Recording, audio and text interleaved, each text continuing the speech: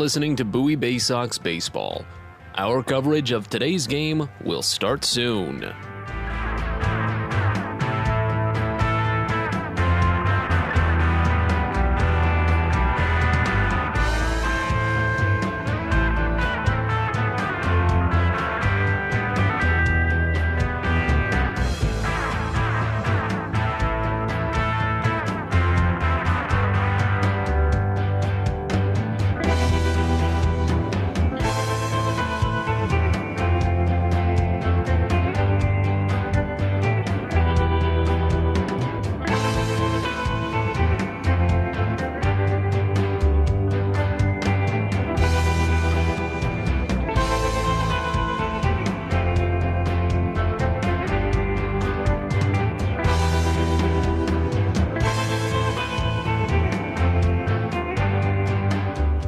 You're listening to Bowie Baysox Baseball.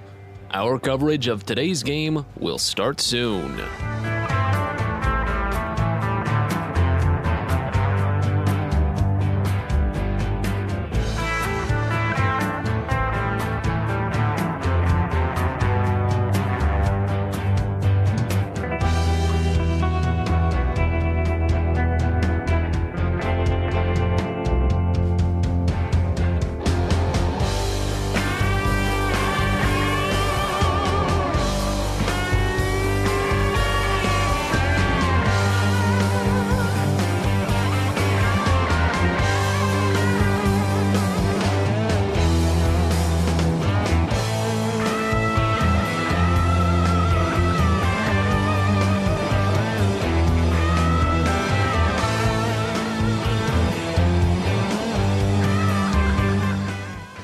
You're listening to Bowie Baysox Baseball.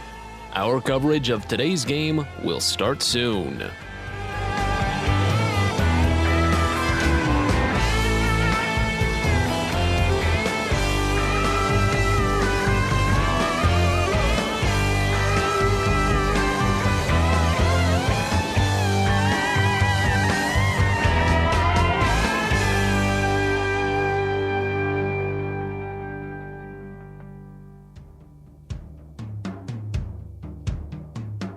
You're listening to Bowie Baysox Baseball.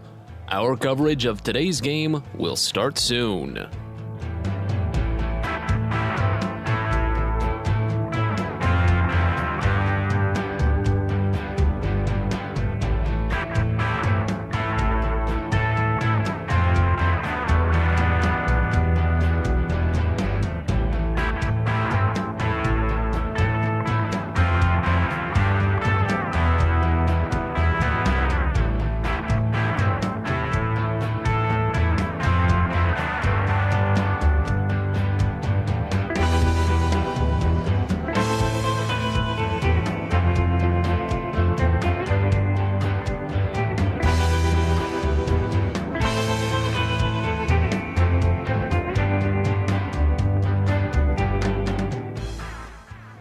You're listening to Bowie Baysox Baseball.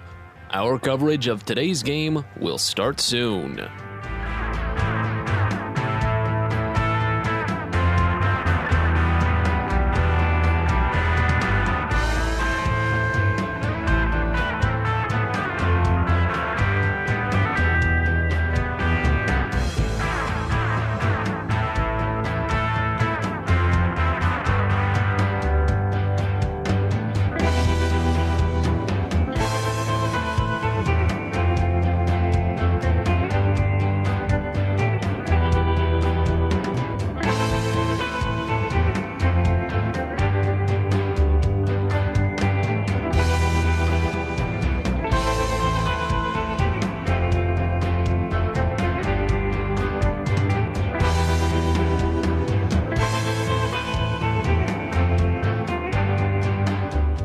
You're listening to Bowie Baysox Baseball.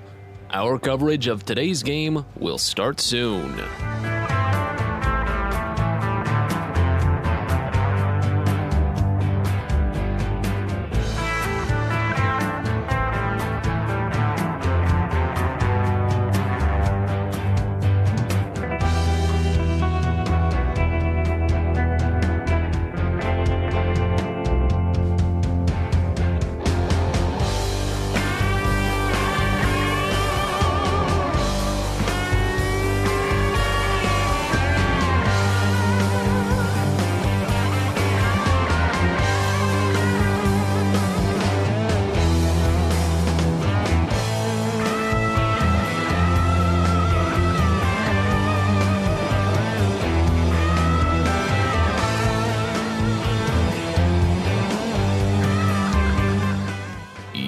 listening to Bowie Baysox Baseball. Our coverage of today's game will start soon.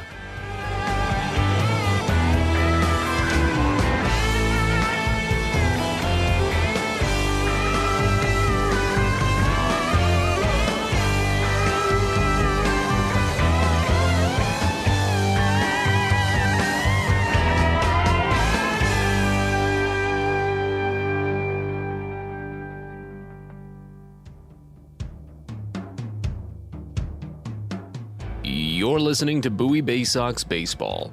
Our coverage of today's game will start soon.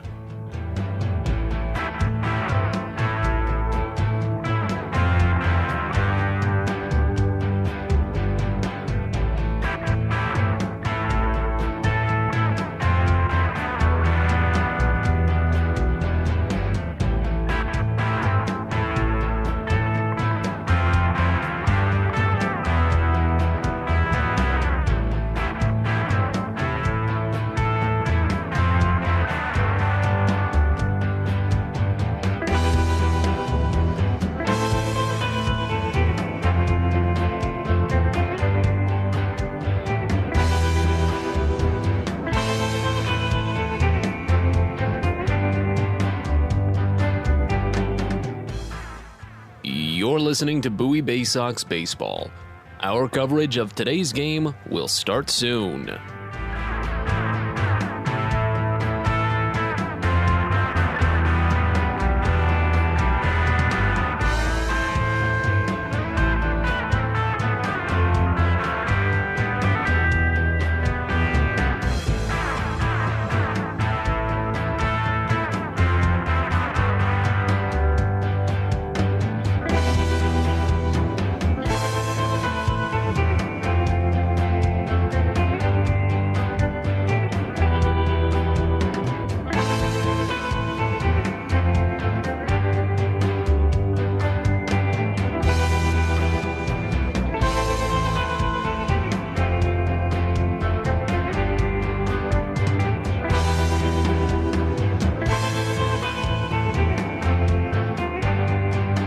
You're listening to Bowie Baysox Baseball.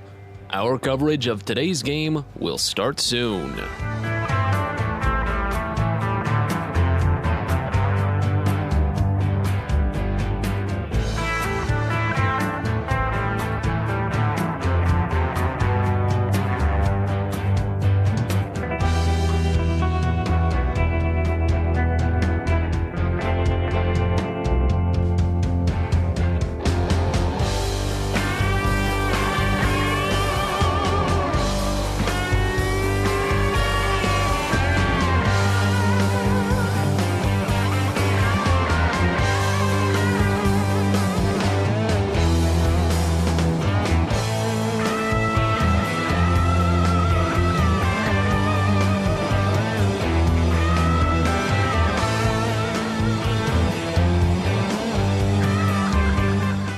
You're listening to Bowie Baysox Baseball.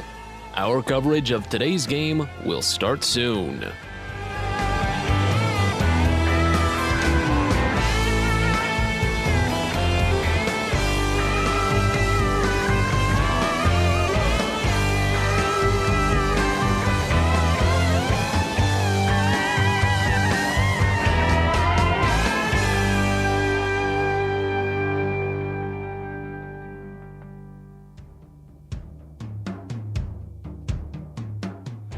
You're listening to Bowie Baysox Baseball. Our coverage of today's game will start soon.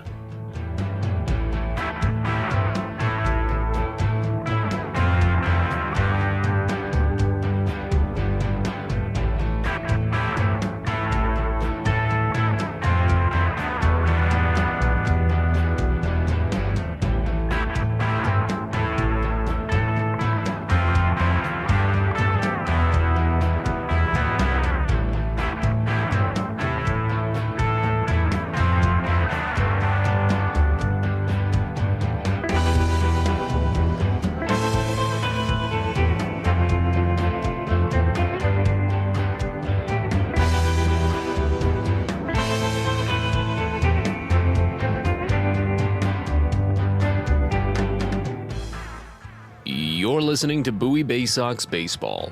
Our coverage of today's game will start soon.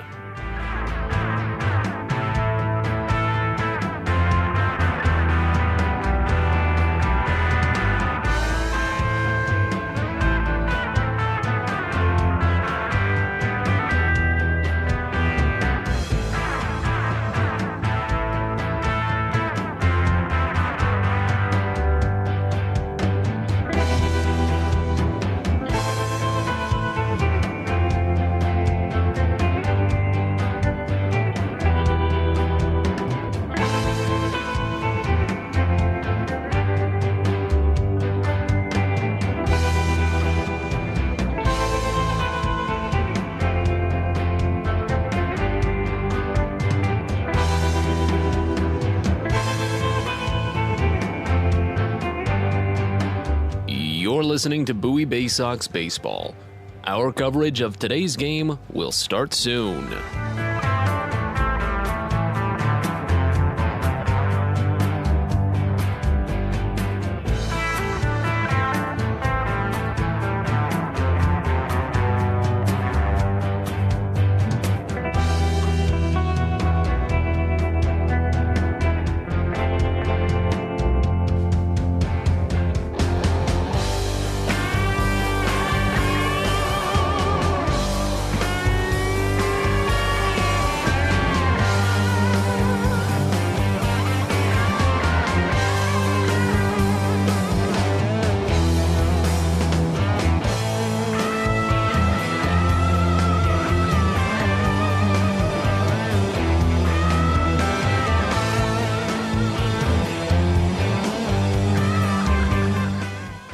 You're listening to Bowie Baysox Baseball.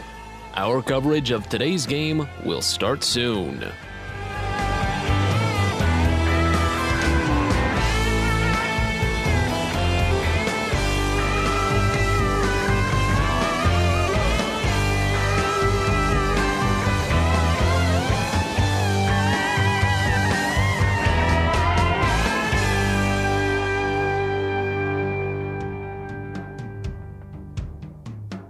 You're listening to Bowie Baysox Baseball. Our coverage of today's game will start soon.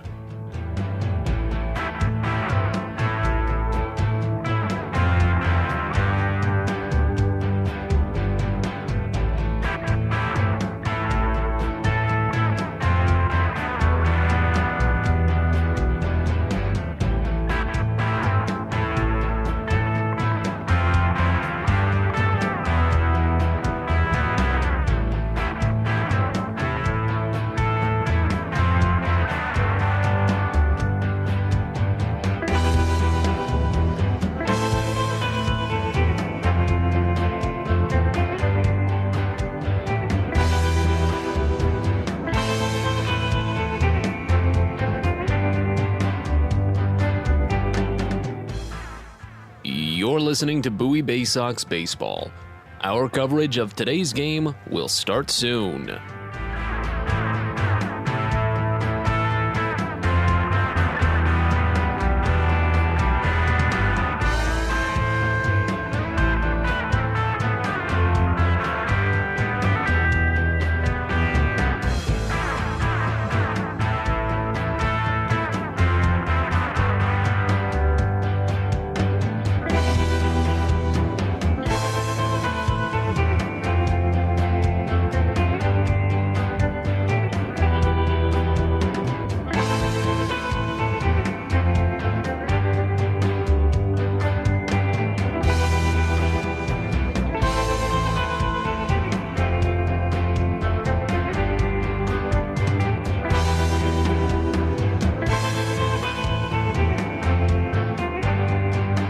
You're listening to Bowie Baysox Baseball. Our coverage of today's game will start soon.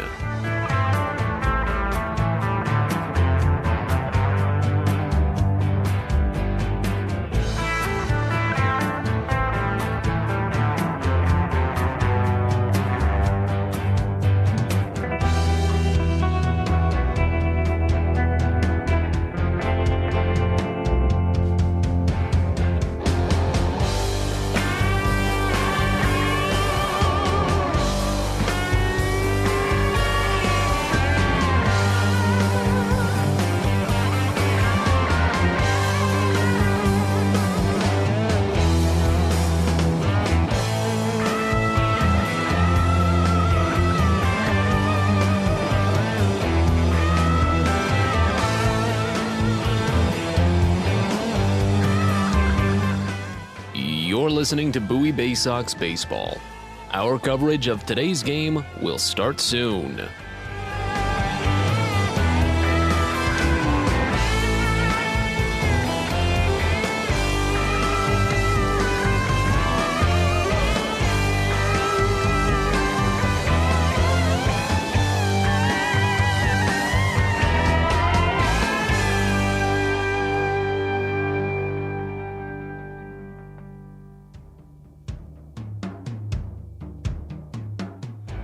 You're listening to Bowie Baysox Baseball. Our coverage of today's game will start soon.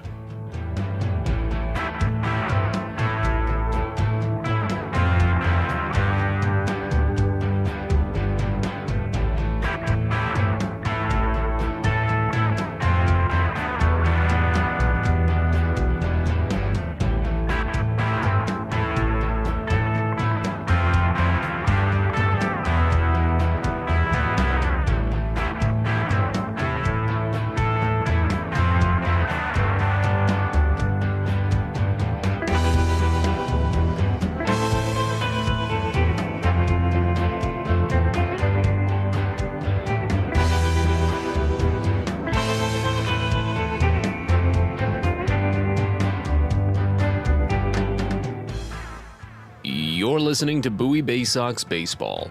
Our coverage of today's game will start soon.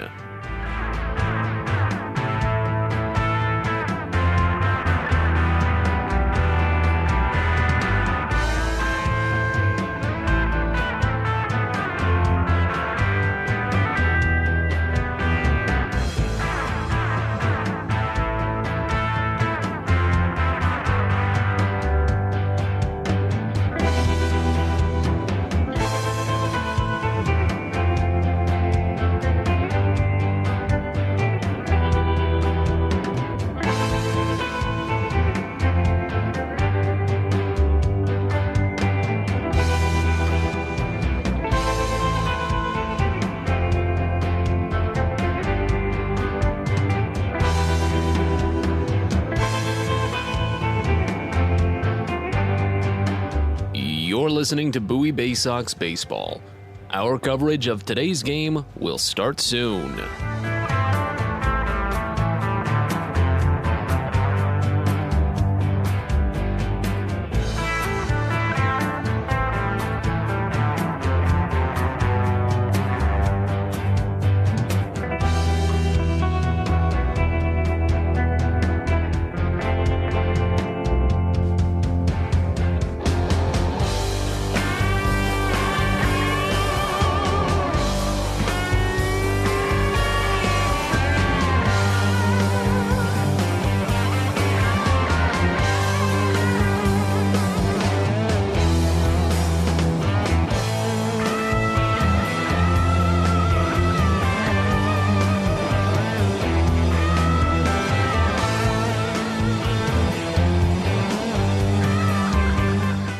You're listening to Bowie Baysox Baseball. Our coverage of today's game will start soon.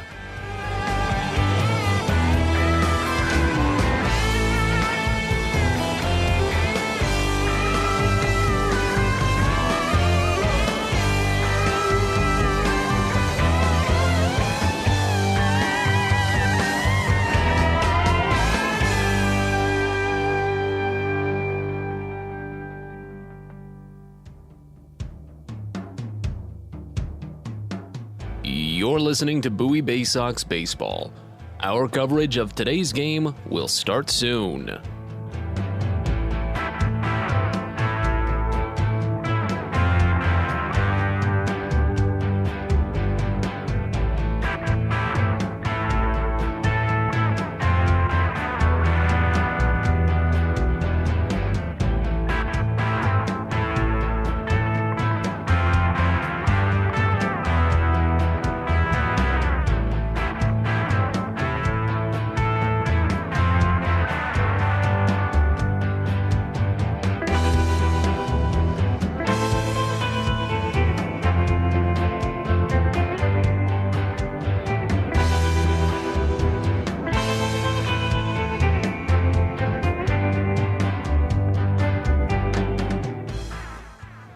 You're listening to Bowie Baysox Baseball.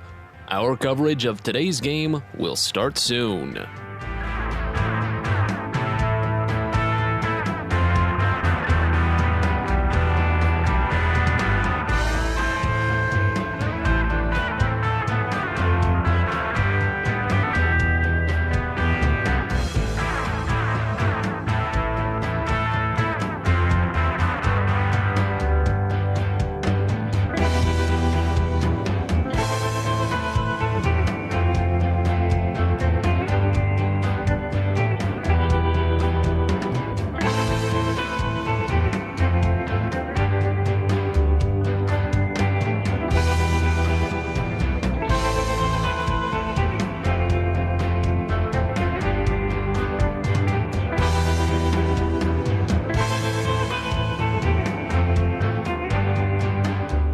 You're listening to Bowie Baysox Baseball. Our coverage of today's game will start soon.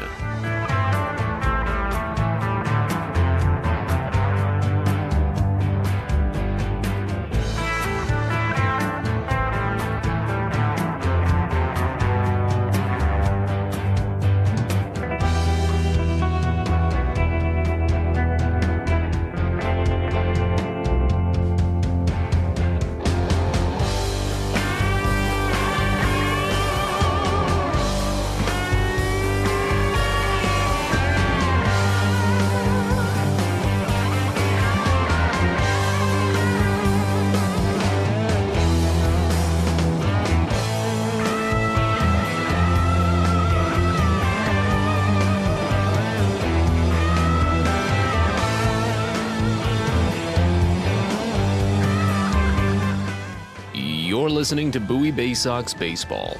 Our coverage of today's game will start soon.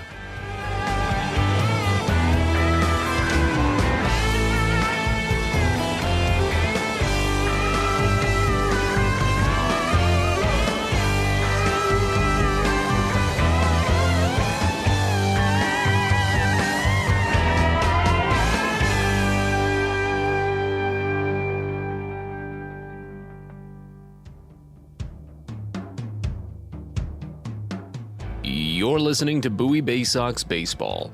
Our coverage of today's game will start soon.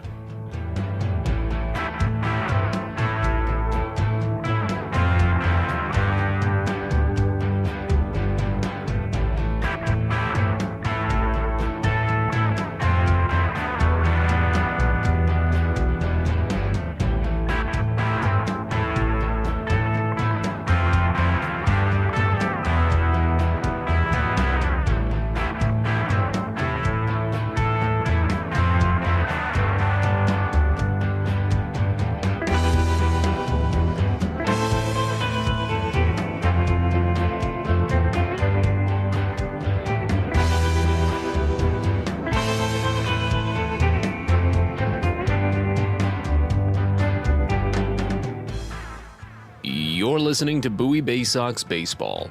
Our coverage of today's game will start soon.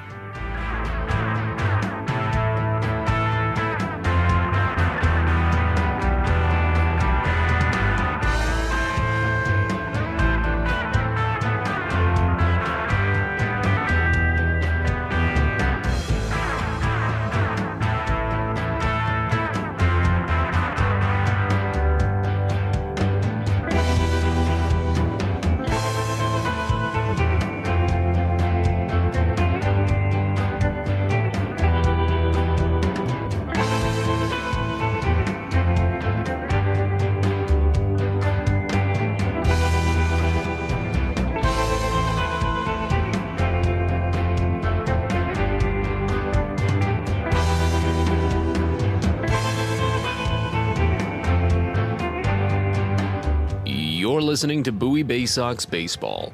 Our coverage of today's game will start soon.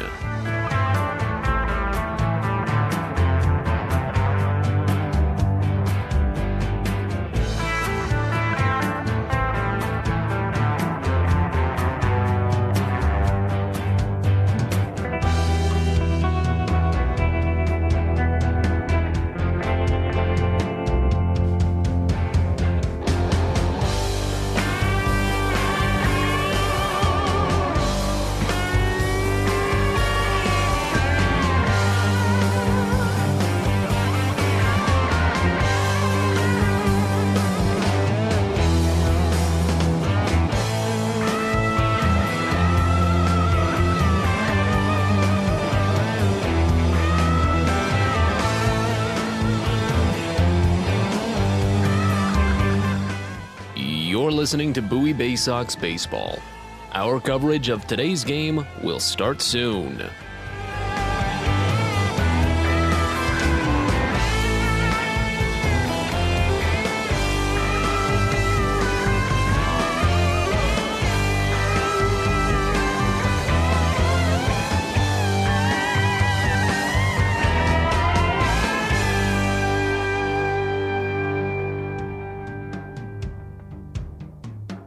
You're listening to Bowie Baysox Baseball. Our coverage of today's game will start soon.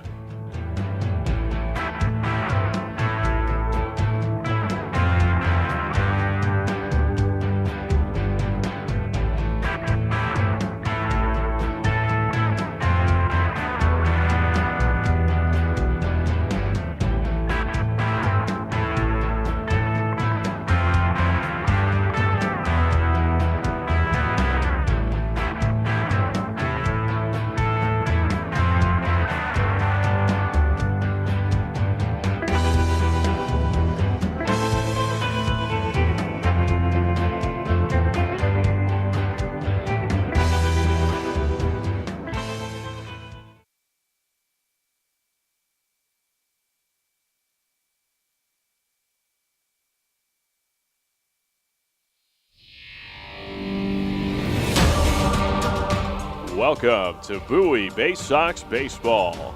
It's time now for the DCA Imaging Systems pregame show.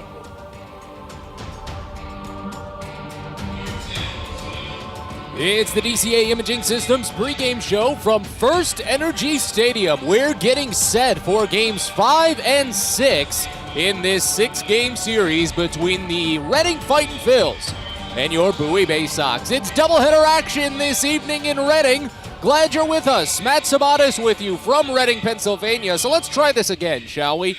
While we have seen some overcast skies, some maybe slightly muggy weather earlier, right now we do have some blue above, and while there may be some cells moving through later in the day, we've got baseball on tap today at First Energy Stadium. The Baysox and the Fightins ready to wrap up this series as Bowie needs to sweep the twin bill in order to force a series split at best. They're rested well after such a good offensive showcase on Friday, but you need to remember that Reading also put together a good offensive showcase. An 11-10 loss for the Baysox in 11 innings, their first walk-off loss of the season. And the thing is, though, I said it yesterday, I've said it on the pregame preview on social media, this is a Baysox team that is good with short-term memory, doesn't let tough situations and losses fester. They can turn the corner quickly from game to game and from at-bat to at-bat. Reading comes into today for number 32 this season, a 14-17 record on the year, a 2-game winning streak, but they have won 6 of their last 7 games. They're 6-4 overall of their last 10, and 5-8 when playing in front of the home crowd here at First Energy Stadium. Bowie gets ready for game number 30 on the season, a 13-16 record for the Baysox, a 2-game losing streak for Bowie. They're 4-6 over their last 10, and only 5-10 when playing on the road. Bowie is 5.5 games out of first place at the moment in the Southwest Division, 5th overall. They're 1 game behind 4th place Harrisburg, only 1/2 game ahead of 6th place Altoona. Richmond still leads the pack at a 20-12 mark. Reading comes into today's game 6 games out of first place. They're also 5th in the Northeast Division. They're 3 games ahead of 6th place Binghamton. As a matter of fact, they're tied for 4th with New Hampshire, who is also 6 games back, I should clarify. And those teams are 1/2 game out of 3rd place Portland. Somerset leads the pack in the Northeast Division at a 20-11 record, the best mark in the league. Your starting pitching matchup for today's game, it's James MacArthur getting the nod for Reading, a right-hander, and Garrett Stallings making the start for Bowie. Stallings making his 2nd consecutive start in Game 1 of a Sunday doubleheader, and we all remember what happened the last time he did that. The 11th no-hitter in Bowie Baysox history, tossed against the Harrisburg Senators on Mother's Day a week ago today. It was such a historic performance, but you need to recall that a lot of contact was made in that game. Stallings only struck out 5 batters over 6 scoreless innings, and it was a good mix of fly ball contact and ground ball contact, and you need to be very careful with the fly balls in this ballpark. So if he keeps things maybe a little bit lower, we can't expect a no-hitter today, but we can at least expect a good outing from Garrett Stallings. It's a really tough ask to see if a pitcher can go for a no-hitter a second start in a row. It's a long shot. James MacArthur, on the other hand, for Reading, he opened the season 0-3 with an ERA north of 10, but he's bounced back for 2 strong starts to bring those numbers to a reasonable level. Right now, he's 1-3 with a 6.45 ERA, and that's because he tossed 10 innings against Portland, bookending their recent road trip, the Fightins, and only gave up 2 runs in those 10 innings. Only 6 hits and struck out 11 batters. He's on the Phillies' 40-man roster, and his fastball can get up to 96 at points. It hovers in the mid-90s overall, but he only complements it with 2 other pitches, a curveball that has been graded well, moves on both planes, and a changeup. But it's just those 3 pitches, and I think that's the important thing. If Bowie can pick them up quickly, then maybe they can make a lot of contact, make a lot of noise, and pull away a lot earlier than they need to, because the Baysox have scored in the top of the first in each of the last 2 games, and of course they've lost both games because they have not been able to pull away. It's Sunday, so you know what that means as we get rolling with the DCA Imaging Systems pregame show. That means we'll recap the week that was in Baysox baseball, and it was a busy week. So we'll step aside, and when we come back, we'll recap the week, play you some highlights of the key plays that led to Bowie's current standing of a 1-3 record on the road trip, and we'll see what they can get doing with the doubleheader later today. We're back in just a little bit. You're listening to the DCA Imaging Systems pregame show. This is Baysox Baseball. Everyone deserves a great smile, and Rad Orthodontics is here to help you, Bowie Baysox fans. Rad Orthodontics accepts most insurance, and whether it's braces or Invisalign aligners, anyone can get the smile they've always wanted with our flexible payment options. With 2 of the country's leading orthodontists right here in the DC area, we love to see Baysox fans smile with confidence. So get that amazing smile you deserve. Visit radsmile.com today and book your free consult. That's radsmile.com for Rad Orthodontics, official smile provider of the Bowie Baysox. Sunday, May 22nd, it's a fiesta at Prince George's Stadium. For the first time this season, the Baysox will transform into El Congrejos Fantasmas de Chesapeake and face off against Los Perros Calientes de Akron as part of Minor League Baseball's Copa de la Diversión. It'll be a Latin fiesta celebration all afternoon around the ballpark, all presented by Chesapeake Employers Insurance. Get your tickets today at 301-464-4865 and online at baysox.com. From sprains to stitches, sore throats to stomach aches, and pulled muscles to poison ivy, care is around the corner at Patient First. Walk in to see a doctor from 8 a.m. to 10 p.m. every day of the year. X-rays, lab tests, and prescription drugs are on site, and most major insurance plans are accepted. For routine illnesses and injuries, Patient First is here for you. Patient First, the name fits. Patient First, proud partner of the Bowie Baysox, open 8 a.m. to 10 p.m. every day.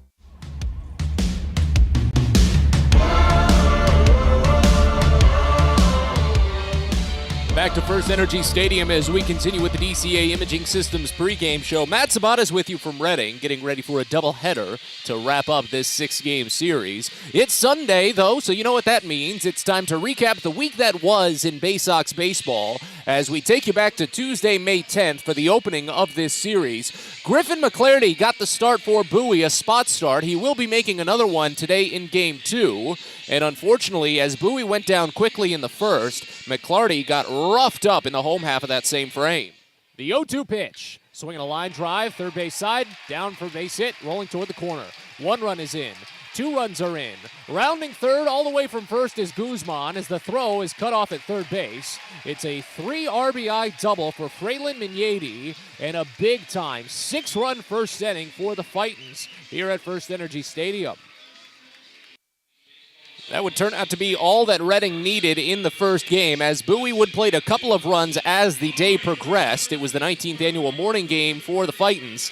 They would win 6-2.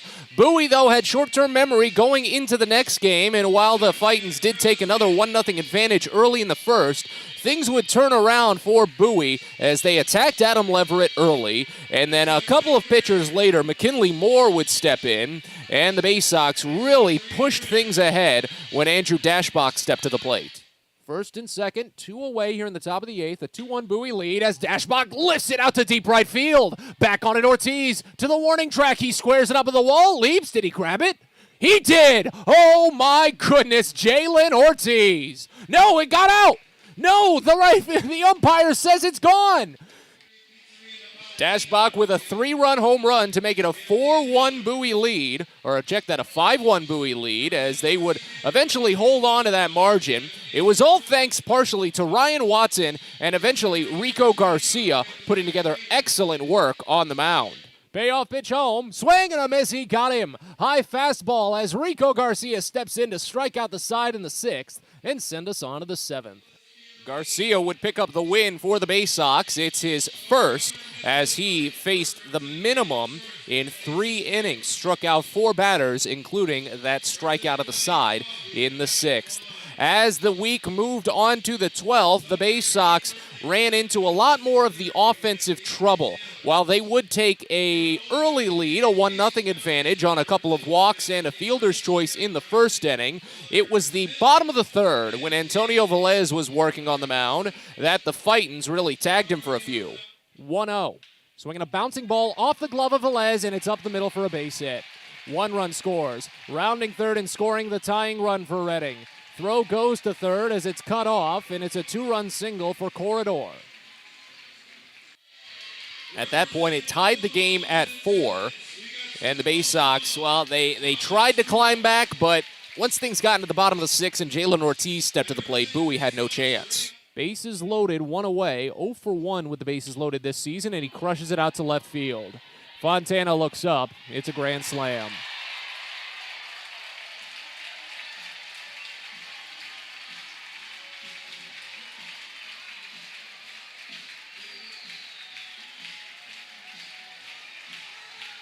First pitch, and Ortiz breaks the game open, 11-2.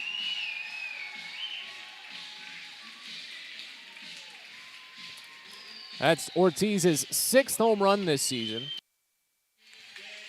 Ortiz, Aldrum Corridor, Josh Ockamy, they have tormented Bowie in this series, and the Baysox would lose on Thursday night, 11-6. Antonio Velez took the loss. 3 innings, 6 hits, 5 runs allowed, 2 strikeouts, 1 walk. And then we go to Friday night, the last game that Bowie has played so far because of the rain out yesterday. And while the Baysox did get it going early, it would turn into a high-scoring affair, back and forth.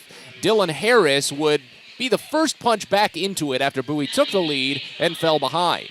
Here's the 1-1. Harris bounces it to the right side, and it sneaks through to center field for a base hit. 1 run scores. Mundy rounds third. The throw comes in. It's on time, and it gets him. That's the 2nd time this series that Mundy has been thrown out trying to score. Outfield assist for Simone Muzziotti is his first this season, and it's an RBI single for Dylan Harris. Bowie still takes the 3-2 advantage, though, here in the 4th inning. While the Baysox would push it ahead to a 4-run lead, they made it 6-2 at one point. A couple of home runs, including this one by Josh Ockamy, made it a 1-run game for Reading. So he's liable to go distance. This one crushed out to right. It's another home run. Ockamy demolished that baseball for his 101st career home run, his 5th this season, a 2-run shot, makes it a 3-run inning in a 1-run game. It would not stay a 1-run game for too much longer because in the next half inning, Cody Roberts, he wanted to join in on the long ball. Here's the payoff. Swinging a high drive out toward left field. This one sends Corridor back. He looks up at the wall, and it is gone. Cody Roberts says goodbye. His 2nd home run of the season. A 2-out, 2-run shot. Makes it 8-5 Bowie here in the 7th. Unfortunately, though, with a string of 4 consecutive singles in the bottom of the 7th, Reading would tie the game up at 8 and send us into extra innings. With Bowie getting the tie-breaking runner at second base in the top of the 10th, Zach Watson, he was having a heck of a day at the plate already, made it even better. First pitch. Swinging a liner out toward deep left center field. This one playing toward the gap and falling in to touch off the base of the wall. That'll score Roberts from second as it trickles away for Muziati. Watson turns the corner at second and heads to third standing. A one-out RBI triple for Zach Watson. He's a homer away from the cycle, but let's not focus on that. Bowie takes the 9-8 lead. Reading would tie it at 9 with a swinging bunt single in front of home plate with the tie-breaking runner moved over to third as the game stretched on into the 11th, the longest game of the season for Bowie. Jordan Westberg with runner at third and 2 away made sure Bowie got back ahead. Here's the 1-1. Served out toward right center field. This one is going to split the gap, and it's carrying. It touches down and hits off the base of the wall. Henderson scores, and Westberg cruises into second. An RBI double to push Bowie back ahead. It's 10-9.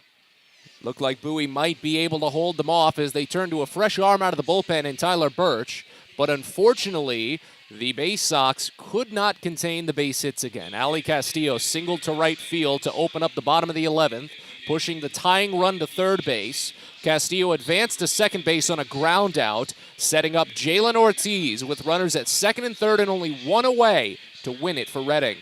Here's the 0-1. Served up the middle, a base hit. This might win it. Haskin gloves. He fires home as Castillo rounds third and he scores. Reading walks it off here in the bottom of the 11th. Bowie would fall 11-10, and so far they're only 1-3 on the week. But they can bounce back if they sweep the doubleheader. They've already swept their only other doubleheader this season. Then they might be able to even out the week 3-3. We'll see how it goes, though, as we continue with DCA Imaging Systems pregame. We'll be back in just a little bit, get you the starting lineups, and set you up for all the play-by-play. We're back to First Energy Stadium in just a little bit with more pregame. You're listening to Baysox Baseball. Hey kids, the Baysox Futures Club is the best way to be a fan of the Baysox, and it's completely free for kids ages 3 through 12. Futures Club members get access to special members-only events, discount ticket offers, and free gifts for just signing up. Parents, head over to Baysox.com to sign up your kids, so don't miss out on all the promotions and giveaways at Prince George's Stadium this season and next. The Baysox Futures Club. Sign up now at Baysox.com. Are you interested in beginning or expanding on a career in the pipe fitting, pipe welding, or HVAC service industry? Are you interested in a career path that will set you up for life without experiencing any college debt? If you are interested in these things and you live in the DC area, the Steamfitters UA Local 602 Apprenticeship Program is the best choice for you. For more information about our apprenticeship program and how to apply, please visit steamfitters-602.org. That's steamfitters-602.org. Pest Now is proud to partner with the Bowie Baysox and provide their pest control services. For all your residential and commercial pest control needs, call Pest Now. For general pest control, termite control, mosquito control, and all other pest control services, call Pest Now. You can reach us at 301-231-8300 or visit us online at www.pestnow.com.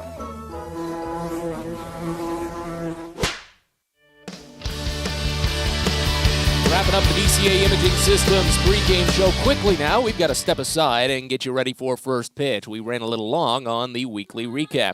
Back to First Energy Stadium with first pitch after this. You're listening to Baysox Baseball. Sky Shooter Displays by ZY Pyrotechnics will be lighting up the sky with top-of-the-line fireworks shows following Baysox games all season long. We will give you the best bang for your buck. Sky Shooter Displays include traditional shows, true pyro musicals, custom choreographed plays, and much more. The night sky is truly limitless, so don't be shy. Give ZY a try. Find out more by calling us at 570-328-1361 or visit us online, zypyrotechnics.com. Fielder's Choice Flex Packs with the Bowie Baysox. The best value to see the best games at Prince George's Stadium. You could save up to 30% on your selected seat from day one and enjoy a number of exclusive member benefits, including flexible exchange options, discounts on suite rentals, special access to the Diamond View restaurant, and a free members collectible at your first home game of the year. Get your pack now by calling 301-464-4865 or heading online to baysox.com. At DCA Imaging Systems, we provide a tenured team of office technology professionals ready to be your trusted advisors. From document creation, output devices, scanning and workflow, to document security and storage, we understand people print, not printers. Give DCA Imaging a call, 301-577-1021, or find out more about how we can help you. DCAimaging.com. DCA Imaging Systems, office technology made easy.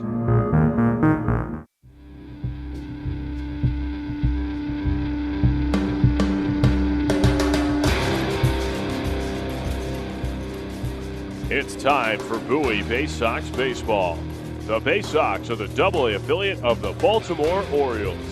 Coverage of the 2022 Bowie Baysox season is brought to you by Chesapeake Employers Insurance, DCA Imaging Systems, On the Green, Patient First, Royal Farms, Smile Doctors, and ZY Pyrotechnics. And now, live from the ballpark, it's time for Bowie Baysox Baseball. We're ready to go from First Energy Stadium. It's Game 5 of this 6-game series between the Reading Fightin' Phils and your Bowie Baysox.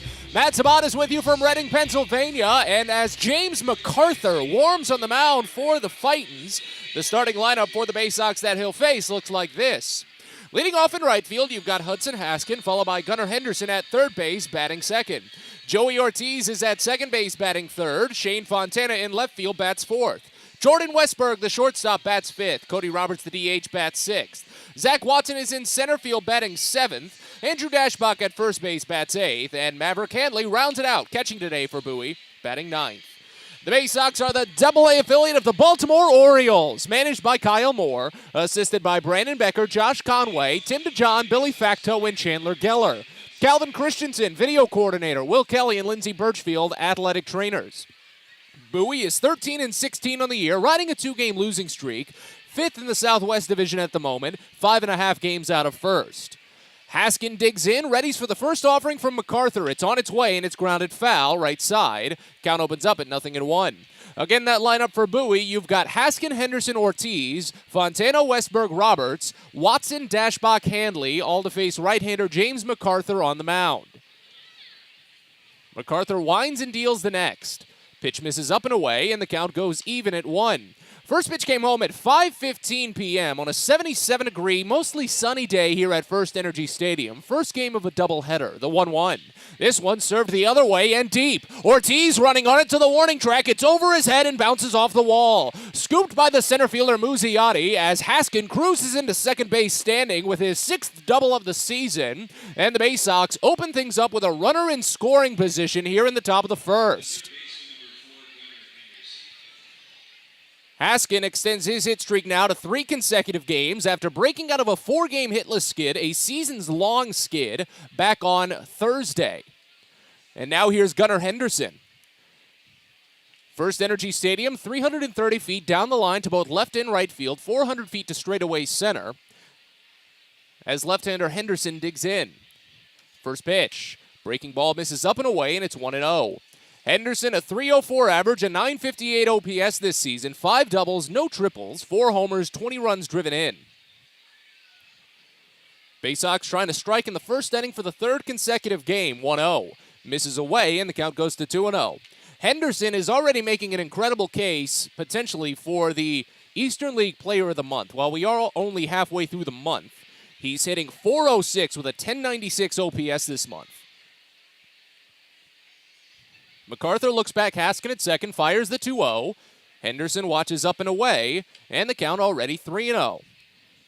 These starting pitchers have been so afraid to deal strikes early on to Henderson. It's now 3 consecutive games he's worked a quick 3-ball count in his first plate appearance of the day. Here's the 3-0. Swinging a piece foul, hits off of Henderson slightly, and the count goes to 3 balls and a strike.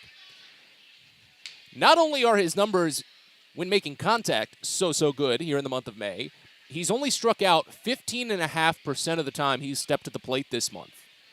He's walked 22% of the time. At 20 years old, in Double-A. Runner at second, nobody out. Here's the 3-1. Henderson watches a called strike, lower inside corner. He realized it was a strike as soon as it came through. And the count runs full. This season on full counts, he's hitting only .273, but walks almost 60% of the time. They play him a little bit to pull. MacArthur deals the payoff, and it's flared foul up the third base line. It'll get out. MacArthur, with full counts this season, has actually given up plenty of contact. 5 for 14 opposing batters. 7 strikeouts, 3 walks. MacArthur's been a very heavy contact pitcher this season. And Henderson calls for time as MacArthur was taking a couple of additional seconds outside of his normal rhythm to come set. Takes a couple of hacks outside of the box and steps back in. Again, leadoff double from Hudson Haskin has him at second. Another payoff set to come to Henderson. Here it is. Called strike 3, upper outside corner. Henderson frustrated at that one after he was ahead 3-0 and strikes out looking. 2 of the strikes called, and that's the first out of the day. Get to the defensive alignment for Reading while we've got the chance. From left to right in the outfield, you've got Jack Connolly, Simone Muzziotti, and Jalen Ortiz. Ali Castillo is at third. Sal Gazzo is at short, his first appearance there this season. Fraylin Mignati at second, Josh Akami at first, and Logan Ohapi catches behind the plate for James MacArthur on the mound. Here's Joey Ortiz. First pitch, a called strike. Maybe a bit wide, but a strike nonetheless on the upper outside corner, and the count opens up at 0-1. Runner at second. 1 away here in the top of the first inning. Next pitch, Ortiz lofts it foul, left side and out of play. Count goes to 0-2. James MacArthur, a 6'7", you heard me right, 230-pound, 25-year-old right-hander, drafted by the Phillies in the 12th round of the 2018 draft.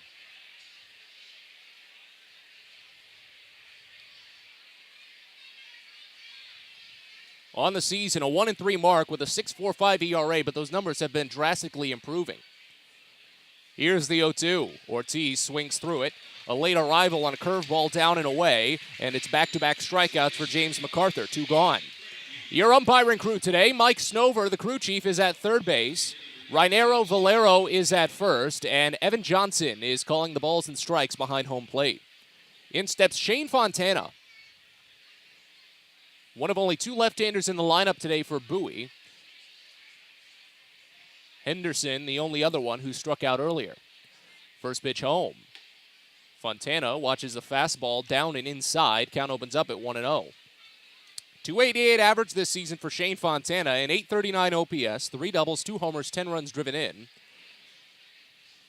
And that number has steadily climbed, considering a 346 average here in May. He pops this pitch up, foul, third base side. Ohapi ranges on it, but it gets well out of range. He doesn't even take off the mask. Count goes even at 1.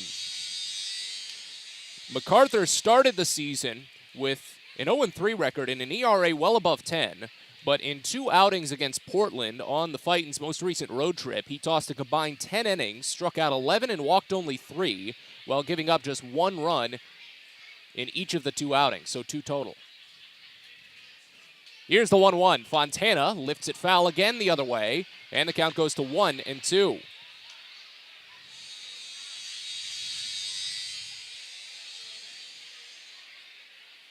MacArthur very familiar with this area. Pitched to the University of Mississippi. Made 8 starts with the Fightins in 2021. Here's the 1-2. Check swing, breaking ball down and in. They appeal. He didn't go, and the count goes even at 2 on Shane Fontana. It's only a 3-pitch offering, at least that's what the scouting reports say, for James MacArthur. A good fastball, an above-average curveball that really has some good angular movement. It's not straight up 12-6. It can really move inside on some of those left-handers. And then an average changeup. Runner at second, 2 away here in the top of the first, a scoreless game. 2-2 to Fontana. Check swing. Did he go this time? He did. They appealed on it as the pitch was down and in, and Fontana is down on strikes. So after the leadoff double by Hudson Haskin, James MacArthur strikes out the side. Needed 18 pitches for the scoreless frame. We're on to the bottom of the first here at First Energy Stadium. Bowie nothing, Reading coming on up. You're listening to Baysox Baseball. At Luminous Health, we want you to feel your best. This summer, take the time to catch up on your annual health screenings. Visit us at our Anne Arundel Medical Center, Doctors Community Medical Center, or one of our primary care offices in your neighborhood. At Luminous Health, you are the MVP. Learn more at luminoushealth.org. When your commercial plumbing project calls for a job done safely and on time, then your job calls for the plumbers of Local 5 Washington, D.C. Local 5 will always deliver the most skilled and well-trained plumbing craftsmen in the DMV. If you're a contractor who needs safe jobs done well, you need the plumbers of Local 5 Washington, D.C. Start your partnership with them today. Visit local5plumbers.org. That's local5plumbers.org.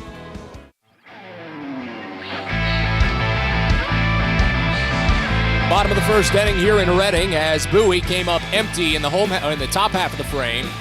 Baysox got a leadoff double but left the runner stranded at second. And now it turns to Garrett Stallings to face off against the following Reading Fightin' Phils lineup. Leading off at third base, you've got Ali Castillo, followed by Simone Muzziotti in center field batting second. Jalen Ortiz is in right field batting third. Aldrum Corridor, the DH, bats fourth. Logan O'Hoppe, the catcher, fifth. Josh Ockamy at first base, sixth. Jack Connolly in left field bats seventh. Fraylin Mignati, the second baseman, eighth. And Sal Gazzo is at shortstop today, batting ninth. The Fightins are the AA affiliate of the Philadelphia Phillies, managed by Sean Williams, assisted by Tyler Henson, Matt Hockenberry, Michael Jones, and Bruce Petito. Andrew Dodson is the athletic trainer. Reading is 14-17 on the year, a 2-game win streak, 6 games out of first place in the Northeast Division, tied for fourth. And once again, that lineup for the Fightins: Castillo, Muzziotti, Ortiz, Corridor, O'Hoppe, Ockamy, Connolly, Mignati, Gazzo, all to face Garrett Stallings on the mound. Right-hander on right-hander as Castillo digs in. First pitch lifted the other way. On the screws initially to Haskin, but now he has to run back on it. Still makes the catch easily over the shoulder, and that's how things get started here in the bottom of the first. Starting defense for Bowie from left to right in the outfield, you've got Shane Fontana, Zach Watson, Hudson Haskin. Gunnar Henderson is at third base. Jordan Westberg is at shortstop. Joey Ortiz at second. Andrew Dashbach at first. Maverick Handley catches behind the plate for Garrett Stallings on the mound. Stallings, a 6'2", 200-pound, 24-year-old right-hander from Chesapeake, Virginia, fires the first pitch home to Simone Muzziotti. It misses down and away for a ball. 1-0 to start. Muzziotti, a .222 average this season, a .666 OPS, say a prayer, as the 1-0 is a breaking ball called a strike in the lower inside corner and the count evens. It's only his 7th game this season. He got injured toward the middle of April, missed out about a week and a half, maybe 2 weeks, the 1-1. Smacked the other way. This will touch down in the alley and roll to the wall. Gets past Zach Watson as he tried to cut it off. Muzziotti will try for third. The throw gets cut off, thrown in, and it scoots past as Stallings backs it up. But it's a triple for Simone Muzziotti as Zach Watson had a very tough time reading that initial bounce on the left center field wall. Second triple of the season for the center field prospects here in Reading.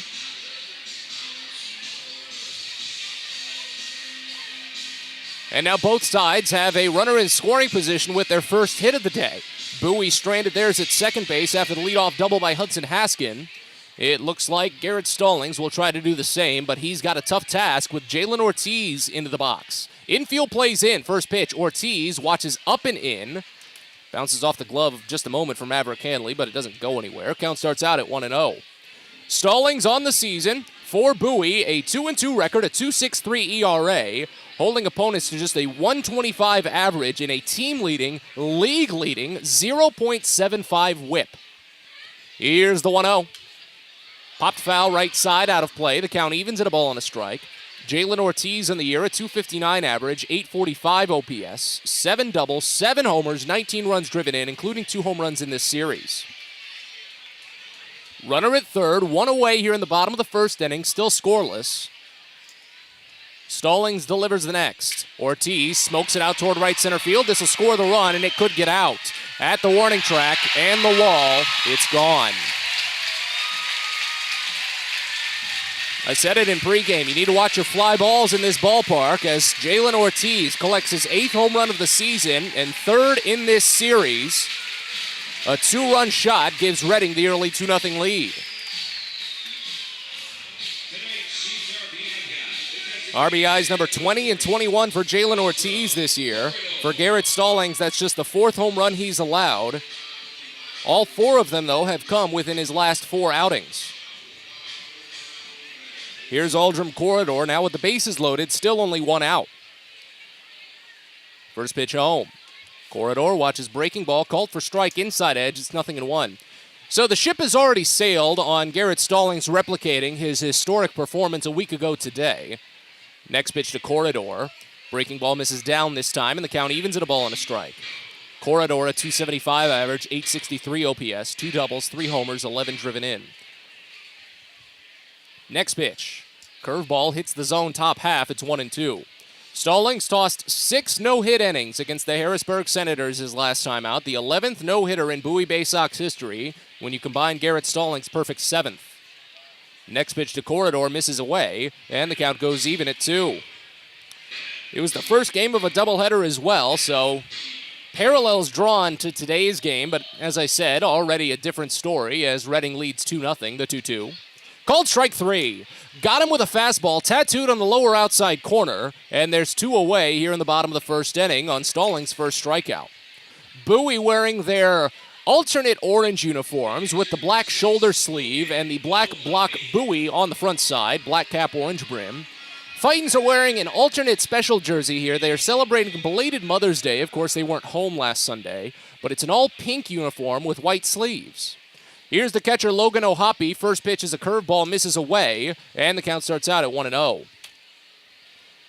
Stallings walked the 3rd batter of the game in his no-hitter last week, 1-0. Misses down and away on O'Hoppe, 2-0. And then eventually walked another batter with 2 outs in the 3rd, but then retired the last 11 batters he faced to finish out his day. Morgan McSweeney got 2 flyouts and a ground out to finish the no-no.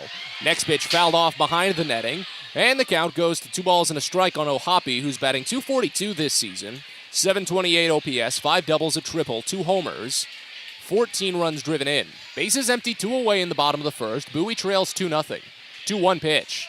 Curveball inside, check swing. They appeal. He didn't go.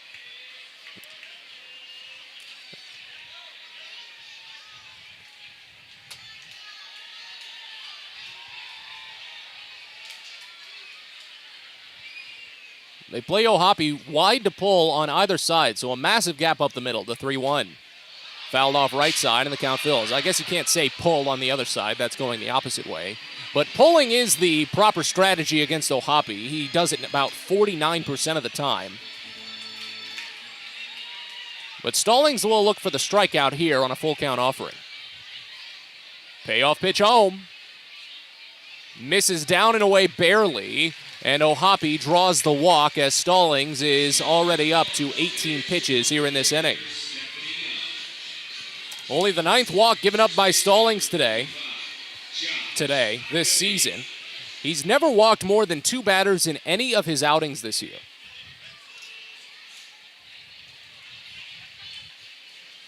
Here's Josh Ockamy. He's been a tough customer this series. First pitch, smoked the other way toward the corner. Fontana running toward foul ground, and it falls in foul.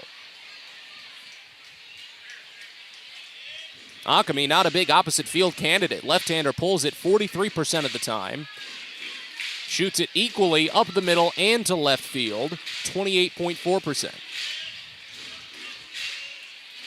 Runner at first, 2 away here in the bottom of the first inning. Already a 2-0 Reading lead as Bowie is trying to break a 2-game losing skid and avoid losing the series. 0-1. Misses down, and the count goes even at a ball and a strike. Ockamy a .250 average on the season, an .875 OPS, 7 doubles, 5 homers, 15 runs driven in. He has 3 hits in this series, 3 for 15, but 2 of the 3 hits are home runs. Here's the 1-1. Misses down and away, and the count goes to 2 balls and a strike. He's got home runs in each of the last 2 games as well. Thursday's homer was a 2-run shot, and it was the 100th in his minor league career. Former Red Sox farmhand. Made it up to AAA for parts of 2 seasons. The 2-1, swing and a miss, breaking ball down, and the count evens at 2. And then he had another 2-run shot last night that, at the moment, made it a 1-run game.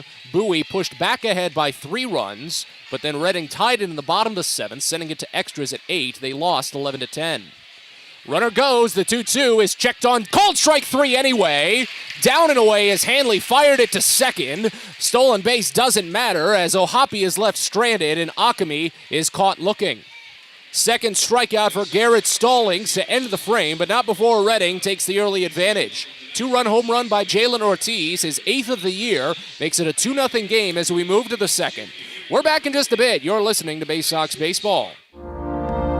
It's a very special day at Prince George's Stadium on Saturday, June 18th that you don't want to miss. The Roberto Clemente and Latin Baseball Celebration sponsored by Chesapeake Employers Insurance. Fans that get to the game will have a chance to bid on the throw gets cut off. Jerseys, with all proceeds going to benefit the Clemente Foundation. Again, don't miss out on your chance to own a piece of Baysox history on Saturday, June 18th with the Roberto Clemente and Latin Baseball Celebration, and you can get your tickets now at baysox.com.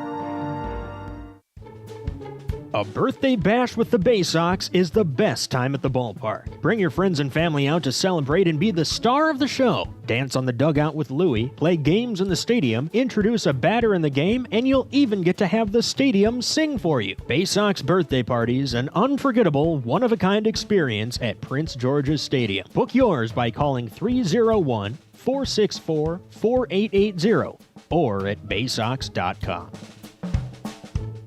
If you own or operate a building or facility, or if you're a general contractor that is located or operates in the D.C. area, there is no doubt that it is important for you to have the best trained and most qualified people working for you. Members of Steamfitters UA Local 602 provide the highest level of HVAC, mechanical, and specialty piping services to the various customers we serve. For more information about the services we provide and for a list of companies you can hire, please visit steamfitters-602.org.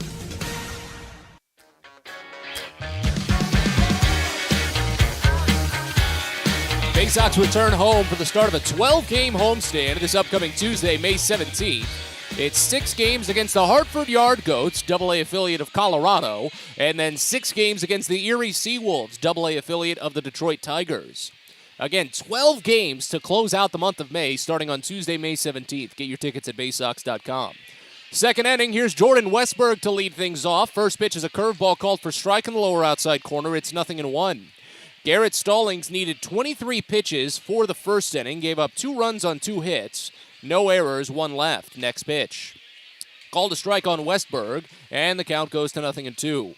James MacArthur on the mound still for Reading. Westberg on the season only a 208 average, 776 OPS, 6 homers, 19 driven in, and he bounces this next pitch foul off of home and toward the Baysox dugout. Count stays at 0-2. His numbers are climbing, though, here in the month of May. A 233 average with an 828 OPS.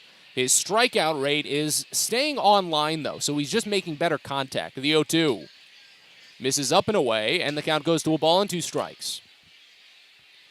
So he's seeing the ball just a little bit better to find the pitches to put together. I'm Dr. Seuss over here. The 1-2. Swinging a piece, just fouled off right side again, and the count stays. And I had mentioned it in the pregame show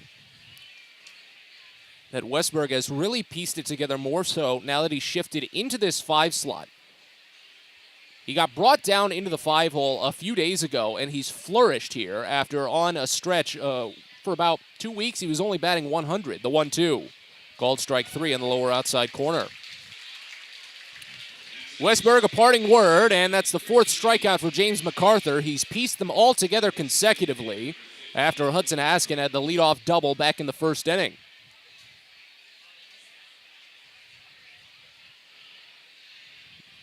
Now to Cody Roberts, who had a home run on Friday. First pitch to him.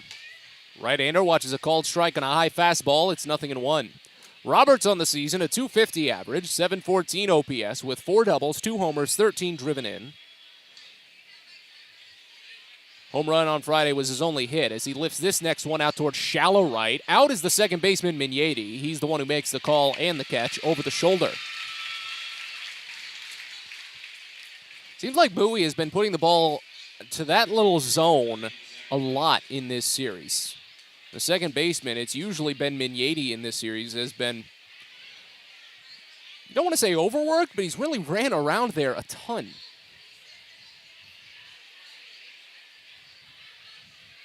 Here's Zach Watson coming off of an outstanding day on Friday, one of his best of the season. First pitch is a fastball that's called for a strike in the lower outside corner. It's 0-1. So after Watson had struck out in the second inning on Friday, that was a streak where he had gone 0 for 21. But he rebounded the 0-1. Called a strike middle. 0-2. Watson followed up with a single, a double, a ground out, then an RBI triple. The RBI triple gave Bowie a 10-9 lead in the 10th inning. It wouldn't hold, though. Here's the 0-2. Misses high, and the count goes to a ball and 2 strikes. So on the season, he's batting .167 with a .484 OPS, 3 doubles. His second triple came on Friday. No homers, 4 runs driven in. 1-2. This one smoked up the line at third. If it's fair, it's way gone. Is it hooking? Is it hooking? And it is fair, and it is gone! Zach Watson says goodbye, his first home run of the season. Bowie's on the board. 2-1 Reading, but what a shot from Zach Watson. That leads to an argument from Sean Williams as Watson makes sure he steps on home plate. Williams is out to talk with the crew chief and third base umpire Michael Snover, who made the call. In all honesty, Reading doesn't have much of a leg to stand on, considering that they lucked out on a Simone Muzziotti home run, or rather an Aldrin Corridor home run, back on Wednesday. And Corridor's home run looked to be a little more clear-cut on the line. It might have snuck through the corner as it barely cleared the wall. Watson's was a towering shot, but at the moment, it's still Williams having this conversation. When Corridor hit his home run on Wednesday, Kyle Moore did put up an argument. It wasn't a serious argument. Kyle Moore is not that heated of a coach, especially as a field general, but it did lead to a discussion from the umpires. That's not going to be the case here, as Sean Williams got his piece in, is departing to the dugout, and the umpires are staying put. So Watson's first home run of the season, RBI number 5 for him, and the Baysox are on the board here in the top of the second inning, trailing 2-1. So now it goes to Andrew Dashbach. First pitch misses away, and the count starts out at 1-0. For James MacArthur, that is just the third home run that he's allowed this season. They don't put in his game notes where else he has allowed home runs. As the next pitch to Dashbach misses away, count goes to 2-0. 167 average for Dashbach, but a 698 OPS thanks to 4 homers and 19 walks as he fouls off the next pitch to the right side. Count goes to 2-1. Dashbach's plate presence has gotten so good this season compared to last. While he is still striking out at a comparable rate, the walks have jumped up. Here's the 3-1. Served into deep center. Muzziotti running back on it. This one's carrying. It has him to the wall, and it is gone! Andrew Dashbach says goodbye. Back-to-back home runs for the second time this season as the Baysox tie this game at 2. Dashbach's 5th home run of the year, his 11th run driven in, and it's a brand new ball game as we're seeing balls fly out of here over the first inning and a half. Wind may have aided that one a little bit. It was coming in at the start of the game, but now it's pushing out to straightaway center. But Dashbach's not going to care. That was dead straight past the 400-foot sign in center field. First pitch to Maverick Handley is called a strike. Lower outside corner, it's 0-1. Next pitch, called a strike again. Breaking ball down this time, 0-2 from MacArthur. 146 average for Maverick this season, a 531 OPS, 2 doubles, a homer, 5 runs driven in, 0-2. Slider misses down and away, and the count goes to a ball and 2 strikes. Handley 3 for 7 in this series. No runs driven in, though. 1 strikeout, 1 walk. Base is empty, 2 away still. Both home runs coming with 2 outs. The next. Misses just wide, and the count evens at 2 on Maverick Hanley. The Baysox 2-out hitting has been so key for them this season as well. They've had some of the best numbers, especially power numbers, with 2 outs. 2-2. Hanley bounces it up the middle. Tough play for the shortstop Gazzo as he pulls it down on a low bounce by the knees, but gets it over to first in time for the out. 6-3. The inning is over, but Bowie ties the game up on back-to-back solo home runs with 2 outs. One from Zach Watson, one from Andrew Dashbach. We're on to the bottom of the second here at First Energy Stadium as Bowie and Reading are tied at 2. You're listening to Baysox Baseball. Baysox Youth Baseball camps are back in 2022, and registration is open now. 3 sessions this summer led by Orioles Hall of Famer and former Rookie of the Year Al Bumbry, along with former Baysox outfielder Stephen Bumbry. Kids will take part in in-depth on-field instruction and go head-to-head in camp-wide games at Prince George's Stadium. All campers get a free Baysox hat and a ticket to a Baysox game of their choice. Space is limited, so head to BaysoxShop.com and reserve your spot at a Baysox Youth Baseball camp today. Sky Shooter Displays by ZY Pyrotechnics will be lighting up the sky with top-of-the-line fireworks shows following Baysox games all season long. We will give you the best bang for your buck. Sky Shooter Displays include traditional shows, true pyro musicals, custom choreographed plays, and much more. The night sky is truly limitless, so don't be shy. Give ZY a try. Find out more by calling us at 570-328-1361 or visit us online, zypyrotechnics.com. On the Green Incorporated is your lawn care team, providing professional, organic-based lawn care programs for residential and commercial lawns. Our lawn care programs provide ballpark quality results. Each service is custom tailored with guaranteed results for even the toughest lawns. On the Green also offers outdoor pest control services. Mosquitoes, ants, ticks, and more. Safely and effectively control insects and enjoy the outdoors this summer with On the Green Incorporated. Go to onthegreeninc.com.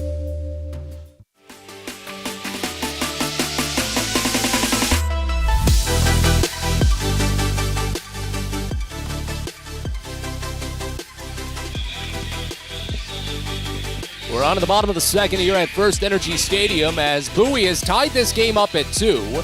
Jack Connolly will lead things off as Garrett Stallings gets back to a clean slate. First pitch to Connolly is called a strike on the lower outside corner. It's 0-1. Connolly, Mignati, Gazzo, the bottom 3 in the lineup for Reading, as Bowie uses a pair of solo home runs with 2 outs to tie this game at 2. Next pitch misses away on Connolly, and the count goes even at 1.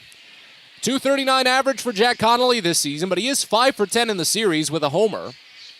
.742 average. Next pitch misses down and in, and the count goes to 2-1. He's got 2 homers overall, 10 runs driven in. He struck out 3 times, has not walked in this series. 23 pitches for Garrett Stallings in the first inning. That's nearly 9 more than he usually pitches per inning. The 2-1, swing and a miss, high fastball, and the count goes even at 2.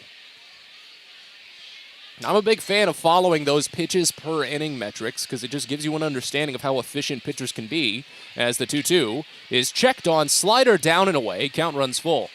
And it gives you a good understanding of maybe how good an inning may be going for a pitcher.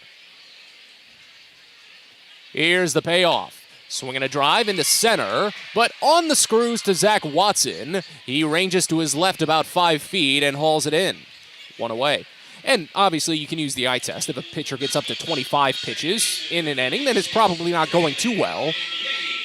But you take it in with the context, and there's always bits and pieces of context in baseball that you can add on, and that's what's essentially driven the entire sabermetrics revolution, the analytical revolution, everything with TrackMan, exit velocity, launch angle, all that sort of stuff, spin rate on pitches. First pitch to Frelon Mignati, misses down and away a slider, it's 1-0. It's all just extra little pieces of context that tells you what you can expect from some of these players. Next pitch to Mignati, same pitch. It misses down and away on the slide, and the count goes to 2-0. .227 average for Frelon Mignati, a .643 OPS, a double, no homers, 3 driven in. Next, swing and a miss. Stallings stuck with the slider. Mignati chased on it this time, and the count goes to 2-1. Bowie and Redding tied at 2 as Stallings delivers the next, and it's popped the other way for a base hit.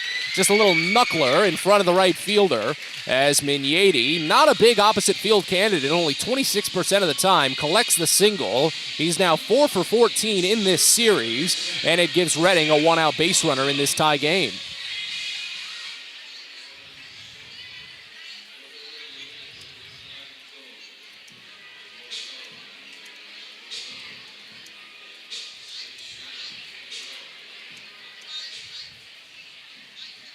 Turns over to the switch hitter, Sal Gazzo now. Only his second game in this series. First pitch, called a strike, wide on the outside edge. It's 0-1. Gazzo only a 139 average this season. Does better hitting as a right-hander than as a left-hander. Only a 115 average against right-handed pitchers. Here's the 0-1. Misses high, and the count goes even. 378 OPS for Gazzo this year. 2 doubles, no homers, only 1 run driven in, as Bowie and Redding are tied at 2 here in the bottom of the second.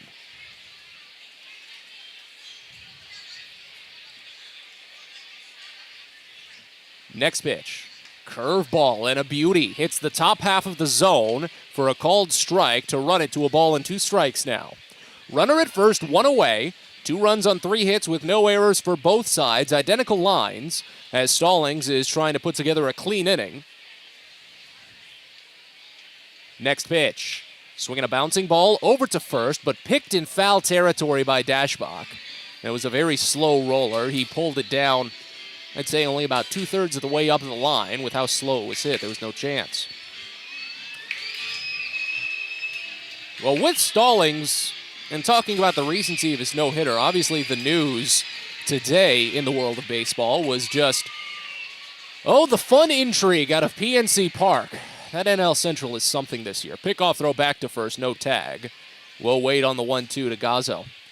The Pittsburgh Pirates and the Cincinnati Reds, 2 of the lesser teams in that division, played a 1-0 game that ended with one team not having a hit, and it's not the team you think.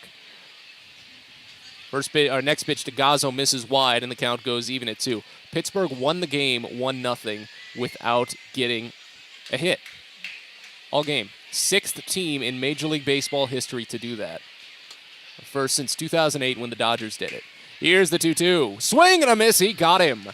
Curveball down, and Gazzo is out on strikes. 3rd strikeout for Garrett Stallings, and 2 away here in the bottom of the second inning. Just a very 2022 Reds way to lose a game, I feel, because you've got top prospect and flamethrower Hunter Green, who tossed 7 1/3 no-hit innings and took a no decision while his team lost. Here's Ali Castillo. First pitch is called a strike on the bottom edge of the zone. It's 0-1. Castillo lifted the first pitch he saw in the bottom of the first inning to right field for a flyout. Runner goes. Next pitch, grounded to the right side. The hit and run works as it's picked in right field by Hudson Haskin. Fraylin Mignati goes first to third. Andrew Dashbach might have been able to get there, but he was still getting back from first base after covering the bag. But a 2-out single puts go-ahead run at third base for Redding as Simone Muzziotti steps in. Tripled in the first inning.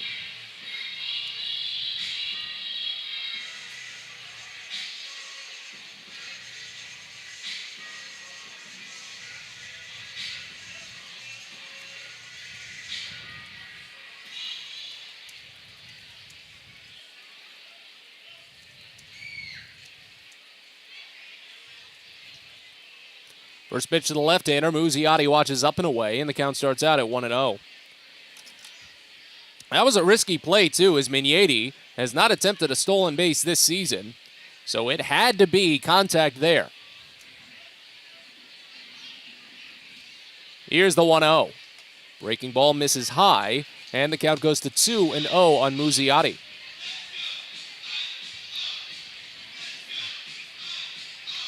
Muzziotti definitely still young.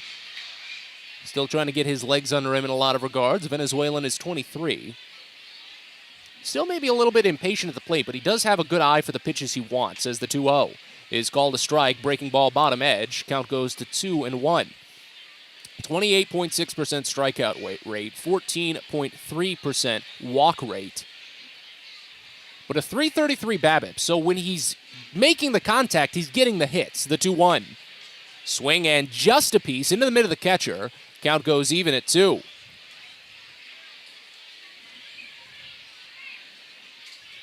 With his triple back in the first inning, he's 3 for 10 in this series overall. Infield plays deep to try and get the force at second if possible. 2-2, smoked foul, third base side out of play. Count holds.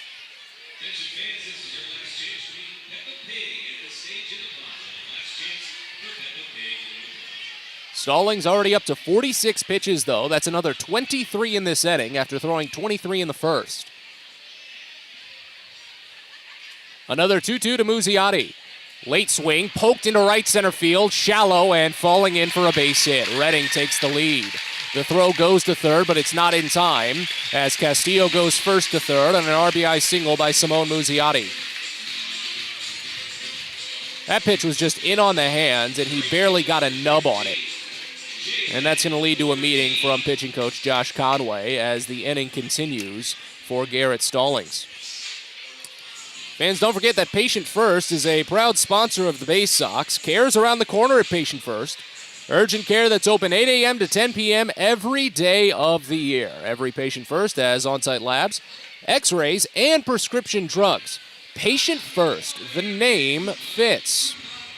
So, again, just like Friday, a back-and-forth affair brewing here at First Energy Stadium. Bowie got a leadoff double in the first inning. Couldn't move him past second base after James MacArthur struck out the side. Redding took advantage of that goose egg on the board for Bowie and put on 2 runs in the home half of the frame, both of them on a long ball by Jalen Ortiz. His 8th home run and 3rd this series. But then Bowie tied it with 2 outs in the bottom of the second with back-to-back solo home runs, second instance of back-to-back home runs this season for Bowie since they hit 3 straight against position players for Akron in the 20-6 win in mid-April. Zach Watson and Andrew Dashbach each going long. But now a pair of 2-out singles here in the bottom of the second for Redding to retake the lead. And it's still first and third as Jalen Ortiz digs in. First pitch, and he pops it foul right side out of play. 0-1. It was Ortiz's 2-run home run that opened the scoring today, as Bowie has a right-hander standing on the mound but not throwing in the bullpen. And Maverick Hanley steps out from behind the dish to direct the defense very quickly. They play Ortiz heavily to pull. 51.5% of the time, that's where he goes. Here's the 0-1. Misses inside, and the count goes even at a ball and a strike.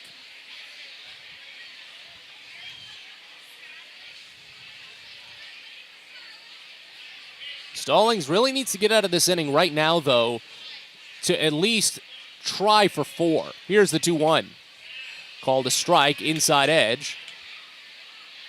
Good movement on the changeup there for Stallings, and the count goes to 1-2. Because if this inning persists and he gets up toward 30 pitches, I can't imagine him getting past the 3rd inning at all. First and second, 2 away here in the bottom of the second. A 3-2 Redding lead. The 2-2 up and in.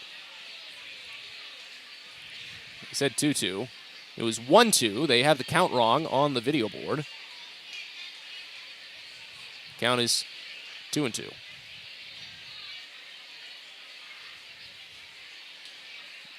Pitch home, fouled off right side.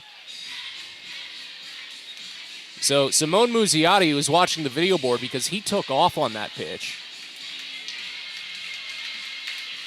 And since it was a foul, there's no issue there, but he took a very, very light jog, and now his first base coach is admonishing him, saying, pay attention. Another 2-2.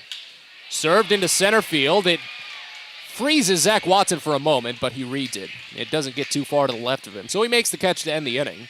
But not before Redding retakes the lead. 3 singles, including 2 with 2 outs, to drive in the third run of the day for the Fightins. As we move to the third here at First Energy Stadium, Bowie trails 3-2. You're listening to Baysox Baseball. At DCA Imaging Systems, we provide a tenured team of office technology professionals ready to be your trusted advisors. From document creation, output devices, scanning and workflow, to document security and storage, we understand people print, not printers. Give DCA Imaging a call, 301-577-1021, or find out more about how we can help you. DCAimaging.com. DCA Imaging Systems, office technology made easy. It takes time to get rich, flavorful coffee beans from the lush mountain regions of Colombia and Brazil to Royal Farms. But less than a minute to get yourself a delicious hot cup of the finest and freshest coffee in the world. Because Royal Farms' new Swiss-made coffee machines grind those rich, flavorful coffee beans and brew them one magnificent cup at a time. It's why Royal Farms makes the freshest and best coffee in the world. Real fresh, real fast. Royal Farms.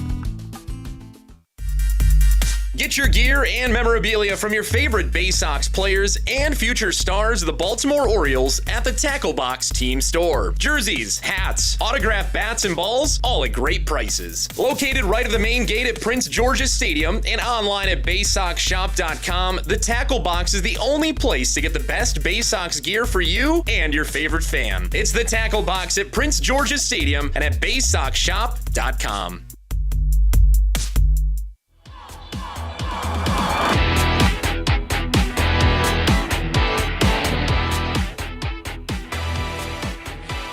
Top of the Bowie lineup, set to bat here in the third inning as Hudson Haskin will open it. Bowie now trailing 3-2, however, as Reading put on a couple of 2-out base hits to take the lead.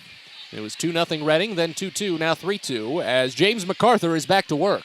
Haskin had a double in the first, and the first pitch home to him misses low. It's 1-0. MacArthur now at 40 pitches after that offering. Garrett Stallings used 30 pitches in the second. He's at 53 total on the day. Next pitch from MacArthur. Fastball misses away on Haskin, and the count goes to 2-0. MacArthur, already a family man, married with a daughter. Lenny James MacArthur. At just 25 years old. Here's the 2-0. Misses down and away, and the count goes to 3-0.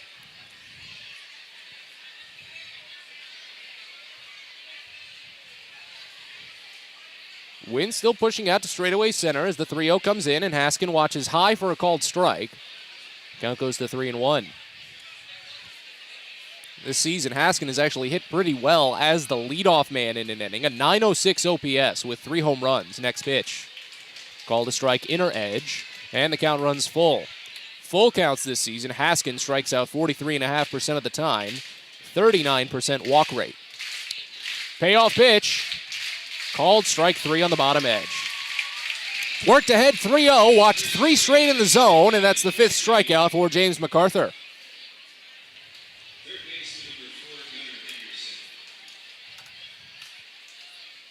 That might be a bit of the double-edged sword that Bowie runs into with their patience at the plate. If they run into an umpire who may be a little bit fluctuating with that zone, then it really throws them if they're too patient. Here's Gunnar Henderson. First pitch misses inside, and the count starts out at 1-0. Same thing happened to Henderson. He worked ahead 3-0 in the first inning and struck out looking. Here's the 1-0. Misses down, and it's already 2-0. So back-to-back batters now. MacArthur has started out 2-0. Here's the next pitch. Bounced over to the right side, holding on to the second baseman Mignetti. Gloves at the shoulder and sidearms it to first. 2 away. Henderson, a very rare 0-for-2 start. He's going to take a long look back here to see the last time Henderson started a day without reaching base twice. Go back to May 5th. That was the last time Henderson's first 2 plate appearances ended with him back in the dugout. Here's Joey Ortiz. First pitch, a curveball, called for strike rather, bottom edge. It's 0-1. Ortiz struck out swinging in the first inning as Bowie trails 3-2 right here in the third. 0-1 pitch. Ortiz watches breaking ball inside, nearly clipped him. Count evens at a ball and a strike.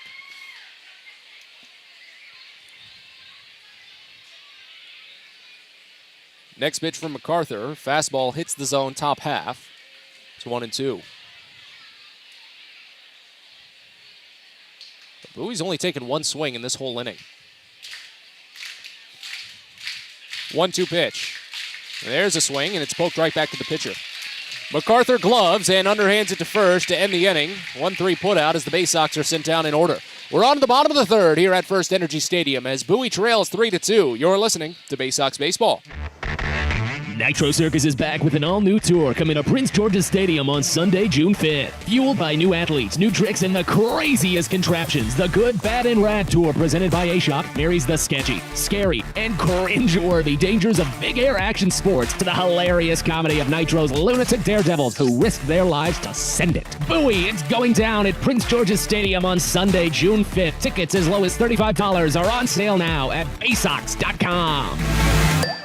Most people don't know what a steam fitter is. More importantly, what we do and how much it impacts you. Just take a moment to think about what your world would look like if you didn't have the ability to generate electricity, to have heating or air conditioning, microchip production, internet service, web-based storage, cellular service, and frozen or refrigerated produce. Could you imagine? And these are just some of the things that we impact. Please visit steamfitters-602.org and let's talk about how we can bring value to you. Well, it may be on Sunday, May 29th, but get ready for the Baysox first Catter Day at Prince George's Stadium. Everyone's heard of Bark in the Park, but now you can bring your kitty out for a relaxing afternoon of ball. And if you get here early enough, you can pick up a free Baysox Catter Day t-shirt, courtesy of the City of Bowie. You can get your tickets now for the first ever Catter Day at 301-464-4865 or at Baysox.com.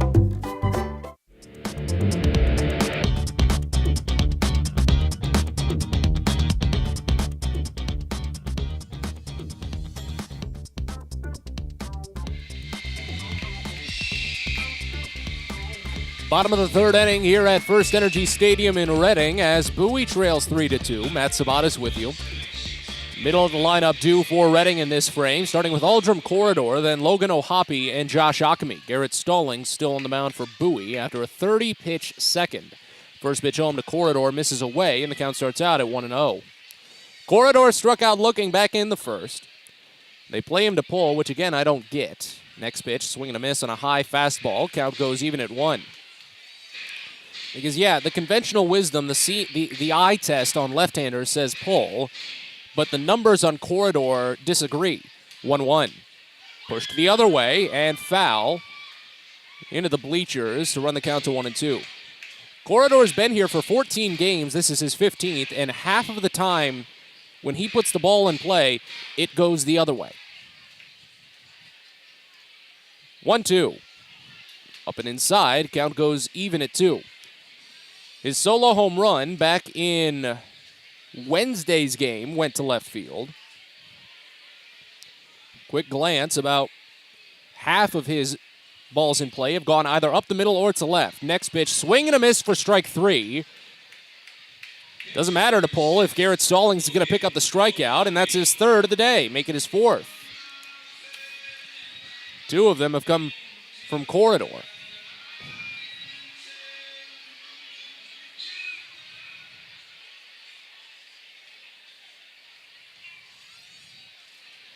There's Logan O'Hoppe, first pitch. O'Hoppe pops it up, foul, over to the right side of the infield. Dashbach sees it, Dashbach receives it. So a pop out to first in foul territory, and quickly there's 2 away. This is the kind of inning that Garrett Stallings needs to get back into the mix of this one. As this next pitch is going to be his 60th. At this rate, he's still only going to finish 4. Most he's thrown in any individual appearance this season is 75. First pitch to Ockamy misses down, and the count starts out at 1-0. Josh Ockamy struck out looking back in the first inning. It was a bit of a questionable pitch, too, I might add. Here's the 1-0. Called a strike on the upper inside corner. Count goes to 2-0.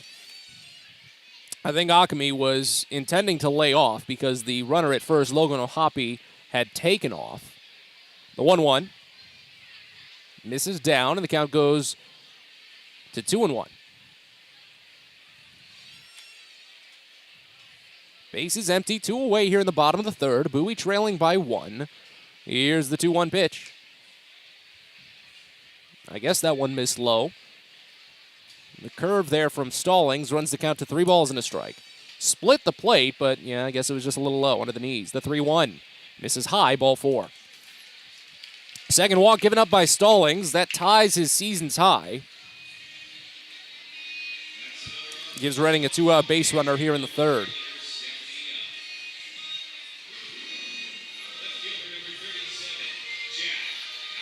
Here's Jack Conley. Flew out to center field to open up the second inning. Pickoff throw to first. No tag, no slide. Stallings doesn't have the breeziest of pickoff moves. You know, sometimes you see guys with those clunky moves where they have to take a couple of extra steps. First pitch, served out towards shallow right center. Running back on it is second baseman Ortiz, and it bounces in. Akami to third with 2 outs. He's not going to stop. And Connolly picks up the single with 2 outs.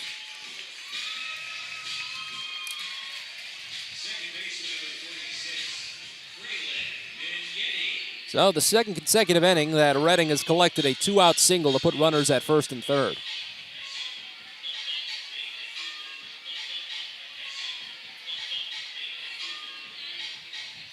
Now it goes to Fralin Migneti, who had a single back in the second inning, scored the go-ahead run for Reading. Stands the decision maker right now as they lead 3-2. First pitch, right-hander checks on it, breaking ball away. They appeal. He went. That's a questionable one, but hey, take it. And again, I'm behind home plate. I don't have that line of sight, so here's the 0-1. Slider misses that time. Migneti realized he didn't have to check on it.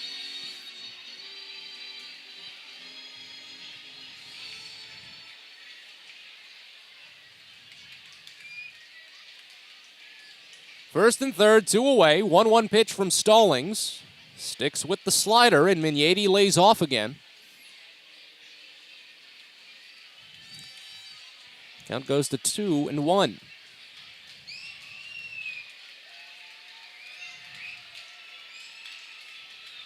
Next pitch. Stallings delivers the curveball, and I guess it missed inside a little bit as the count goes to 3 balls and a strike.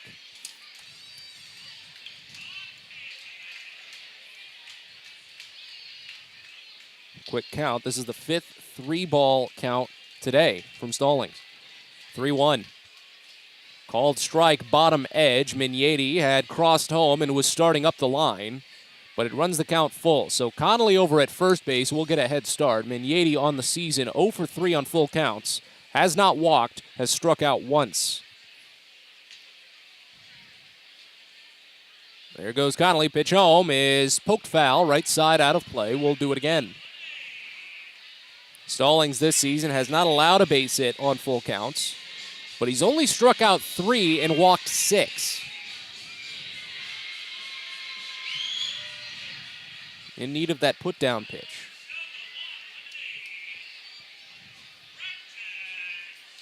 Another payoff. There goes runner at first, and it's bounced off of Stallings' rear end. He picks it on the mound and sends it to first. Oh, my goodness. Check his tailbone. Oh, gosh, I hope he's okay. 1-3 putout ends the frame and strands runners at first and third. As we go to the fourth here at First Energy Stadium, Bowie still trails 3-2. You're listening to Baysox Baseball. The best way to take in a Baysox game is with a group outing at Prince George's Stadium. Everything from entertaining clients to birthday parties and even fundraising opportunities for your team, the Baysox offer plenty of options for your group at unbeatable rates with plenty of options on suites, seats, and decks around the ballpark. Your group can eat their fill and have an unforgettable time. Find out more and schedule your group outing by calling 301-464-4880 or going to Baysox.com. Baseball is a game of specialists. Base stealers, closers, cleanup hitters. Together, they help their team stand out from the rest. Specialists also help set Chesapeake Employers Insurance apart from other workers' compensation insurance companies. Our health services team includes orthopedic surgeons, nurse case managers, a physical therapist, and more, all to get your employee back to work, contain costs, and keep premiums down. That's teamwork. To learn more, connect with your agent or visit Chesapeake Employers at CEIWC.com. On the Green Incorporated is your lawn care team, providing professional, organic-based lawn care programs for residential and commercial lawns. Our lawn care programs provide ballpark quality results. Each service is custom-tailored with guaranteed results for even the toughest lawns. On the Green also offers outdoor pest control services. Mosquitoes, ants, ticks, and more. Safely and effectively control insects and enjoy the outdoors this summer with On the Green Incorporated. Go to onthegreeninc.com.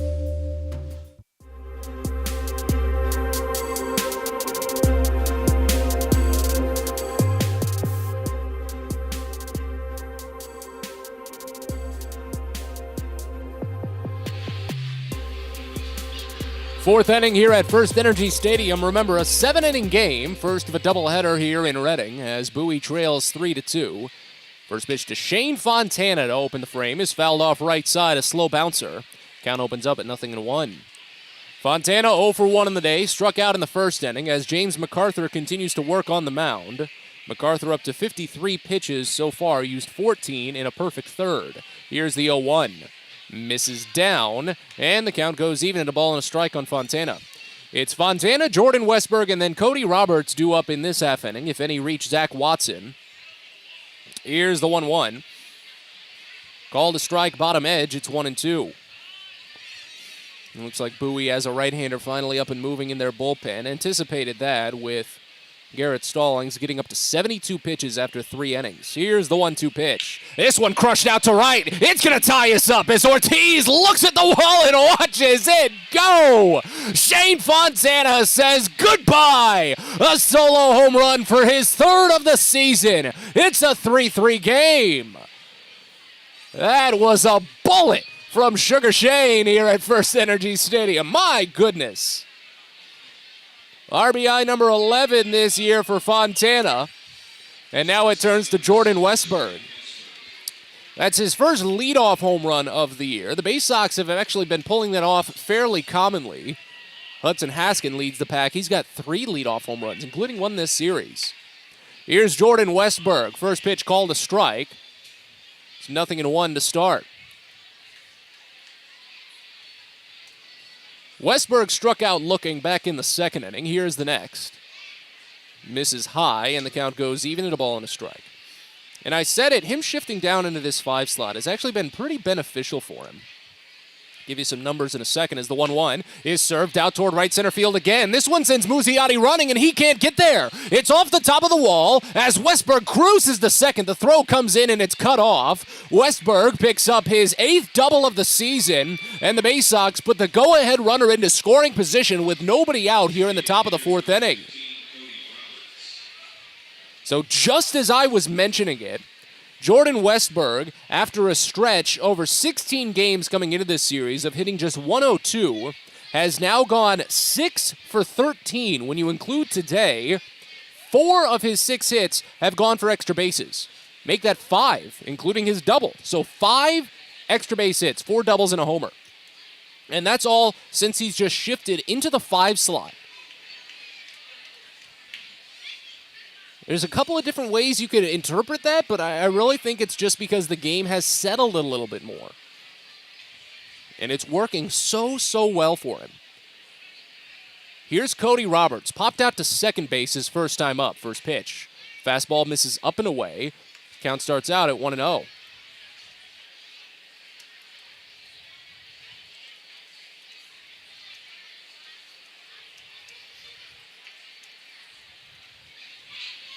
Next pitch from MacArthur. There's that curveball, but he brought it too far inside. Bowie has definitely picked up on it quickly. They don't flinch. They don't hesitate when it's coming their way. They can tell when it's about to move. And that one just didn't move enough. Here's the 2-0 to Roberts. Curveball again. This time it hits the zone, a little bit on the inner edge. Count goes to 2-1, but it is a really good curve, and you can see why the scouts like it. Moves on both planes, horizontally, vertically. Great angular tilt. Can really throw off hitters if they're not ready. The 2-1 smacked the other way, but foul. And that one will get out. Hit off the glove of a fan, and the count goes even at 2 on Roberts.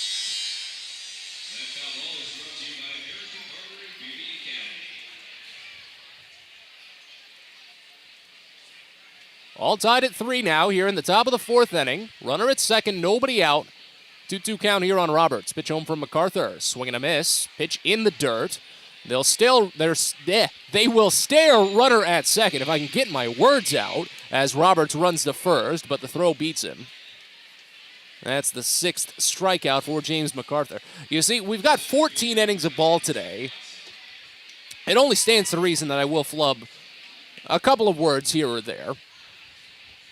Fortunately, Bowie just has the day off tomorrow, so I could probably take a 3-hour nap in the middle of the day.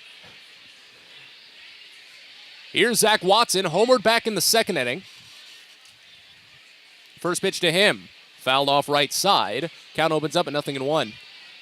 Bowie doesn't want to miss out on this opportunity right now.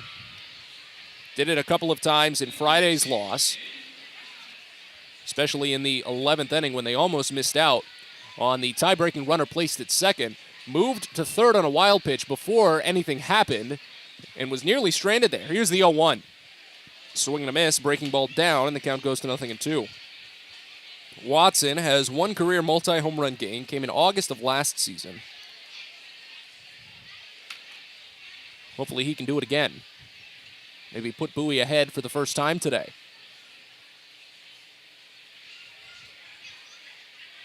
Here's the 0-2. Watson checks his swing. Changeup misses wide, and the count goes to a ball and 2 strikes.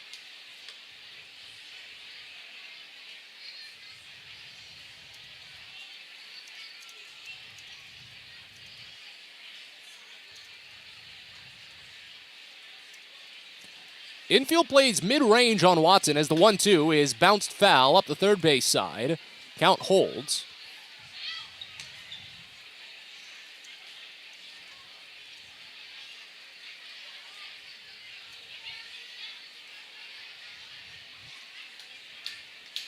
Westberg, a very mild lead off of second base. Not being held on too intently. 1-2 from MacArthur. Swing and in the dirt. They say it's a foul. Watson had started to sprint up the line while Logan O'Hoppe had just kind of trotted out from behind home plate. And I think that's more on the home plate umpire. He didn't say anything fast enough. Yeah, O'Hoppe's asking, hey, can you clarify that a little bit more? Because O'Hoppe was just casually walking out, and the umpire hadn't said anything. Watson thought he didn't make any contact, so he started sprinting up the line, and now here's Reading manager Sean Williams. Wait, did Watson strike out? He has his bat at the edge of the batting circle. Watson was never tagged. They never threw it to first, and they're saying he struck out. What just happened?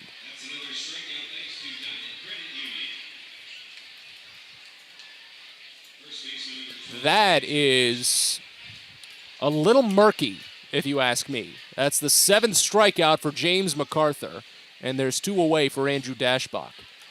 First pitch. Breaking ball misses down and away, and the count starts out at 1-0. The way O'Hoppe initially got up behind home plate made it seem as if Watson had made contact. And he just slowly walked out. When Watson realized that, no, he didn't make contact, he started to sprint up the line, the 1-0. Swinging a piece foul, and the count goes even at 1. In the way that Watson stopped up the line, I'd imagine someone had shouted something out saying foul, foul, something along those lines. And Watson reacted to that. Now, who shouted that, I have no clue. If anyone shouted, I should also clarify. I have no clue if anyone shouted it or why Watson might have stopped. The 1-1 misses high, and the count goes to 2-1. Dashbach had the solo home run back in the 2nd inning to tie the game at 2 at that point. Leadoff solo home run here in the 4th from Shane Fontana. Retied the game at 3. That's where we sit now with a runner at second, 2 away. 2-1 pitch to Dashbach. Curveball misses down, and the count goes to 3-1. Dashbach always the best candidate to work ahead in the count and draw it out as long as he needs to. 4.7 pitches per plate appearance, leads the team, and is among the league's leaders. Step off for James MacArthur, first of 2 allotted. As the wind still billows softly out toward left center now instead of straightaway center. 3-1 to Dashbach. Called a strike, inner edge on the changeup. Dashbach had stepped just over home plate, thinking he got ball 4. Yeah, this is uncharacteristic for Bowie right now, as they've not drawn a walk over the first 3 2/3 innings today. Here's the payoff. Misses high for ball 4. MacArthur was already halfway off the mound and nearly to the foul line when he looked up and realized. I don't know if that's a makeup call or not, but both sides, batter then pitcher on consecutive pitches, were fooled. That is the first walk given up by James MacArthur today. Fitting that it goes to Andrew Dashbach, who runs the count full so often. And it's going to lead to a very brief visit. Oh, now here comes Sean Williams. Why is he sprinting out? The catcher, Logan O'Hoppe, had came up for a very brief chat, and now Redding's manager literally just booked it out of the dugout. That's the first time I've seen him do that all series. And they're just chit-chatting at this point to see how they should handle Maverick Hanley, who grounded out to the shortstop his last time up. The Orioles' future is on MILB.TV. Every game streamed live this season, home and away.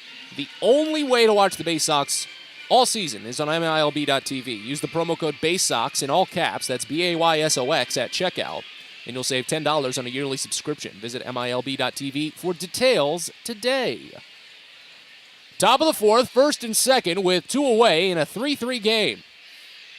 Here's Maverick Hanley. First pitch home from MacArthur. Misses maybe high, not too sure. Count starts out at 1-0. Zone definitely seems to have tightened just after that last pitch that was called a strike to Andrew Dashbach. Here's the 1-0. Hanley nicks it foul into the netting right side. Count goes even at 1. He's only 2 for 16 this season with runners in scoring position. Has his only home run in a scenario like this. 5 strikeouts, 2 walks.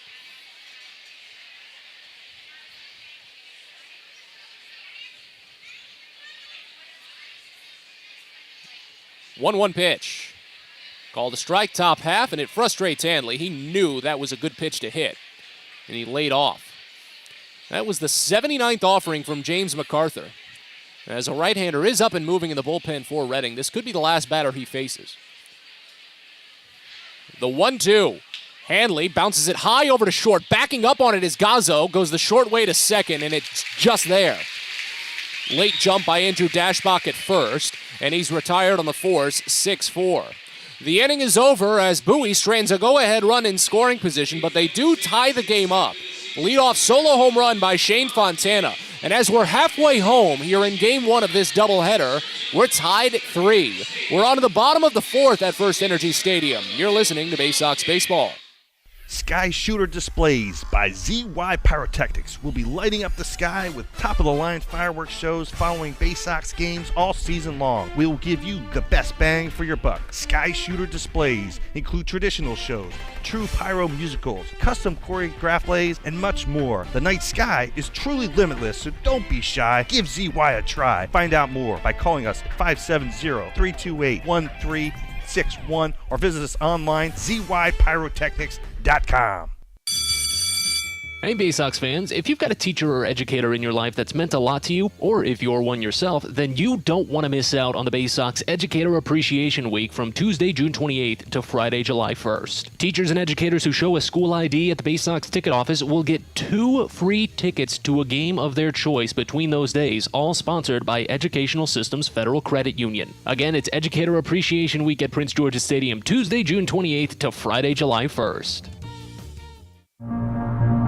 At DCA Imaging Systems, we provide a tenured team of office technology professionals ready to be your trusted advisors. From document creation, output devices, scanning and workflow, to document security and storage, we understand people print, not printers. Give DCA Imaging a call, 301-577-1021, or find out more about how we can help you. DCAimaging.com.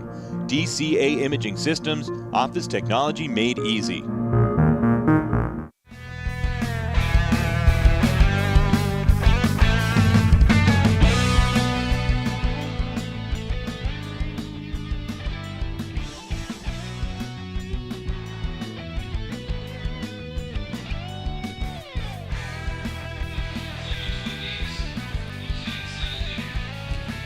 Bottom of the fourth inning here at First Energy Stadium as Bowie makes a pitching change here in Game 1 of this doubleheader.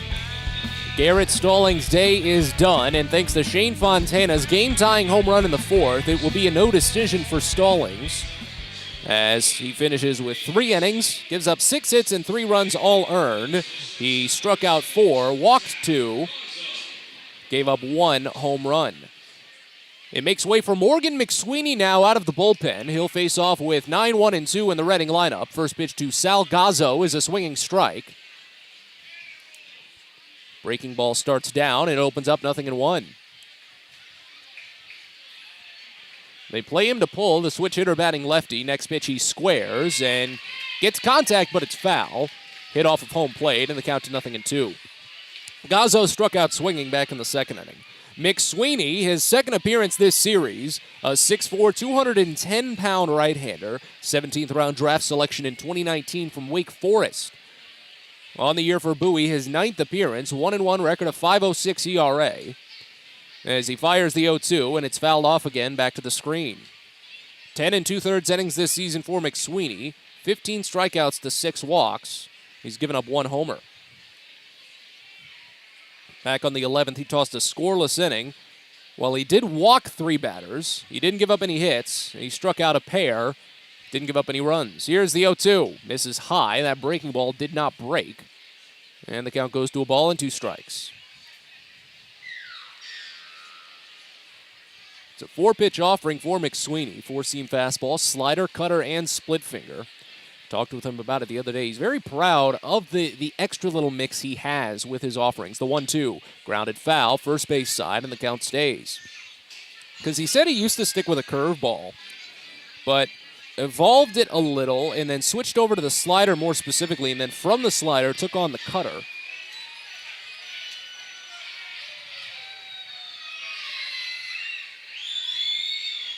And he's one of the most unique pitchers in the bullpen for Bowie, especially in terms of offerings. The 1-2, popped foul, third base side, this time out of play still.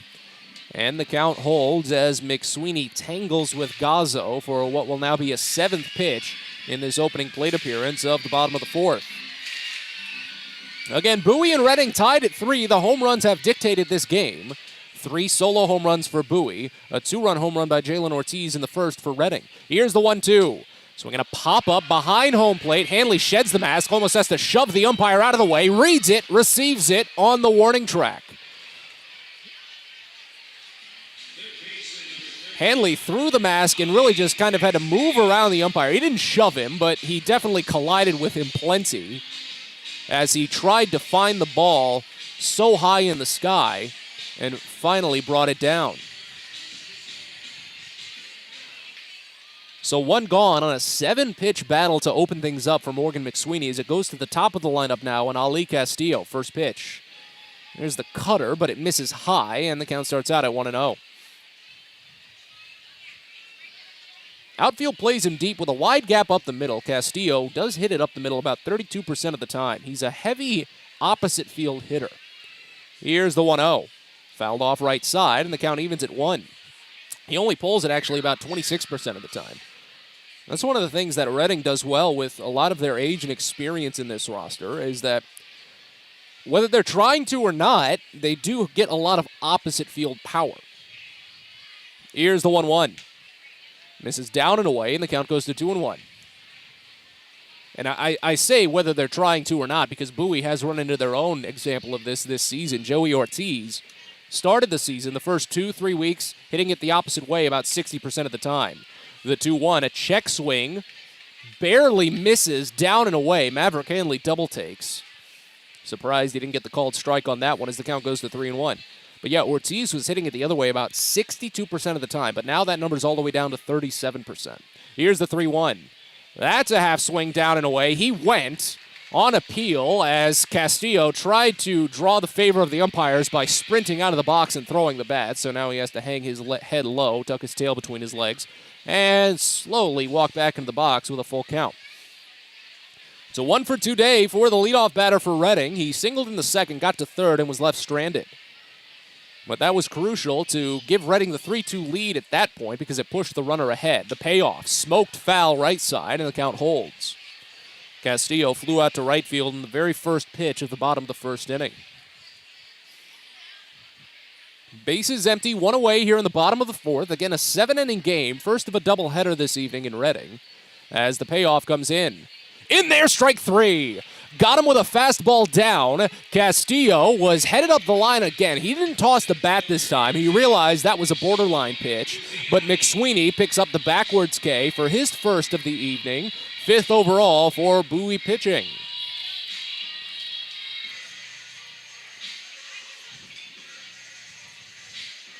So now with 2 away, it's Simone Muzziotti, left-hander, riding a 2-for-2 day. First pitch. This one driven high out toward right center. Not deep enough, though, as Hudson Haskin reads it and pulls it down about 10 feet in front of the warning track. Muzziotti got just a little bit too far under it than he would have liked, and the inning is over. 3 up, 3 down inning for Morgan McSweeney as we move to the 5th at First Energy Stadium, tied at 3. You're listening to Baysox Baseball. Hey, coffee lovers. Know where you'll find the world's freshest cup of coffee? Right here at Royal Farms. Because with our new brewing system, it takes less than a minute to go from selecting the kind of coffee you want to this. The freshest, most flavorful cup of coffee you can buy is at Royal Farms. So try one. It'll be love at first sip. Because it's the freshest coffee in the world. Real fresh, real fast, Royal Farms. Hey kids, the Baysox Futures Club is the best way to be a fan of the Baysox, and it's completely free for kids ages 3 through 12. Futures Club members get access to special members-only events, discount ticket offers, and free gifts for just signing up. Parents, head over to Baysox.com to sign up your kids, so don't miss out on all the promotions and giveaways at Prince George's Stadium this season and next. The Baysox Futures Club. Sign up now at Baysox.com. If you're working in the Washington, D.C. metropolitan area as a pipe fitter, pipe welder, or HVAC service technician, and you're interested in a better life, a better means to provide for yourself and your family, a way to make sure that you're earning the highest wages and the best benefits in our industry. Visit our website at steamfitters-602.org. That's steamfitters-602.org. And let's talk about what we can do to help change your life.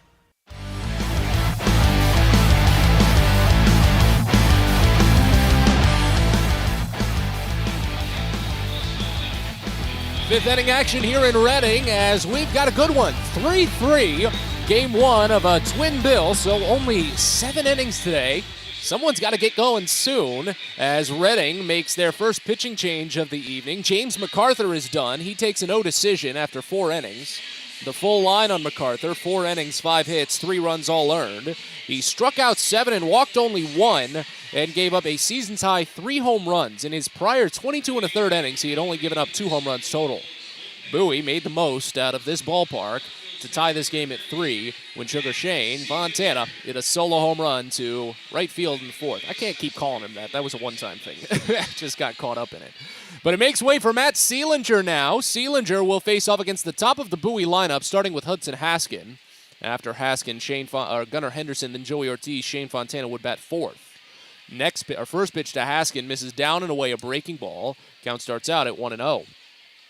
Matt Seelinger, a 6'3", 190-pound, 27-year-old right-hander from Westbury, New York. Claimed off waivers in 2021 for the Phils. The next pitch to Haskin is a swing and a miss on a breaking ball down, and the count goes even at 1. On the season for Reading, he's pitched excellently out of the pen. 11 appearances without a record, but a 1.08 ERA. That's 2 runs total in 16 2/3 innings. Next pitch misses down, and the count goes to 2-1. 27 strikeouts to only 10 walks this year, has not given up a homer. And again, makes his second appearance in this series after pitching the other day. When was it? Next pitch misses high, and the count goes to 3-1 on Haskin. It was Wednesday's game. He tossed an inning and a third scoreless. Did give up a hit and 2 walks, but stranded the bases loaded. Here's the 3-1. Haskin takes an early swing on a high changeup and fouls it off left side.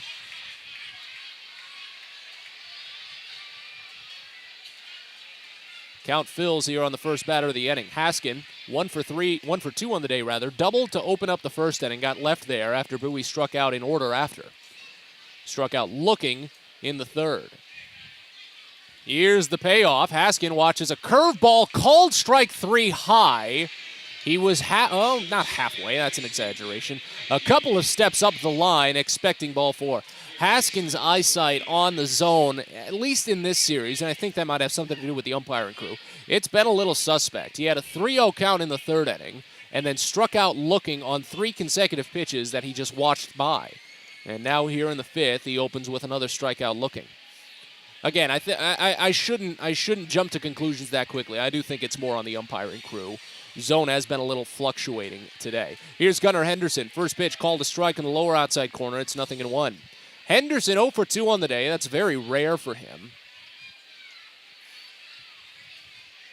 Here's the next. Curveball misses high, and the count goes even at a ball and a strike. He struck out looking much the same way that Haskin did in the third. Henderson did it in the first, worked ahead 3-0. And then he grounded out on a 2-0 offering to second base in the third. Here in the 5th, it's a 3-3 game. Bases empty, 1 away.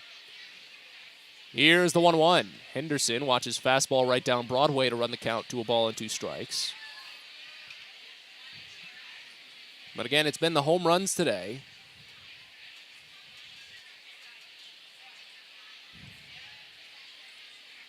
As the next pitch bounces in, Henderson watches it roll away toward the Baysox dugout.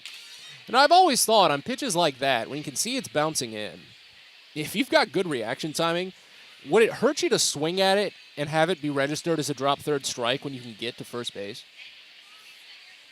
Obviously it's not, because you don't know how the catcher will receive it, but I guess it's a hindsight is 20/20 kind of thing. The 2-2 is swung on and missed down for strike 3.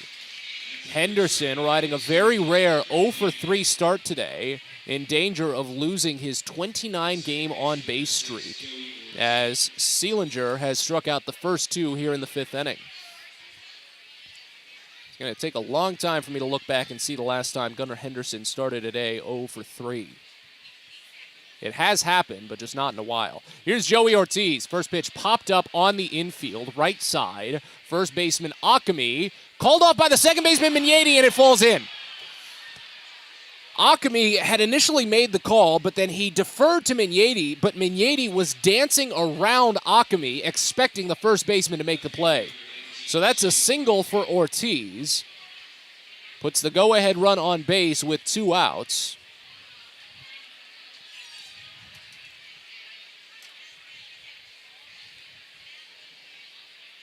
And Shane Fontana steps back in. So now each side has identical line scores again. 3 runs on 6 hits with no errors for both teams. Fontana 0-1 for today. Solo home run in the 4th tied the game as he pushes this one the other way, but it'll stay in. Jack Connolly reads it in the left field corner and pulls it down. I got my hopes up with a little bit of opposite field power there from Fontana. The inning comes to a close as Bowie strands a 2-out base runner at first. We're on to the bottom of the 5th at First Energy Stadium, a 3-3 game. You're listening to Baysox Baseball. Be sure to get to the ballpark on Friday, June 17th for a jam-packed night of promotions and fun at Prince George's Stadium. It all starts with fireworks presented by DCA Imaging Systems. It's our mother and son night out with special ticket packages available at BaysoxShop.com. And most importantly, it's the Scouts BSA Campout. When you purchase a special ticket, you and your scout can camp out in the outfield at Prince George's Stadium after the game. It all happens on Friday, June 17th, so find out more and get your tickets now at Baysox.com. Fielder's Choice Flex Packs with the Bowie Baysox. The best value to see the best games at Prince George's Stadium. You could save up to 30% on your selected seat from day one and enjoy a number of exclusive member benefits, including flexible exchange options, discounts on suite rentals, special access to the Diamond View restaurant, and a free members collectible at your first home game of the year. Get your pack now by calling 301-464-4865 or heading online to Baysox.com. Baseball is a game of specialists. Base stealers, closers, cleanup hitters. Together, they help their team stand out from the rest.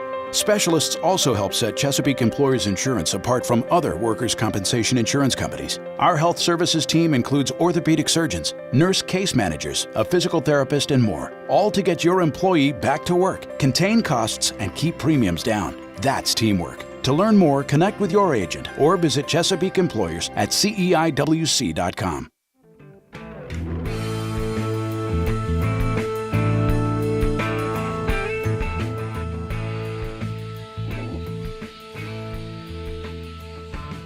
Home half of the fifth inning here in Reading as we've got a 3-3 game in our midst. Morgan McSweeney is back to work after firing a perfect fourth in relief. Got a pop out in foul territory, a fly out and a strikeout. Now he faces the heart of the Reading order and the tough customers. Jalen Ortiz, the first batter, fouls off the first pitch. It's back to the screen, 0-1. Ortiz had a 2-run home run in the bottom of the first to make it a 2-0 game at that time. Bowie used back-to-back solo home runs with 2 outs to tie it. Reading punched ahead with a pair of 2-out singles in the third as the 0-1 is swung on and missed down for McSweeney and the count to 0-2. And then Bowie used the power again in the top of the fourth. The leadoff solo home run by Shane Fontana tied it at 3. Puts us to where we are now. 0-2 pitch from McSweeney. Up and in, a fastball. Count goes to a ball and 2 strikes now. After Ortiz, it's Aldrum Corridor, then Logan Ohapi due up in this frame for the Fightins. As the outfield and the infield plays deep on Ortiz. 1-2. Poked foul, right side, over the netting. Count stays. It's just 15 pitches in that first relief inning for McSweeney. If he can put together something similar here, he could reasonably go out for a third full inning. It'd be a stretch, but he could. Here's the 1-2. Curveball popped up on the infield, right side, down his dash block, halfway down the line, and on the foul side of the line, he brings it in. Barely on the foul side. He could have taken a half step and he'd be in fair territory. But it's an out, and that's the good way to start it, as 4 in a row have been set down by Morgan McSweeney to start his relief outing. Here's Aldrum Corridor. The real problem that Bowie's just run into over the past couple of days is that they've just been playing so shorthanded. Having to use spot starters twice in this series. Here's Aldrum Corridor, first pitch, swing and a miss.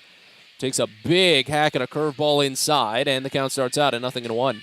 Corridor riding an 0-for-2 day. That's a rarity through this series. He's been such a dangerous hitter, an experienced bat in this Eastern League. The 0-1.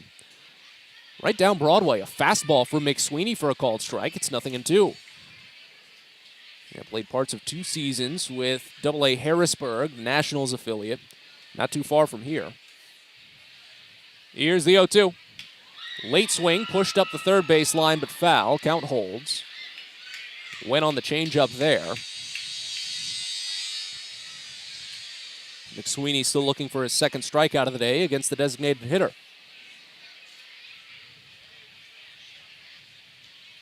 Right-hander sets and delivers.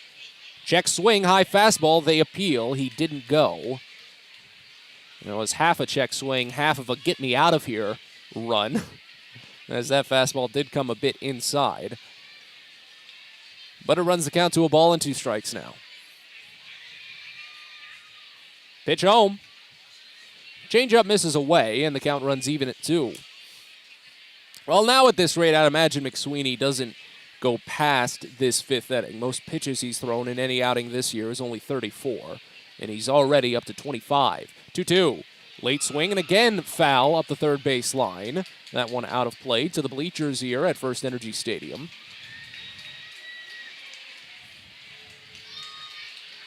Again, they've got the main quarter seating bowl where the press box sits atop, and then so many little seating areas just attached on piecemeal as the capacity of this ballpark has grown.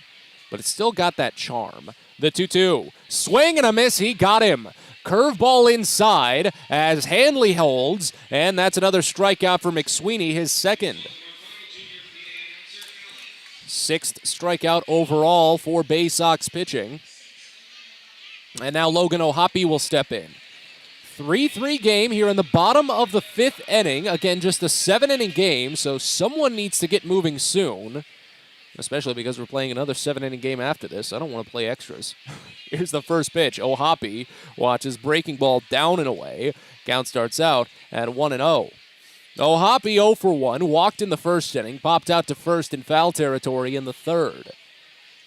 Wind out to straightaway center now. It's been holding pretty steady in that direction, 1-0. Called a strike, lower outside corner, count evens. A little bit it's gone out toward left center, but not by too much. It's fairly consistent. But the problem is that the cloud coverage has been increasing, and we might see some drizzliness later. The 1-1. Swing and a miss, high fastball, and the count to 1-2. McSweeney, 5 in a row retired out of the bullpen, trying to make it 2 perfect frames, as, again, I imagine this will be his last inning. Probably see Shelton Perkins come in after. The 1-2 to O'Hoppe. Misses away. A fastball. Count goes even at 2 balls and 2 strikes. See if we can pull up the radar really quickly. Because yesterday the rains were coming in from the north. Now there is a cell coming in from our west. Next pitch to O'Hoppe. Slider misses down and away, and the count runs full here with bases empty and 2 outs. And it looks like we're actually about to get hit pretty soon, which could send us into a bit of a delay, but it doesn't look like it's that big of a sell. We'll follow it, keep you updated, and of course, if the game goes into a delay, we've got some rain delay programming to keep you occupied, as O'Hoppe calls for time and steps out for a brief moment before stepping back in. McSweeney trying to retire the side in order for the second straight inning. The 3-2, fouled off, right side, will do it again. O'Hoppe this season on full count offerings only 3 for 11. He struck out 5 times, walked 4 times.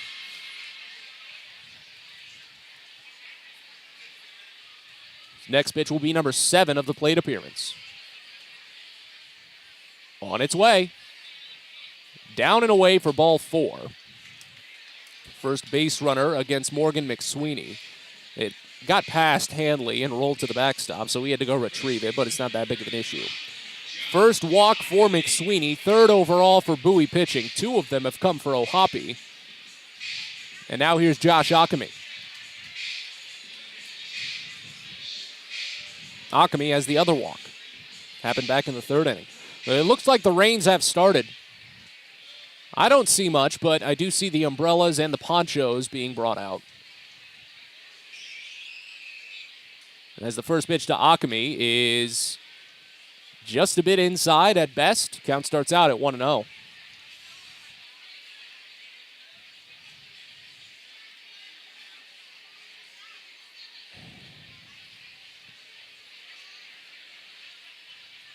Here's the next. That one hits the zone. Lower outside corner, a fastball. Count evens at a ball and a strike. Again, we're tied at 3 here in the bottom of the 5th, a 7-inning game. The rains have started to trickle in ever so slightly. Nothing that's going to cause a delay at the moment. Redding has a runner at first and 2 away. As a runner takes off, the 1-1 misses down and inside, gets past Hanley. Runner's going to take off for 3rd. Hanley retrieves it on the warning track, fires to 3rd, but it's not in time. O'Hoppe picks up his 4th stolen base of the season and advances to 3rd on the wild pitch. Go-ahead run 90 feet away, still with 2 outs, but now the count 2-1 on Josh Ockamy. Bowie doesn't have anybody up in the bullpen just yet, but McSweeney is already laboring through the longest appearance of the season, for him at least. 37 pitches is the most he's thrown at any time this year. 2-1 to Ockamy. Fastball gets in and just barely scoots by the leg of Hanley, but it stays in the batting circle. Not sure where that pitch missed, though.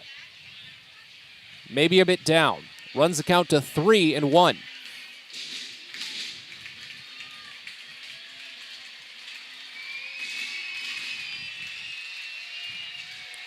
.269 average this season for Alchemy with runners in scoring position, a .1039 OPS. They play him a bit to pull on the infield, back to the grass. The 3-1. Popped foul the other way and out of play, so the count fills. Alchemy does not have a base hit on a full count this season.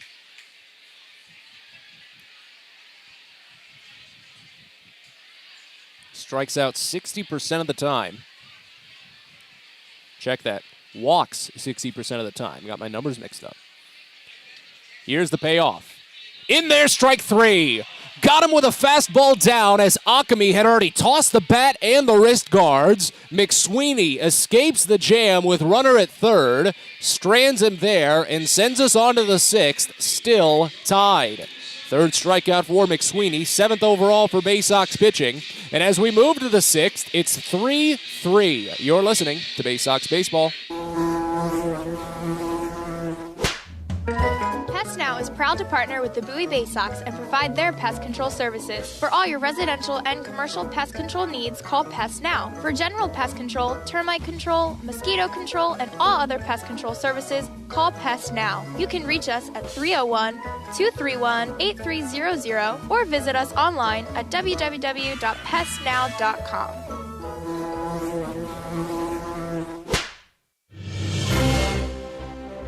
It's not baseball season without fireworks, and you can always count on the biggest and best at Prince George's Stadium. There's no better way to cap off a fun evening at the ballpark than a spectacular fireworks show. And the Baysox have got you covered this season with 16 different shows to choose from. So get your tickets now at Baysox.com. There's plenty to catch in the month of May with fireworks every home Saturday. Hope to see you there.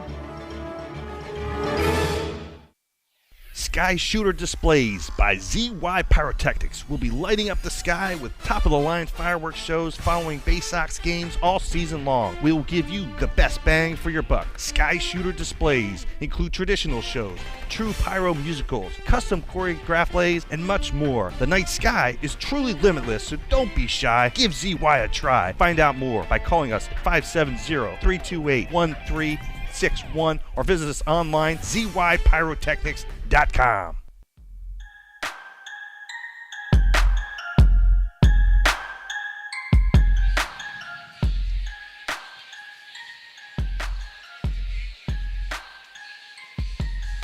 Sixth inning here at First Energy Stadium in Reading as Bowie and Reading are tied at 3. Jordan Westberg leads off the frame for the Baysox, the number 5 batter to face Matt Seelinger. First pitch, swing and a miss, curveball down, and the count starts out at 0-1. Westberg had a double in the 4th inning with no outs after Shane Fontana opened the frame with a homer, but he was left at second. Here's the 0-1, swing and a miss again. Same pitch, and it's 0-2. That's been Bowie's biggest problem this season, stranding runners on base. Already 4 left today. That accounts for a grand total of 231 this season.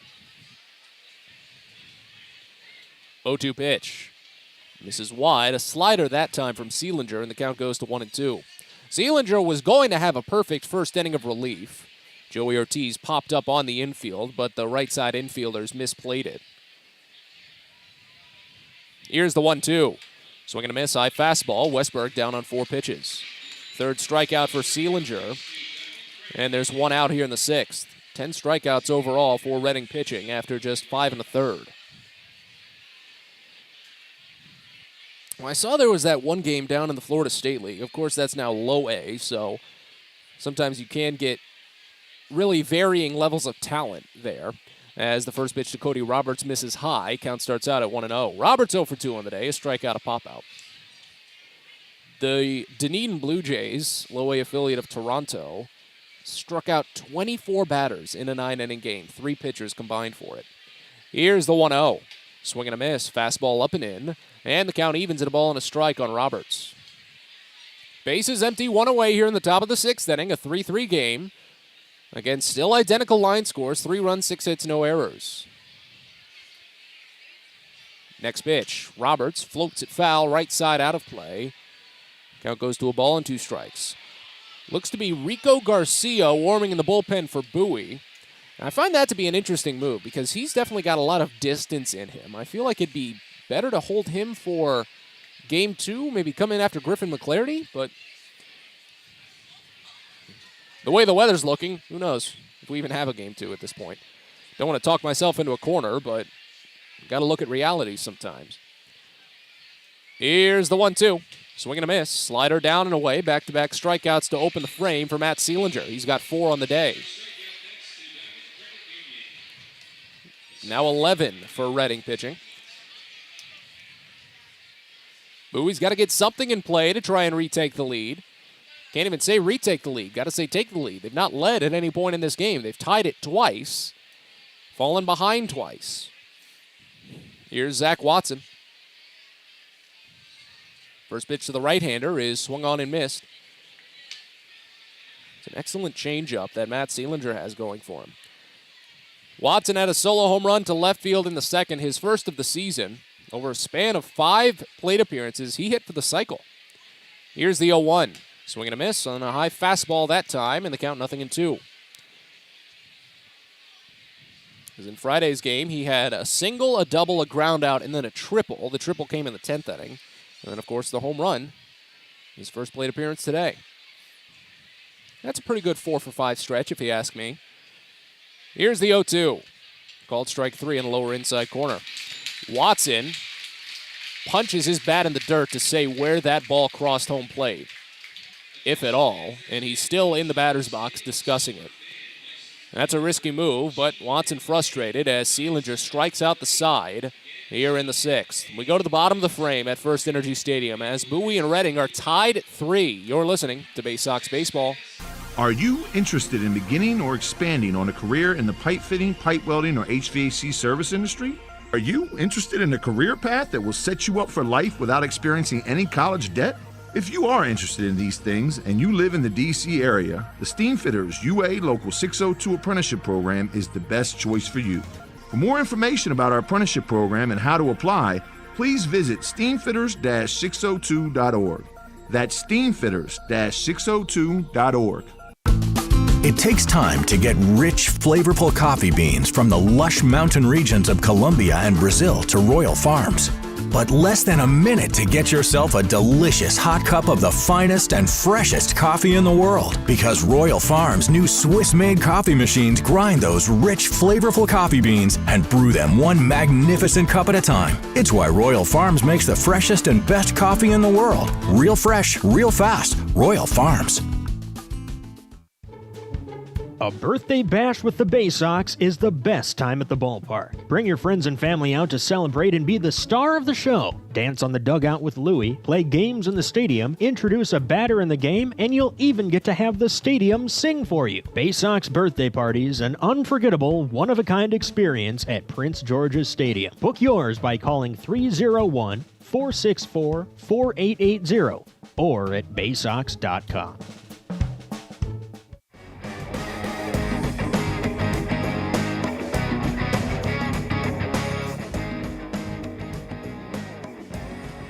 Bottom of the 6th inning in Reading, a tie ball game in Game 1 of this doubleheader. New pitcher on the mound for Bowie is Rico Garcia, and he fires a first pitch ball up and away to Jack Connolly. It's 7, 8, and 9 due up in this half inning for Reading. Conley, Mignetti, Gazzo, as Garcia replaces Morgan McSweeney out of the bullpen. Next pitch, line past third, a base hit toward the corner. Fontana will have to dig it out on the warning track. Conley races over to second base in standing. That's his third double of the season. And the leadoff runner is in scoring position in this tie game.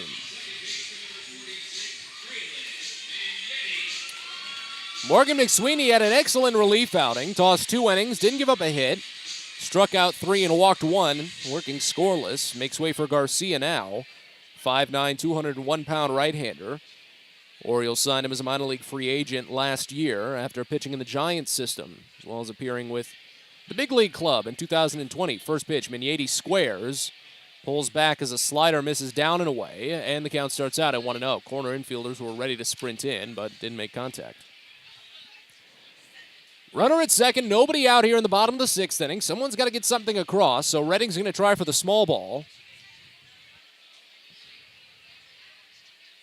Here's the 1-0. He squares, and it's in the air but foul. Back to the screen. So the count evens. Migneti singled to right field in the second inning.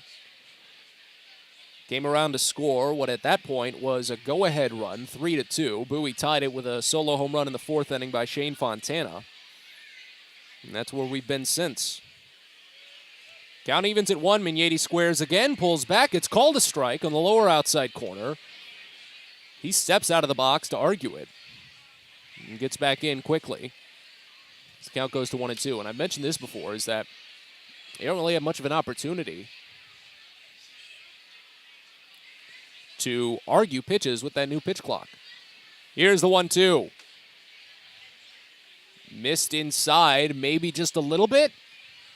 I'm not too sure. Zach Watson was rung up on a very similar pitch to end the last half inning. Count goes even at 2. Garcia making his 4th appearance for Bowie, has not allowed a run yet. 2-2 pitch. Slider misses down and away, and the count fills. 1-0 record, 6 innings of work, 10 strikeouts, 3 walks. And again, this is a right-hander with Major League experience, Garcia. Spent all of 2020 in the Giants' bullpen. Well, he did only make 12 appearances. Still pitched well. Next pitch. Misses down and in, ball 4. That's just the 4th walk that Garcia has given up since joining Bowie. He struck out 10 batters. And that's the 4th walk given up by Baysox pitching today.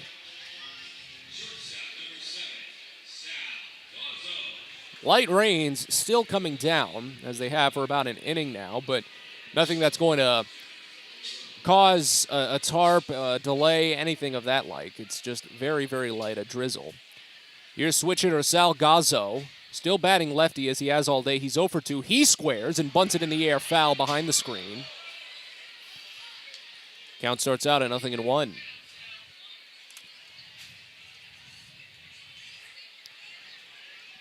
Well, so far, the bunting of this Reading team hasn't really seemed too clean. Every offering they've made contact on has been in the air. You don't want that. 0-1, he squares again, and this one's perfect. In front of home, it's picked by Hanley, and he collides with Garcia. Everyone's safe.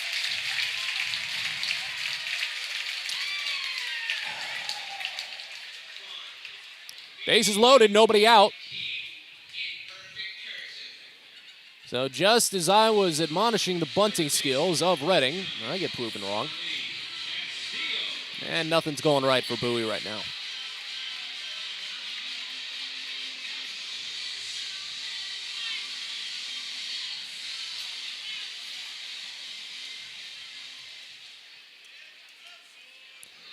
So here's Ali Castillo.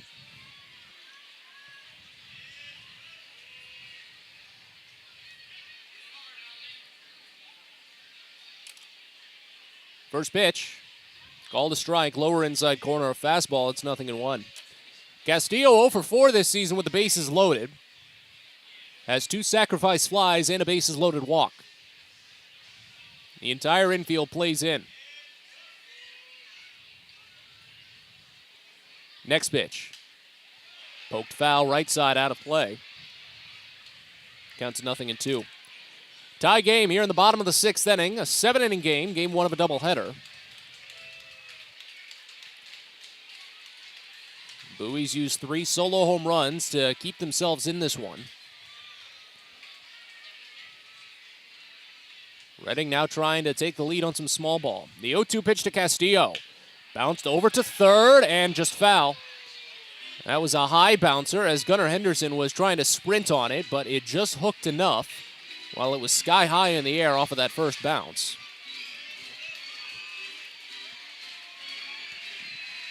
But it holds the count at 0-2.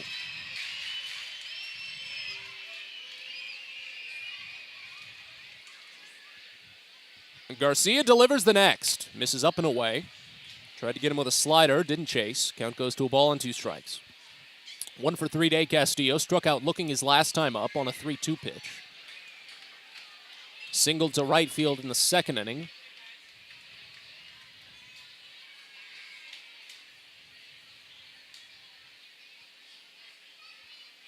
Here's the 1-2. In the dirt. Hanley holds on, and the count goes even. Castillo only 2 for 14 with runners in scoring position this season. .354 OPS, all 4 of his runs driven in.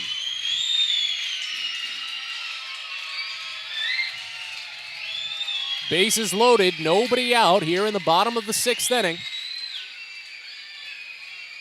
Garcia sets, delivers.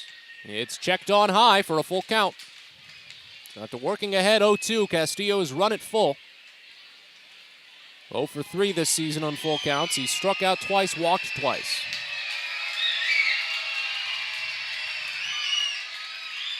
Already 16 pitches for Garcia. The payoff. Poked at, foul, right side.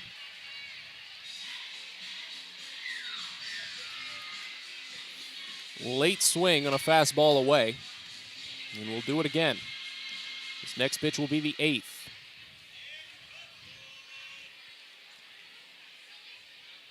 All 8 sets of feet on the infield grass.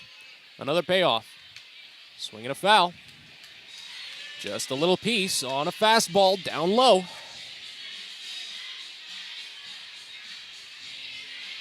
We'll see a 9th pitch. Garcia's got to keep it down in the zone at this point. You're going to get him to chase. He's trying to protect the zone. Have him push it into the earth. Another payoff. Breaking ball up and in, fouled off.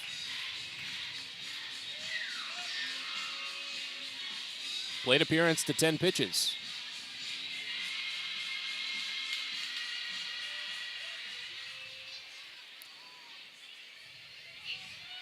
Garcia sets again. Holds at the chin. Drops down to the gut. Delivers another 3-2, and it's popped up right side, foul ground. Will it stay in play? No.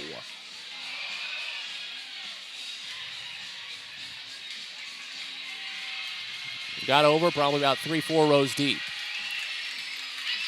But we stick around.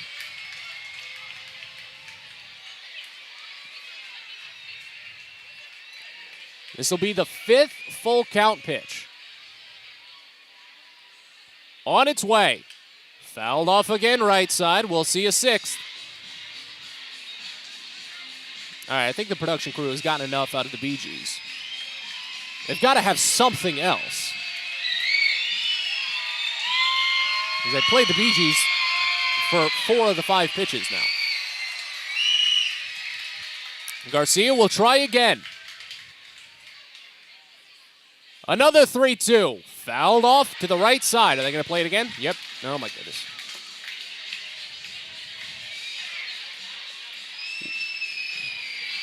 I mean, we've probably filled our Bee Gees quota for the entire month at this point. I think we're good. This next pitch will be number 14. On its way. Poked over to first. Fair. Tapped on first. But they don't go home with it. Why didn't they go home with it? Dashbox stepped on first and then just held the ball. Run scores, Reading leads. That's only the first out of the inning. Did Bowie think it was foul? So it's just a regular 3 unassisted. Castillo picks up the RBI, and Reading leads 4-3. That's going to lead to a mound visit from Josh Conway. Pest Now is a proud partner of the Bowie Baysox. They provide some pest control services for Prince George's Stadium, so that's how you know they're trustworthy. For all your residential and commercial pest control needs, anything from general pest control, termite control, mosquito control, anything else pest control related, give them a call. Pest Now, 301-231-8300 or online at pestnow.com. So Castillo picks up his 5th RBI of the season.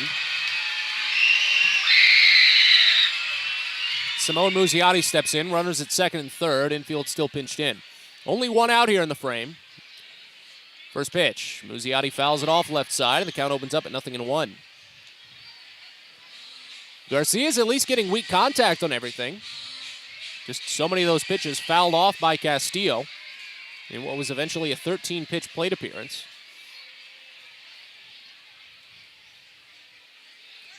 Here's the 0-1. Curveball down. And the count goes even at a ball and a strike. Bowie getting a right-hander warm, as Garcia is probably not going to be able to get out of this inning if he does not retire Muzziotti now. He's already up to 26 pitches overall, and that's how bad one lengthy plate appearance like that can do you. He fires the 1-1. Fouled off back to the screen, and the count goes to a ball and 2 strikes now.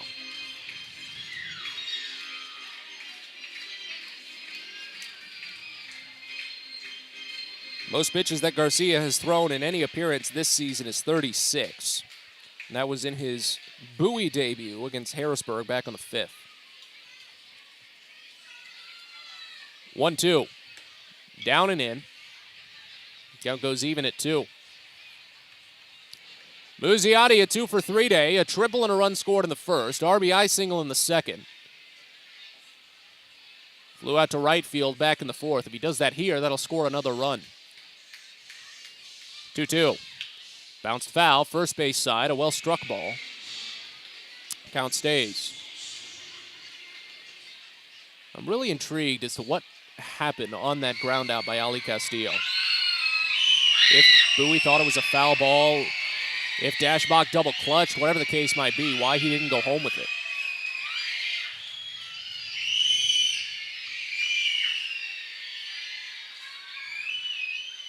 Another 2-2 to Muzziotti. Down and in. Count runs full for the second consecutive batter.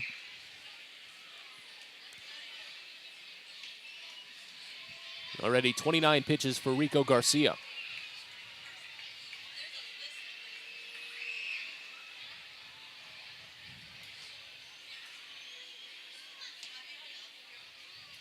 Second and third, still only one out here in the bottom of the 6th. The next pitch is swung on and missed for strike 3.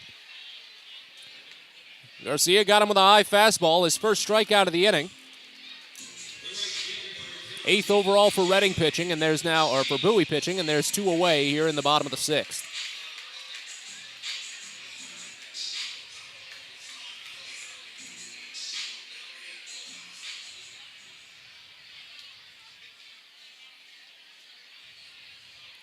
And that's going to be the change. So Garcia cannot escape the 6th after laboring through a 13-pitch battle with Ali Castillo and surrendering the tie. Reading takes the lead as we've got a new hurler coming in. We'll tell you about him in a couple of seconds as we return to First Energy Stadium after this. You're listening to Baysox Baseball. A birthday bash with the Baysox is the best time at the ballpark. Bring your friends and family out to celebrate and be the star of the show. Dance on the dugout with Louie, play games in the stadium, introduce a batter in the game, and you'll even get to have the stadium sing for you. Baysox birthday parties, an unforgettable, one-of-a-kind experience at Prince George's Stadium. Book yours by calling 301-464-4880 or at baysox.com. From sprains to stitches, sore throats to stomach aches, and pulled muscles to poison ivy, care is around the corner at Patient First. Walk in to see a doctor from 8 a.m. to 10 p.m. every day of the year. X-rays, lab tests, and prescription drugs are on site, and most major insurance plans are accepted. For routine illnesses and injuries, Patient First is here for you. Patient First, the name fits. Patient First, proud partner of the Bowie Baysox, open 8 a.m. to 10 p.m. every day.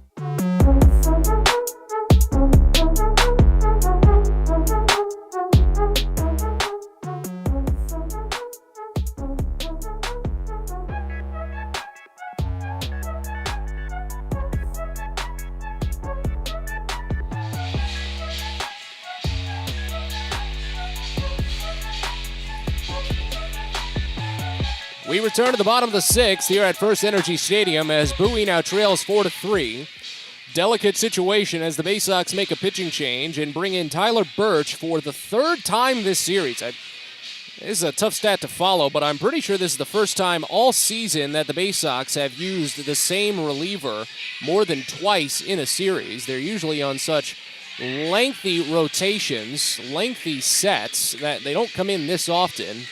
But Birch will pitch for the 3rd time in this set, replacing Rico Garcia. Garcia, not a pretty outing, went only 2/3 of an inning, loaded the bases before recording an out, and as soon as Jalen Ortiz steps up, they intentionally walk him. Why couldn't you have made that Why couldn't you have done that after this or before the switch? I'm not sure. Because that credits Birch with the walk. You could have credited it to Garcia. So 2/3 of an inning for Garcia. 2 hits, right now 2 runs. Or check that, just 1 run. It was earned. He could go up to 3 runs. 1 strikeout, 1 walk. He is the losing pitcher at the moment as Bowie trails 4-3. So they intentionally walk Ortiz to pull out the left-hander Aldrum Corridor with the bases loaded and 2 outs. First pitch. Misses up and away, and the count starts out at 1-0. Corridor has struck out 3 times today, so it's a reasonable ask. But again, if you're going to pitch him away while you've got the pull on for a batter that usually hits it the other way, I'm left scratching my head. The 1-0 is a called strike on a slider, outer edge, and the count evens at 1. Tyler Birch, a 6'2", 190-pound right-hander, traded by the Phillies last season in the Freddie Galvis deal. Here's the 1-1. Half swing, he went around on a pitch away, and the count goes to 1-2. So Bowie will have 3 outs to try and tie the game or maybe take the lead in the top of the 7th. They'll have Andrew Dashbach, Maverick Hanley, and Hudson Haskin to hopefully get it done.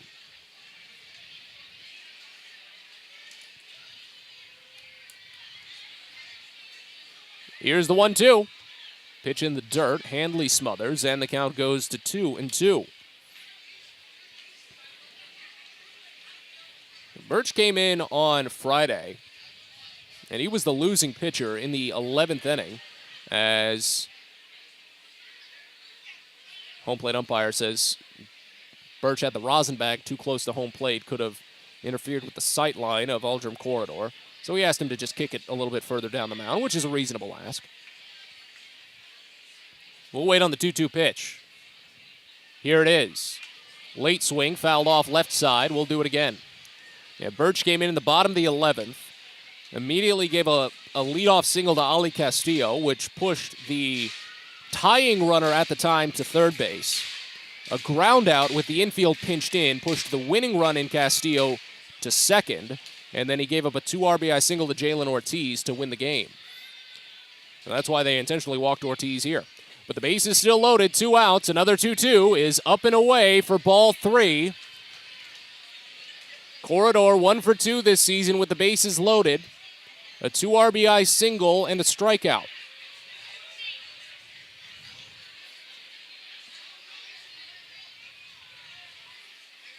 Birch sets. Runners go. The payoff is popped up behind home. Hanley watches it go out of play. He doesn't go too far. We'll do it once more. Corridor this season, only 2 for 5 on full count offerings. But he's only struck out twice. He's walked 5 times.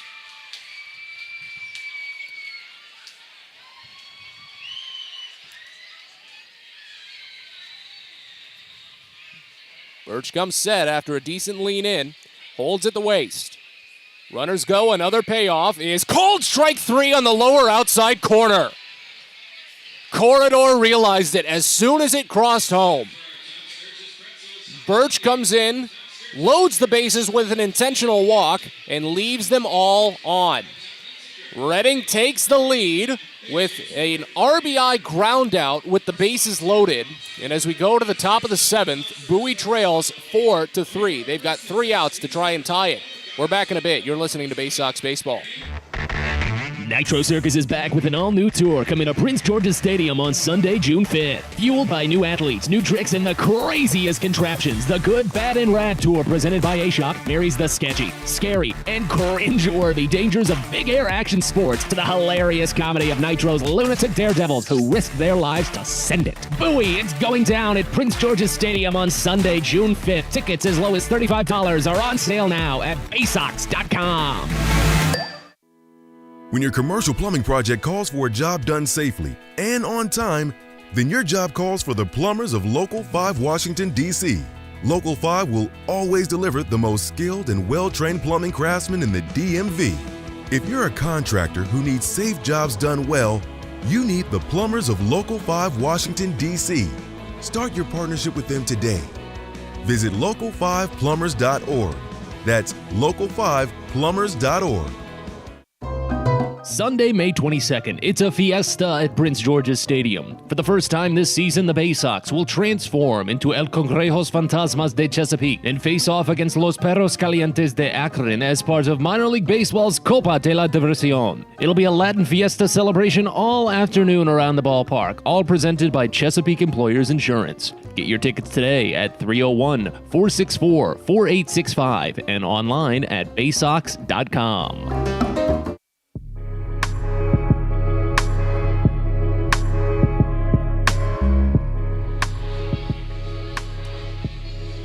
We move on to the 7th inning here at First Energy Stadium, the last in this scheduled Game 1.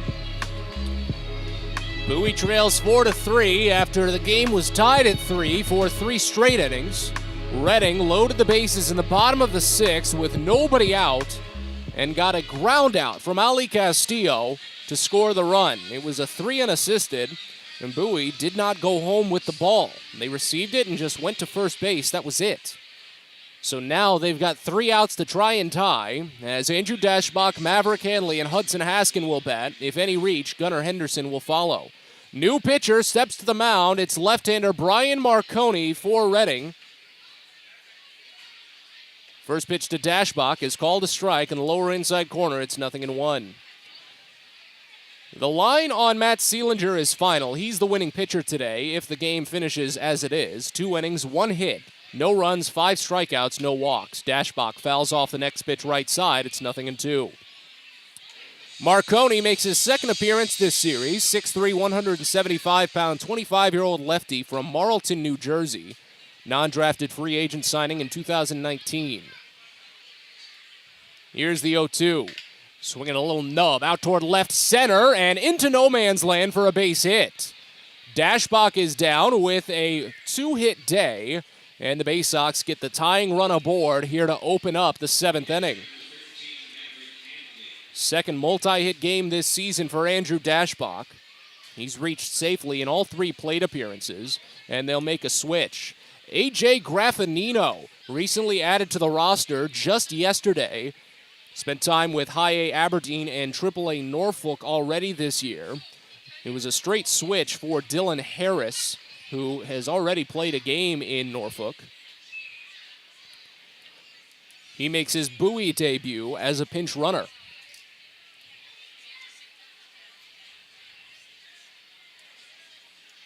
Maverick Hanley will dig in. Graffinino this season has attempted 2 stolen bases and is successful in both. Maverick shoots it the other way, a dribbler into right field for a base hit. It rolls slowly and gets past Jalen Ortiz. Graffinino moves to third as Hanley slides into second on the error. A single for Bowie puts them 90 feet away from tying the game with nobody out here in the top of the 7th inning. Ortiz overran the ball and slipped on the grass when he tried to stop himself. So the error advances both runners up a base because Graffinino had already stopped at first, and as soon as he had turned around to head back to the bag, he saw Ortiz fall, and he turned around and went to third. So now corner infielders play in for Hudson Haskin. First pitch, Haskin swings through it, breaking ball down and away. Count starts out at 0-1. Got to get you a little bit more info on Brian Marconi. 11th appearance this season, a 1-0 record. 3 even ERA in 12 innings. He struck out 20, walked 9. The usual closer for the Fightins has not blown a save all season in 5 opportunities, but he's in danger of that right now if Bowie gets anything out of the infield. 0-1. Haskin watches a called strike on the inside edge. Count goes to 0-2. Haskin doubled to lead off the game. Got stranded at second base, though, after Bowie struck out 3 times following. Haskin himself has struck out twice since. Runners at second and third with nobody out here in the top of the 7th as Bowie trails by 1. The 0-2. Haskin swings and misses.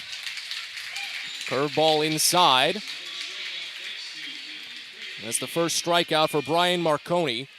13th overall for Redding pitching, just after 6 1/3 innings. And now here's Gunnar Henderson. This is a dually important plate appearance for Henderson, as he's 0 for 3 on the day, has not reached base.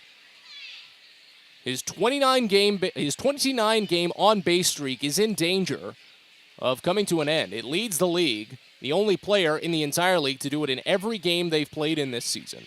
First pitch misses inside, and the count starts out at 1-0. And while Henderson has been so keen to drawing the walk, 31 this season, is second in the league, it might not be beneficial here. Here's the 1-0. Poked foul left side, and the count evens at 1. Because if you draw the walk now, the double play comes into effect. The force is in effect at home. With runners at second and third, you want to take the tie. And knowing Henderson, he's not thinking about that on-base streak. He's thinking about tying this game up, maybe even taking the lead. Here's the 1-1. Wide called strike. Henderson frustrated on that one as he backs out of the box, and I don't blame him. Count goes to 1-2.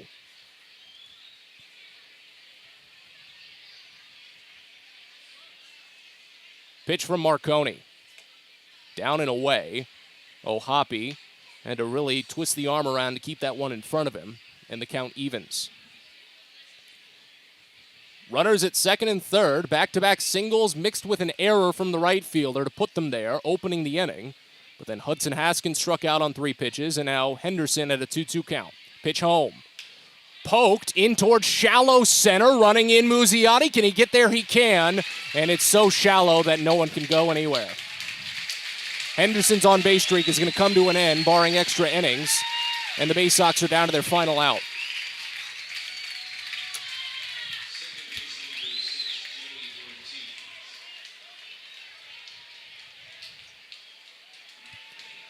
Here's Joey Ortiz.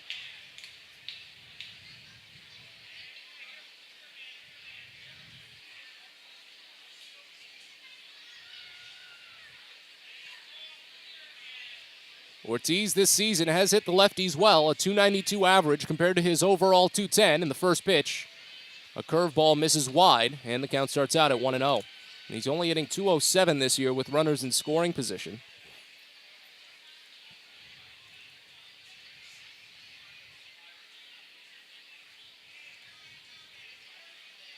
Next pitch misses inside. And the breaking ball makes it 2-0. Ortiz got a single in the 5th, but it was one of those that has to go down on the scorecard as a hit, even though it was more of a mental error by the fielders. The 2-0 pitch. Inside, gets past the catcher, Hoppe. Here comes Graffinino. He scores the tying run. Pitch was down and away for a ball as Ortiz scampered out of the way, and the wild pitch makes it a 4-4 game here in the top of the 7th.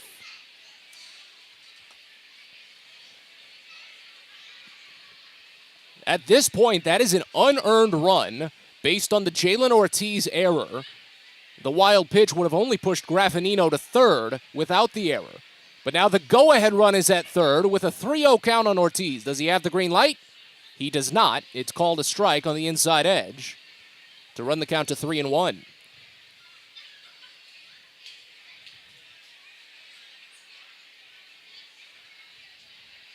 So a blown save for Marconi, his first of the season as Ortiz fouls off the next pitch left side to run the count full.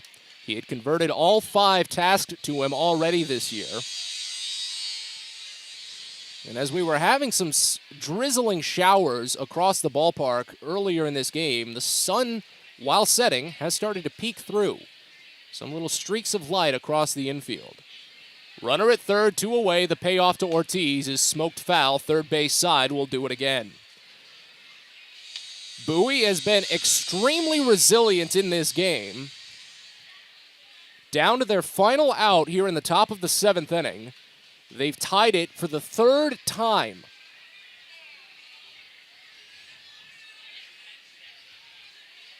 Another payoff. Ortiz takes inside for ball 4. It's the 10th walk that Marconi has given up this season. First today and only the 2nd for Reading pitching. That's a rarity for Bowie.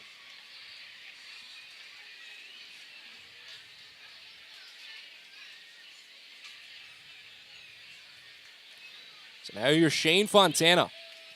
He homered to tie the game for the second time back in the fourth inning. First pitch, Fontana watches curveball miss down. Count starts out at 1-0. It's a 1-for-3 day for Fontana. He's hitting .278 this season with runners in scoring position. Only .250 against fellow left-handed hurlers. Here's the 1-0. Misses wide, and the count goes to 2-0.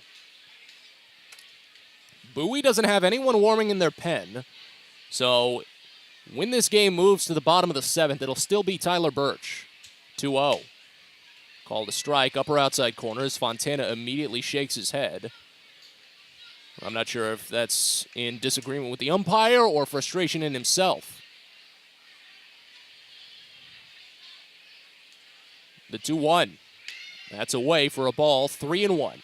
So back-to-back 3-ball counts from Marconi after not getting there on the first 3 batters of the inning. Again, 2 singles with an error mixed in, and then a wild pitch to score the tying run. The 2-1 pitch, the 3-1 pitch rather, up and inside for ball 4. They didn't put the extra ball on the video board. It threw me.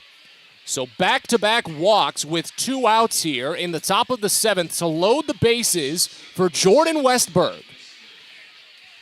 And that leads to an immediate visit from Sean Williams. I wonder if Matt Hockenberry is even here today. Reading pitching coach has not made an appearance at all in today's game. It's all been the manager, Williams. Fans on the Green Incorporated is celebrating 25 years of providing custom lawn care and pest control programs. Guaranteed results for residential and commercial lawns. They can turn your sandlot into something resembling lush ballpark greens. Mention this ad. You heard it on the Baysox broadcast, and you'll receive a discount on your first lawn care or pest control service.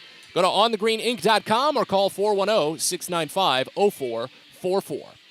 Jordan Westberg 0 for 2 this season with the bases loaded, 1 strikeout. 2 away here in the top of the 7th, a tie ball game. First pitch from Marconi. Misses down and inside for a ball. It's 1-0. Westberg doubled with nobody out in the 4th inning and was left stranded there. He struck out twice around that double.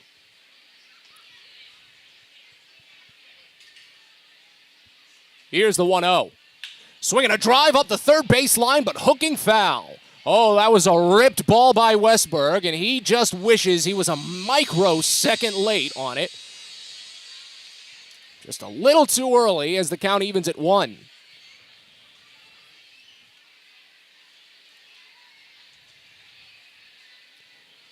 Bases loaded, 2 away here in the top of the 7th, now a tie game. Marconi sends the next, and Westberg pokes it up the first base line this time, but it touches down out of play as there's a right-hander warming in the bullpen for Reading. If this inning gets out of hand, Marconi will probably depart as he's already up to 27 pitches. But a ball and 2 strikes now on Westberg. The pitch home. Flown foul again right side. We'll do it once more.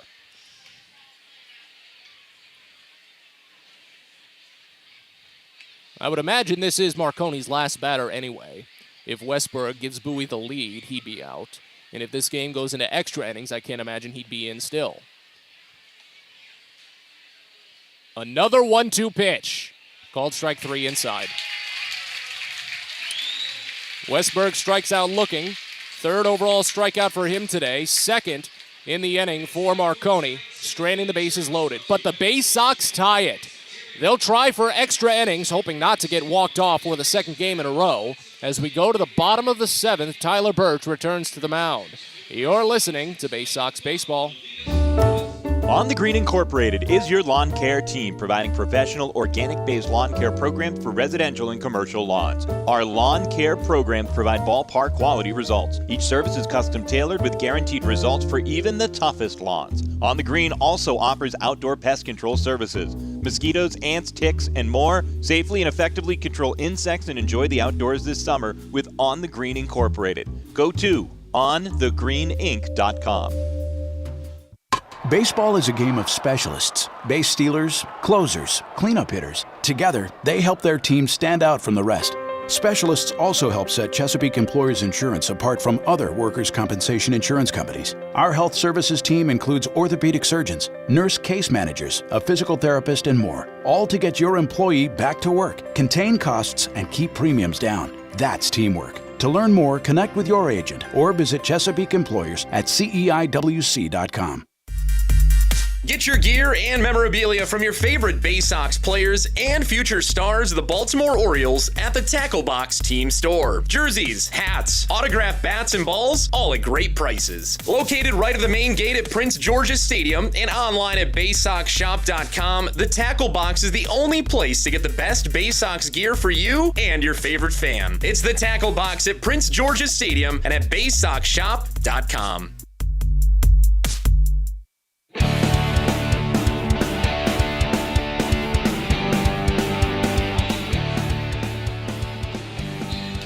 We move on to the bottom of the seventh inning here at First Energy Stadium. Remember, game one of a doubleheader.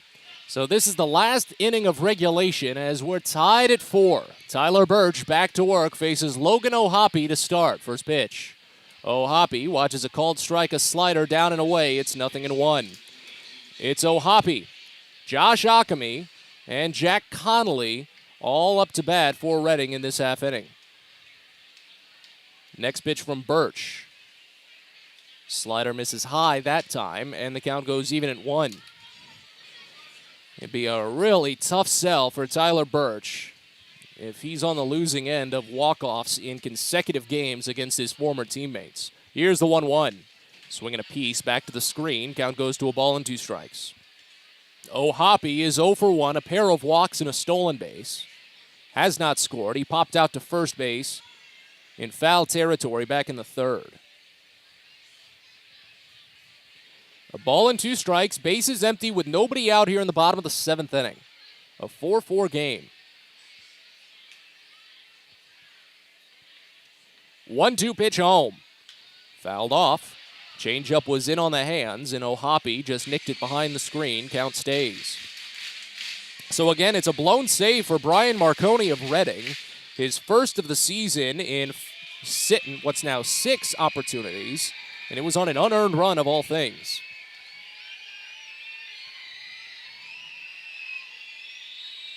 The 1-2 misses wide, and the count goes even at 2. I should check that. The run became earned.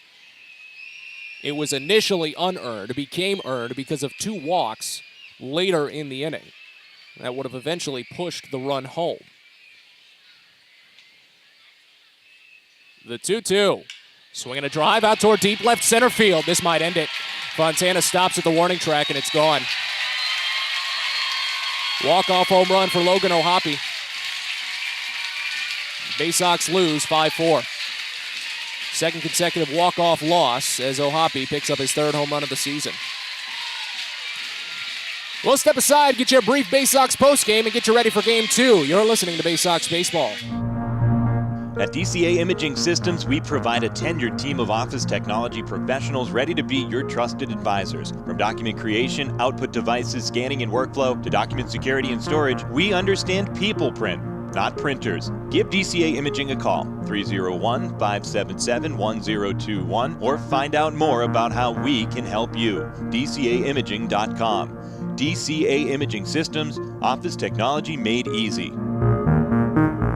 Baysox Youth Baseball Camps are back in 2022, and registration is open now. 3 sessions this summer led by Orioles Hall of Famer and former Rookie of the Year Al Bumbry, along with former Baysox outfielder Stephen Bumbry. Kids will take part in in-depth on-field instruction and go head-to-head in camp-wide games at Prince George's Stadium. All campers get a free Baysox hat and a ticket to a Baysox game of their choice. Space is limited, so head to BaysoxShop.com and reserve your spot at a Baysox Youth Baseball Camp today. If you own or operate a building or facility, or if you're a general contractor that is located or operates in the D.C. area, there is no doubt that it is important for you to have the best trained and most qualified people working for you. Members of Steamfitters UA Local 602 provide the highest level of HVAC, mechanical, and specialty piping services to the various customers we serve. For more information about the services we provide and for a list of companies you can hire, please visit steamfitters-602.org. It's now time for the Bowie Baysox post-game show. Let's head back to the ballpark with Matt Sabanas. Back to First Energy Stadium briefly as Bowie falls in walk-off fashion for the second consecutive game. 5-4 the final here in 7 innings as Logan O'Hoppe delivers a walk-off solo home run to lead off the 7th, serving Tyler Birch his second loss in as many games. Quick recap of this one. Bowie used the power to stay in it, while Reading did take an early 2-0 lead on Jalen Ortiz's 2-run home run. The Baysox would get 2 solo home runs in the second to tie. Reading would get 3 singles in the second to push ahead 3-2, and the Baysox would use a solo home run by Shane Fontana opening the 4th to tie it at 3. Tied at 3 going into the bottom of the 6th, Reading attacked Rico Garcia and beat him around for nearly 30 pitches after just 5 batters. Eventually, though, loading the bases with nobody out, Ali Castillo hit a ground out to give Reading the lead. With the Baysox down to their final out in the top of the 7th inning, a wild pitch, of all things, gave Bowie the tie again after 2 leadoff singles, eventually pushing runners to second and third with an error mixed in. The Baysox would tie it at 4, giving Tyler Birch the opportunity to redeem himself after giving up the walk-off loss on Friday. But unfortunately, that was not the case, as O'Hoppe would lift a solo home run to left field to open the 7th, serving Bowie their second consecutive walk-off loss. Bowie scores 4 runs on 8 hits with no errors and 7 men left on. Reading scores 5 runs on 9 hits with 1 error. They left on 9. Marconi picks up the win. He moves to 2-0. Tyler Birch takes the loss. He falls to 0-2. The game was played in 2 hours and 24 minutes. No attendance just yet. Game 1 of a doubleheader. We'll get you the attendance number after Game 2. For now, though, we step aside. We'll head you back into the lobby and get you ready for Game 2 of this twin bill. Set to be Griffin McClarty going for Game 2. Still no anticipated starter for Reading. We'll talk to you in a few minutes. You're listening to Baysox Baseball. You're listening to Bowie Baysox Baseball.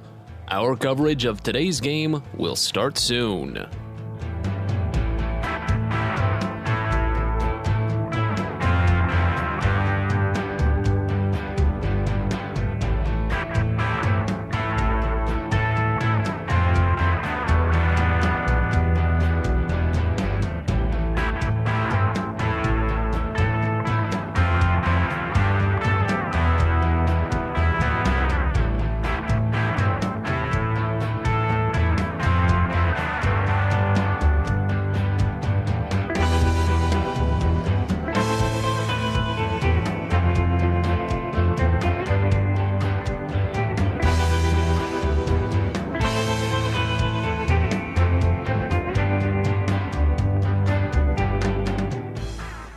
You're listening to Bowie Baysox Baseball. Our coverage of today's game will start soon.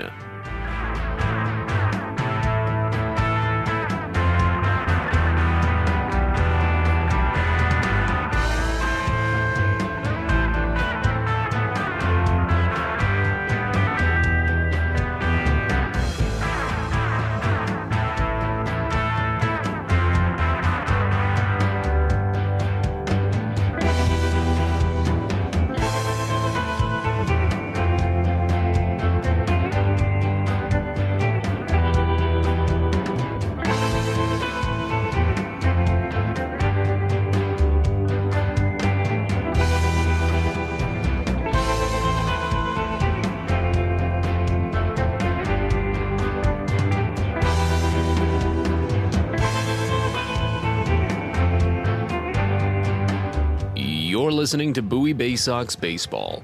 Our coverage of today's game will start soon.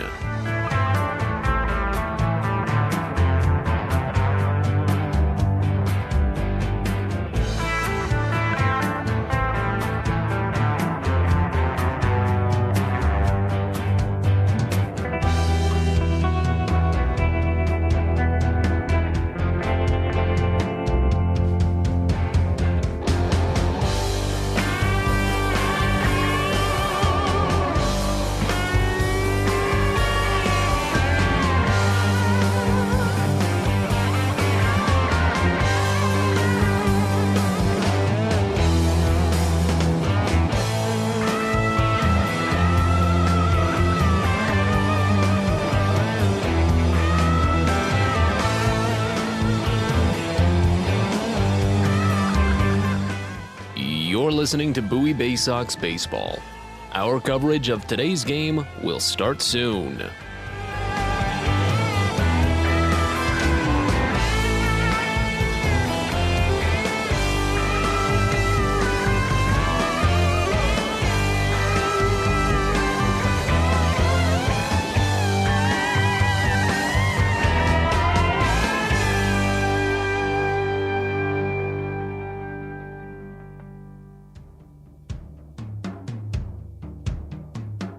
You're listening to Bowie Baysox Baseball. Our coverage of today's game will start soon.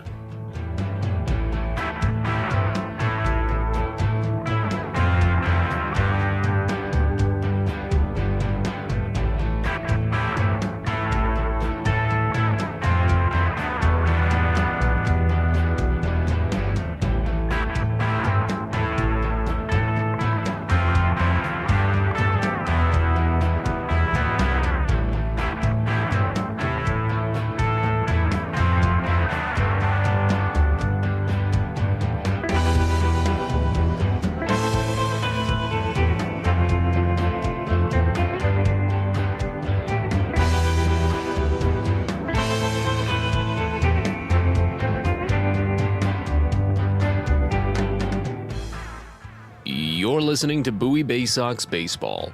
Our coverage of today's game will start soon.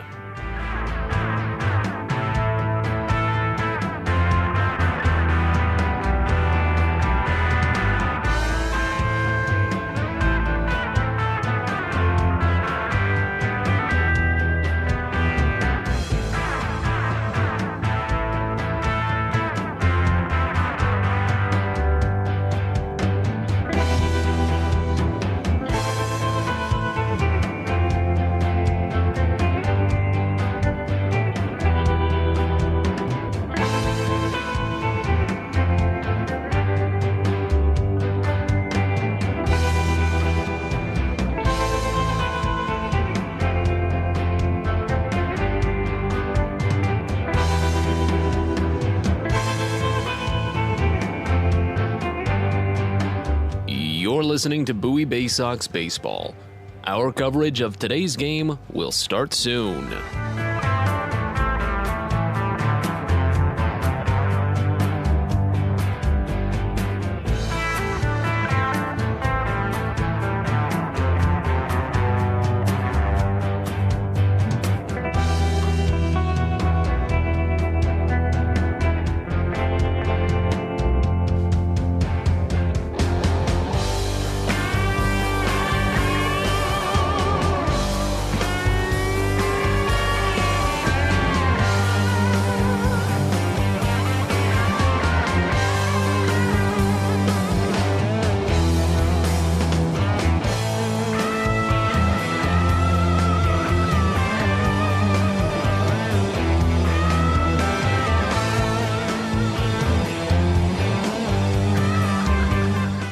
You're listening to Bowie Baysox Baseball. Our coverage of today's game will start soon.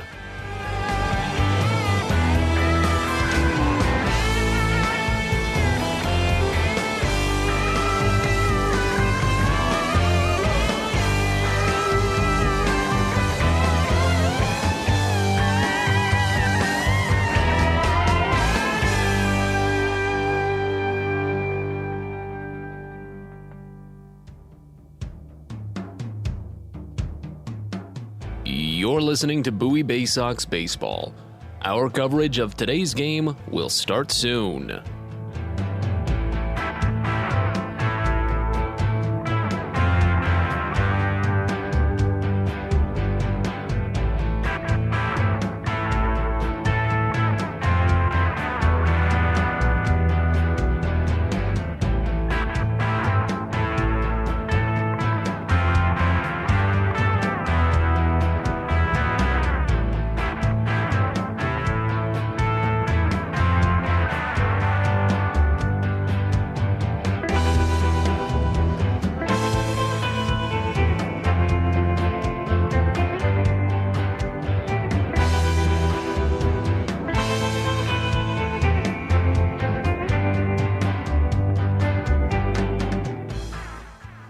You're listening to Bowie Baysox Baseball. Our coverage of today's game will start soon.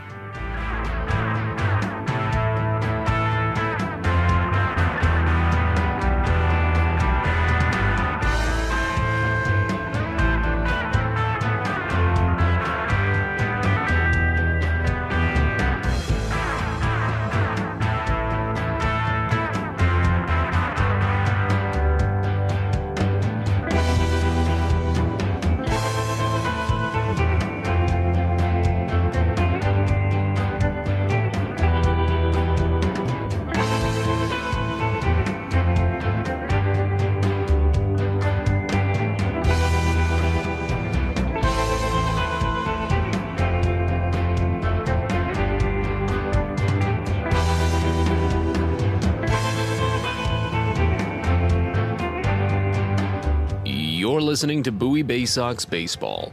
Our coverage of today's game will start soon.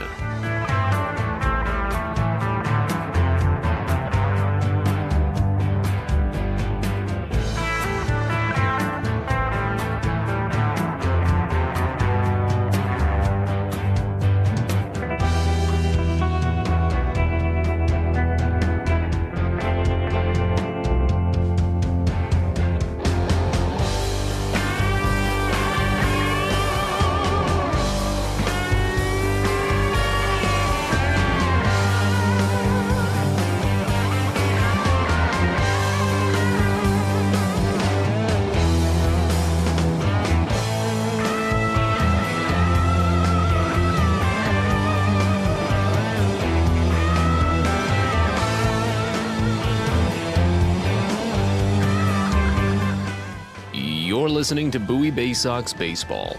Our coverage of today's game will start soon.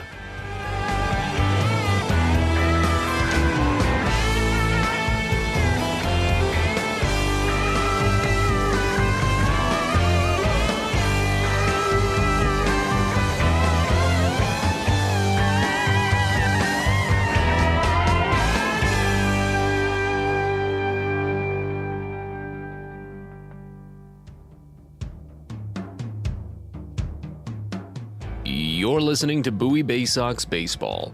Our coverage of today's game will start soon.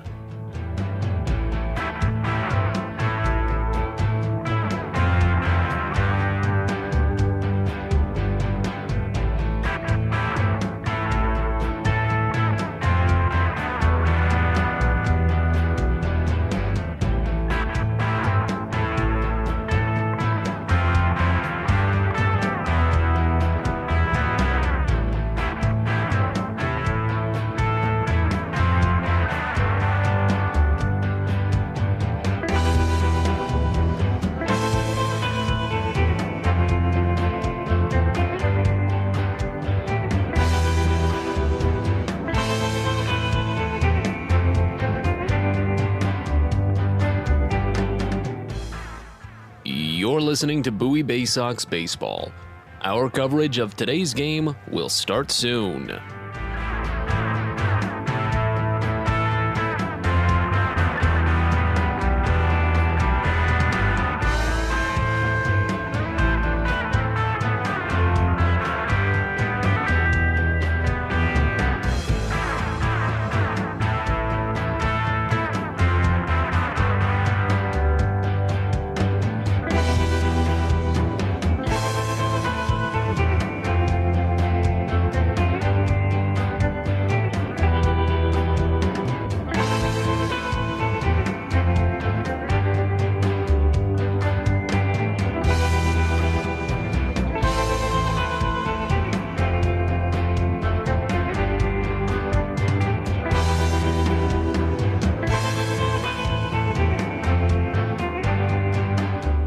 You're listening to Bowie Baysox Baseball.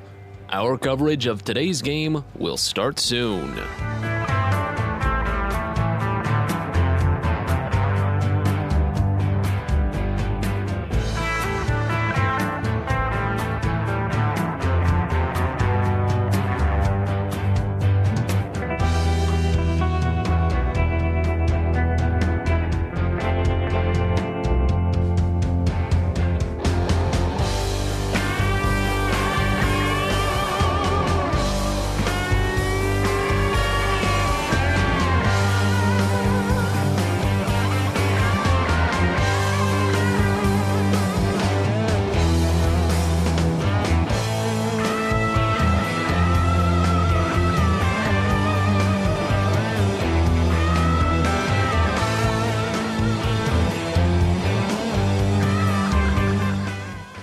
You're listening to Bowie Baysox Baseball. Our coverage of today's game will start soon.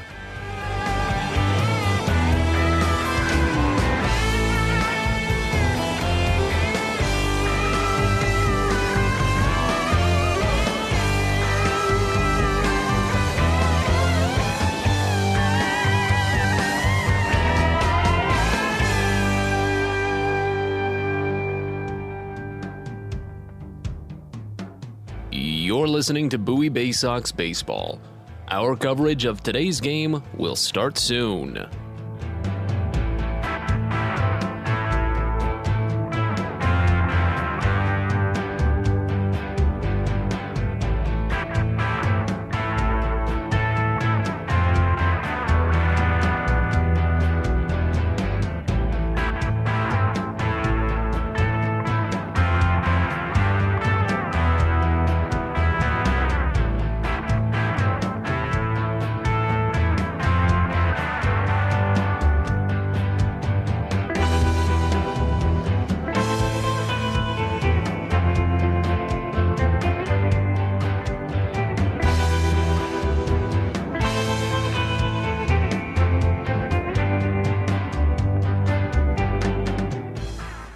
You're listening to Bowie Baysox Baseball.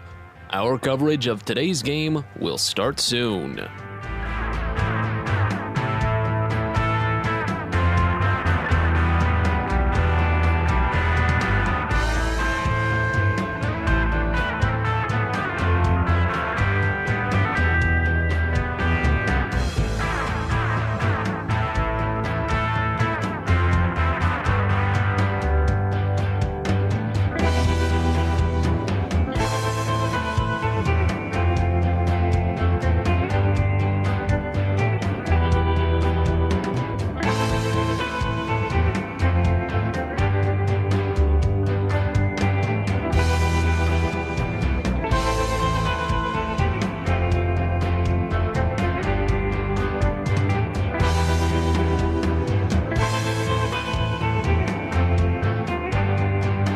You're listening to Bowie Baysox Baseball. Our coverage of today's game will start soon.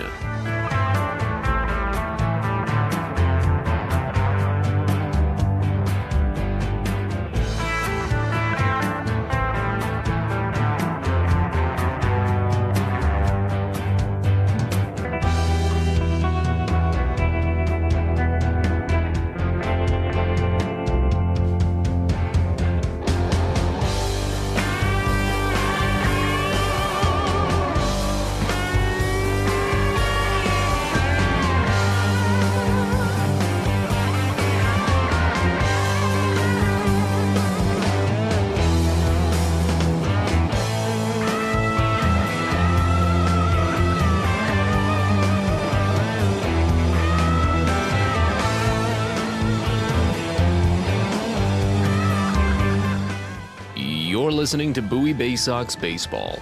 Our coverage of today's game will start soon.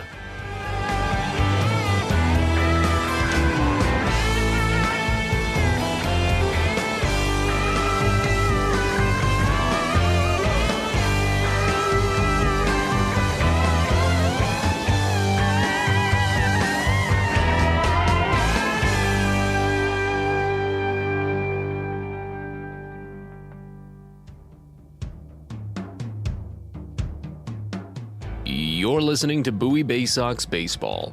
Our coverage of today's game will start soon.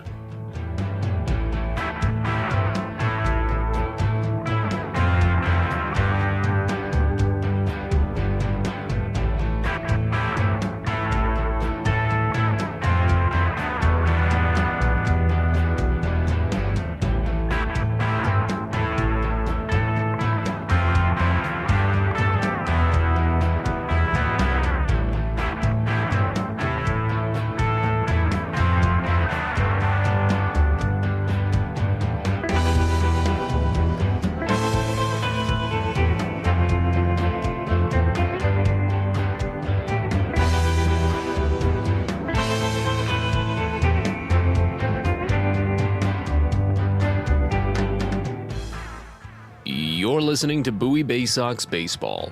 Our coverage of today's game will start soon.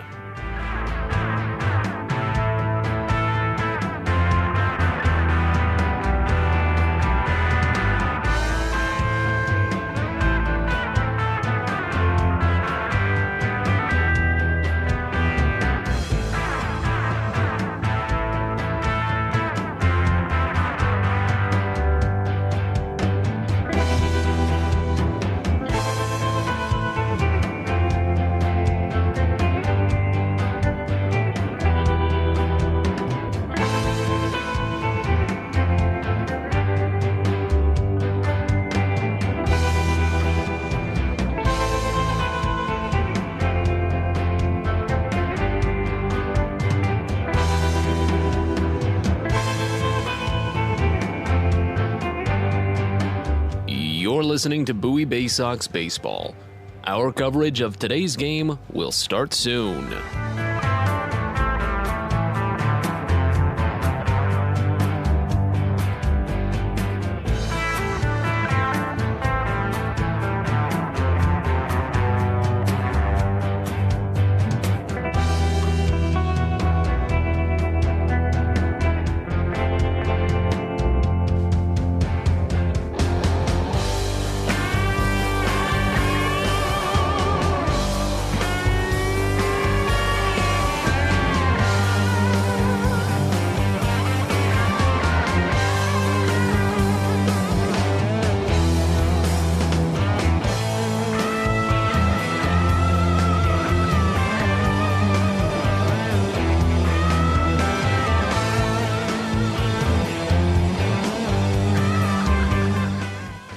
You're listening to Bowie Baysox Baseball.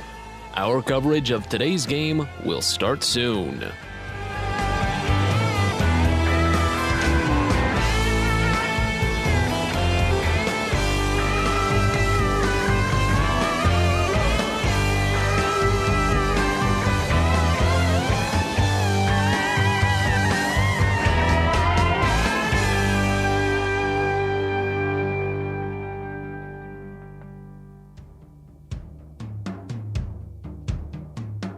You're listening to Bowie Baysox Baseball.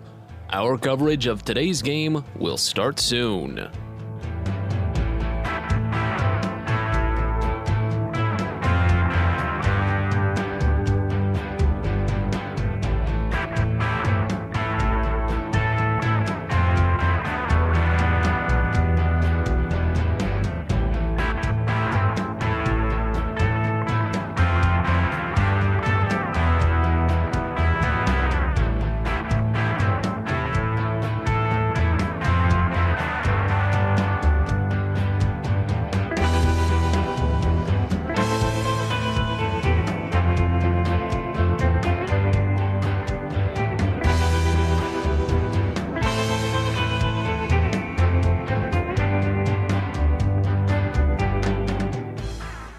You're listening to Bowie Baysox Baseball. Our coverage of today's game will start soon.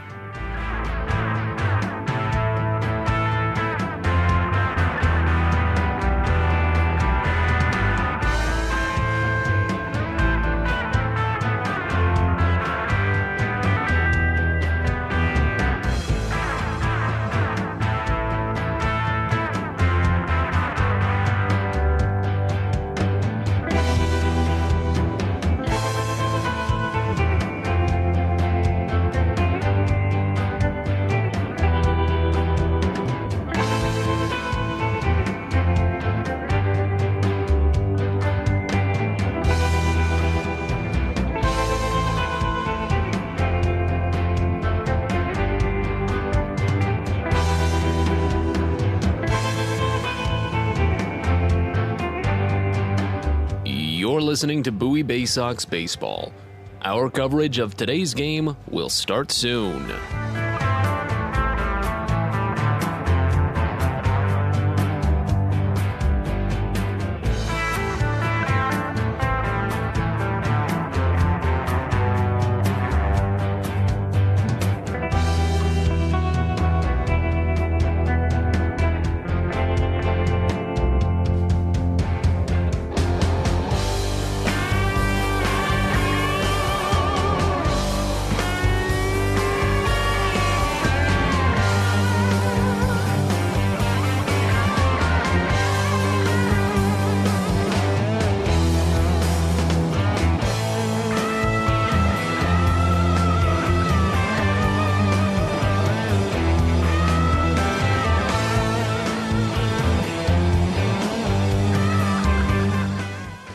You're listening to Bowie Baysox Baseball. Our coverage of today's game will start soon.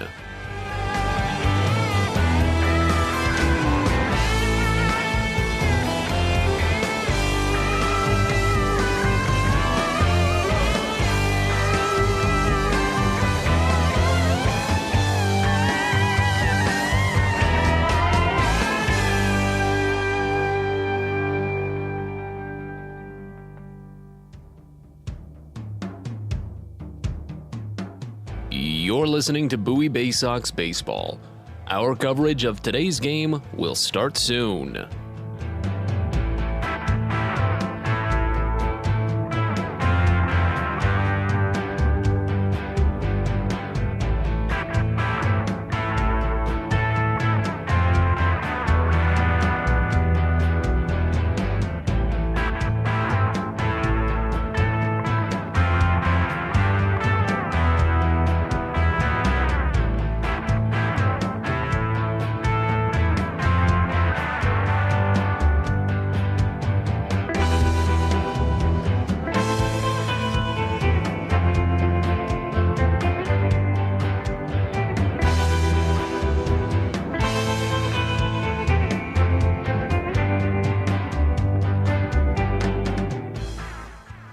You're listening to Bowie Baysox Baseball.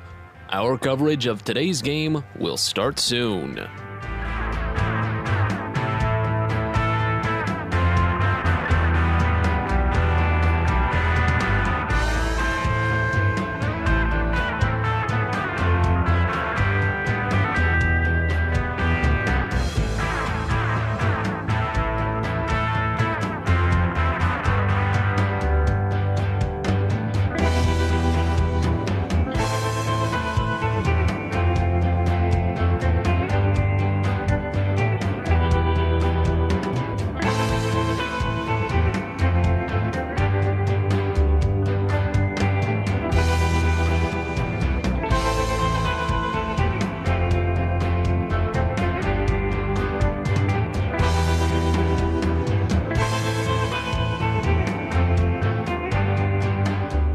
You're listening to Bowie Baysox Baseball.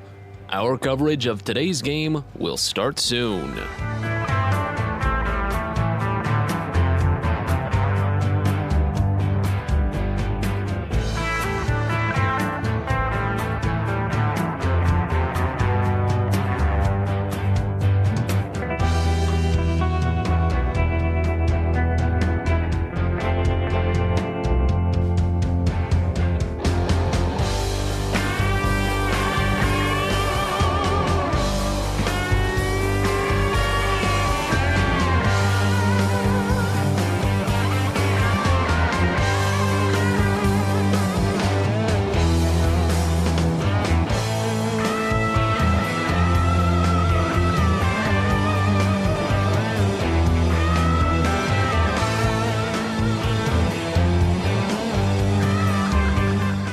You're listening to Bowie Baysox Baseball. Our coverage of today's game will start soon.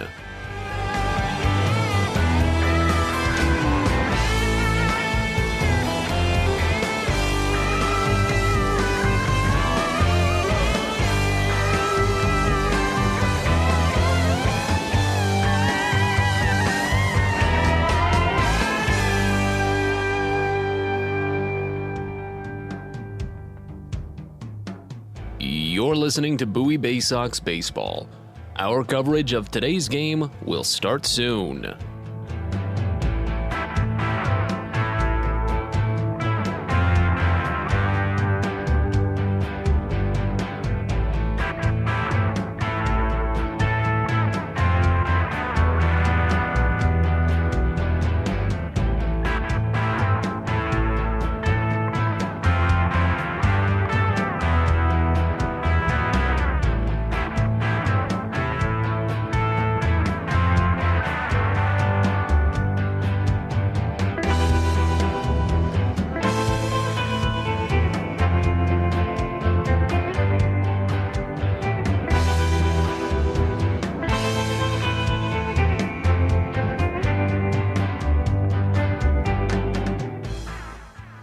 You're listening to Bowie Baysox Baseball.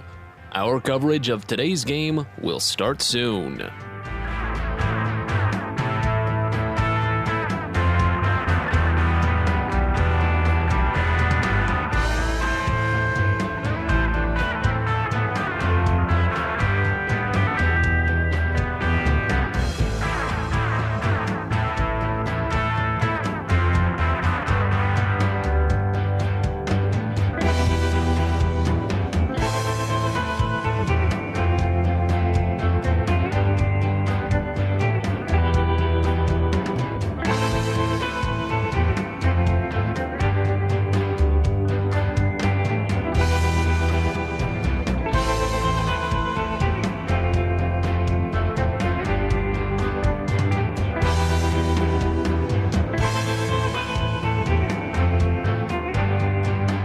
You're listening to Bowie Baysox Baseball. Our coverage of today's game will start soon.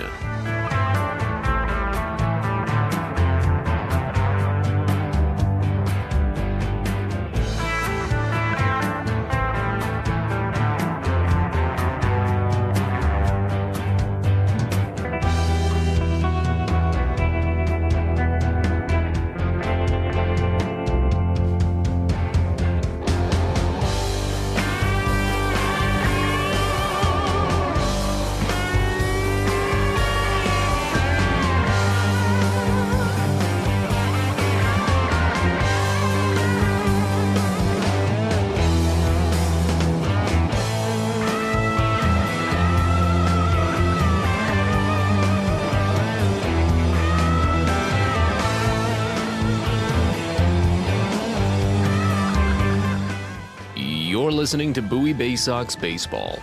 Our coverage of today's game will start soon.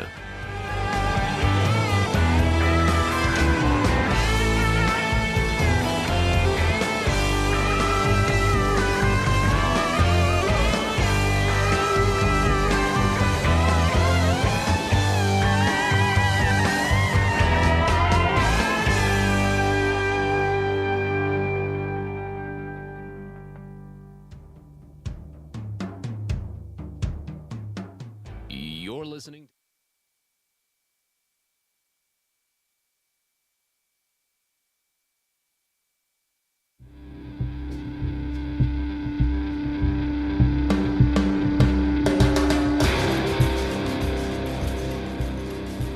It's time for Bowie Baysox Baseball. The Baysox are the AA affiliate of the Baltimore Orioles.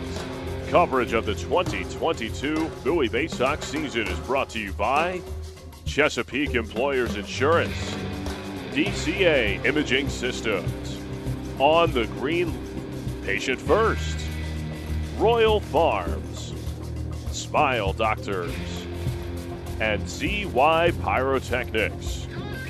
And now, live from the ballpark, it's time for Bowie Baysox Baseball. We're ready to go from First Energy Stadium. It's the finale of this 6-game series between the Reading Fightin' Phils and your Bowie Baysox. Matt Zabat is with you from the ballpark in Reading as we get ready to wrap up this doubleheader. Billy Sullivan is the starter for Reading. It was a bullpen day initially scheduled coming into this one, and Reading was going to have to wait to see who was available after Game 1 and the walk-off winner for the Fightins. It was a tough one for Bowie, 5-4, consecutive walk-off losses for the Baysox, and they'll try to rebound with this starting lineup. Leading off in right field, you've got Hudson Askin, followed by Gunnar Henderson at third base, batting second. Jordan Westberg is at shortstop, he bats third. Shane Fontana in left field cleans up. J.D. Mundy is at first base, batting fifth. Cody Roberts, the catcher, bats sixth. Andrew Dashbach is the DH, he bats seventh. Zach Watson in center bats eighth. And A.J. Graffinino is the second baseman today, batting ninth. Baysox are the AA affiliate of the Baltimore Orioles, managed by Kyle Moore, assisted by Brandon Becker, Josh Conway, Tim DeJohn, Billy Facto, Chandler Keller, Calvin Christensen, video coordinator, Will Kelly, and Lindsey Birchfield, athletic trainers. The Baysox, with the loss in Game 1, are now 13-17 on the year, a 3-game losing streak. Hudson Askin leads off, and the first pitch home is a fastball called for strike on the upper outside corner, and we're underway for Game 2 at 8:17 p.m. on a 73-degree cloudy evening here in Reading. Haskin went 1 for 4 in game 1, dropped his average down to just 284 as he bounces the next pitch foul right side. Count goes to 0-2. Once more, that lineup for Bowie, you've got Haskin, Henderson, Westberg, Fontana, Mundy, Roberts, Dashbach, Watson, Graffinino, all to face off against Billy Sullivan on the mound. Don't anticipate Sullivan to go too long in this game. We'll get you his numbers as the evening progresses, but they're very short. Next pitch, slider misses down and away, and the count goes to a ball and 2 strikes on Haskin. First Energy Stadium, 330 feet down the line to both left and right field, 400 feet to straightaway center with very narrow alleys. Here's the 1-2. Check swing, pitch high. Count goes even. No, they appeal. He didn't go, so the count does go even at 2. Heard my voice crack there just a little bit as game 1 of this twin bill went 2 hours and 24 minutes. Didn't feel like it was that long in terms of the base hits, the contact, but just a lot of lengthy plate appearances. Bowie actually didn't even draw that many walks. They only drew 3. Here's the 2-2. Slider misses down and away, and Haskin runs it full. He had a double to open up the game earlier today, but was left stranded at second base and then eventually struck out in his final 3 plate appearances. Bases empty, nobody out here on the first batter of the game in the back end of this doubleheader as Bowie is trying to break out of this 3-game hitless skid. It's been such a tough month of May for the Baysox, as they just can't seem to get it together and string together consecutive wins and get out of some of these lengthy stretches. Here's the payoff to Haskin. Check swing, pitch high. He didn't go. It's ball 4. They will appeal. He didn't. That was more of a flinch than anything. But the leadoff man is aboard on the walk as Billy Sullivan has walked his 12th batter this season. He's only struck out 12. And now Gunnar Henderson will step in. Well, it was such an unfortunate end to Gunnar Henderson's lengthy on-base streak back in game 1. He had reached safely in 29 consecutive games for Bowie. Every game this season, the longest streak in the league by far, but he went 0 for 4. First pitch called a strike on the lower outside corner. It's 0-1. Henderson with the offer sees his average drop below 300. It actually dropped an incredible 12 points with that 0 for 4, down to 292. 924 OPS, 5 doubles, 4 homers, 20 runs driven in. Pickoff throw, much too late, even with the tag applied. We'll wait on the 0-1. The Baysox in the month of May now are just 4-7, and that's after they finished 9-10 in the month of April. 13-17 on the year. Next pitch, Henderson bounces it the other way and into the diving glove of Jonathan Guzman. He goes to second, and it's there. Henderson gets to first. Haskin had a hesitated jump off of first base, so he's taken out on the short route, 6-4, and there's one away as Henderson reaches on the fielder's choice. Defensive alignment for Reading from left to right in the outfield. Aldrum Corridor, Hunter Marquardt, and Jalen Ortiz. Ali Castillo at third base. Jonathan Guzman at short. Fraylin Migneti at second. Josh Ockamy at first. And Jack Connolly catches behind the plate for Billy Sullivan on the mound. First pitch home to Jordan Westberg. Swing and a miss on a curveball down. It's 0-1. Westberg, 209 average this season. He moves up to the 3 slot after batting 5th in game 1. He went 1 for 4 with a double and 3 strikeouts. Double came with nobody out in the 4th, and he was left stranded at second. Here's the 0-1 pitch. Fouled off back to the screen, and the count goes to 0-2. Bowie stranded another 7 runners on base in game 1 of this doubleheader. They've stranded at least 7 in every single game in this series. Runner at first, 1 away here in the top of the first inning. Pitch home. Westberg watches fastball miss up and away, and the count goes to a ball and 2 strikes. Billy Sullivan, a 6'2", 195-pound, 23-year-old right-hander from Newcastle, Delaware, drafted by the Phillies in the 28th round of the 2017 draft out of the University of Delaware. Well, check that. He got drafted out of high school as Westberg checks his swing on a pitch down and away. He went, and that's a strikeout. Sullivan got drafted by the Phillies, didn't sign, then went to the University of Delaware and was signed as an undrafted free agent. So an interesting turnaround there for him. Your umpiring crew for today's game. Evan Johnson is at third base. Mike Snover, the crew chief, is at first. And Rainero Valero calls the balls and strikes behind home plate. As Shane Fontana digs in now with runner at first, 2 gone. First pitch, left-hander Fontana watches wide. Count starts out at 1-0. Fontana has been having an excellent month of May, a .345 average when you include his performance in Game 1. He went 1 for 3 with a homer, a solo shot, his third of the season. He also drew a walk. Pickoff throw back to first, not in time, no tag. Not a fluid pickoff throw from Billy Sullivan. He really has to charge it, so you can really see him just turn over and cock the arm back before he finally throws. Henderson takes off anyway. The pitch is called a strike down and in. The throw to second is not in time. Henderson picks up his 12th steal this season in his 13th attempt. Connolly has only caught one potential base stealer in now 17 opportunities. That's not a good ratio. So runner in scoring position now as the count goes even at 1 on Fontana, and a right-hander is already warming in the bullpen for Reading. As Sullivan has made 10 appearances, all of them in relief, and he has only thrown 10 innings. Here's the 1-1. Misses up and away, and the count goes to 2-1.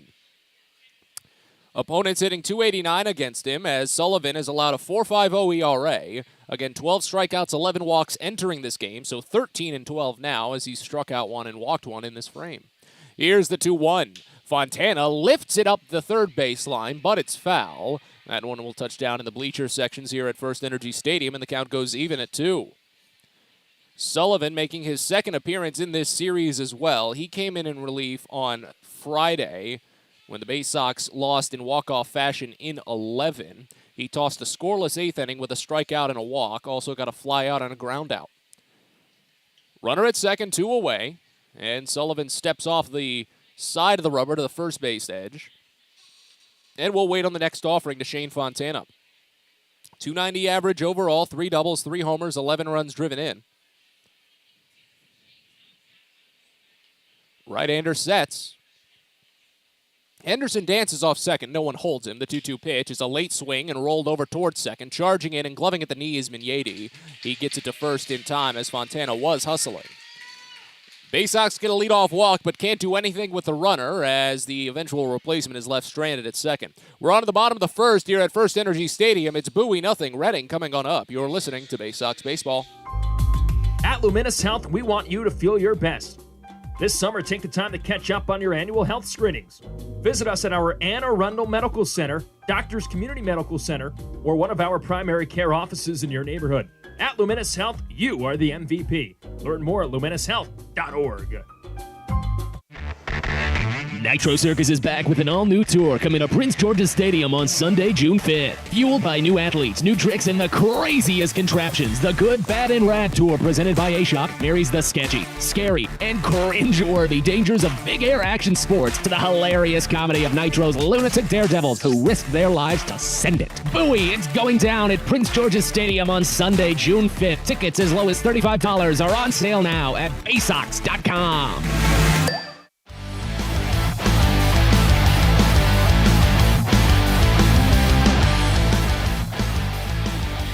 Bottom of the first inning here at First Energy Stadium as Bowie comes up empty in their half of the frame. It's on Griffin McClarty now to try and put up the same, and he'll face off against this Reading lineup. Leading off at third base, you've got Ali Castillo, followed by Jalen Ortiz in right field batting second.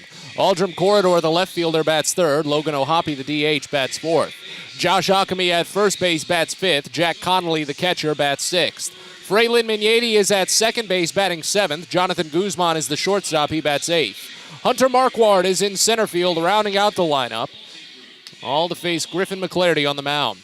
Fightins are the AA affiliate of the Philadelphia Phillies, managed by Sean Williams, assisted by Tyler Henson, Matt Hockenberry, Michael Jones, and Bruce Petitto. Andrew Dogson is the athletic trainer, as Reading comes in with a 15-17 mark on the year, but they've won 7 of their last 8 games.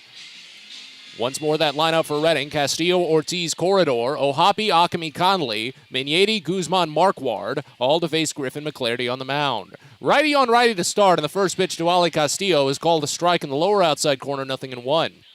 1 for 4 in game 1. He drove in a run on a ground out in the 6th. The 0-1 pitch, late swing. No, he pulled back in time. Pitch away, and the count goes even at a ball and a strike. On the season with game 1 included, a .246 average, 558 OPS, 2 doubles, no homers, 5 runs driven in now, 1-1. Swing and a miss, breaking ball down, and the count goes to a ball and 2 strikes.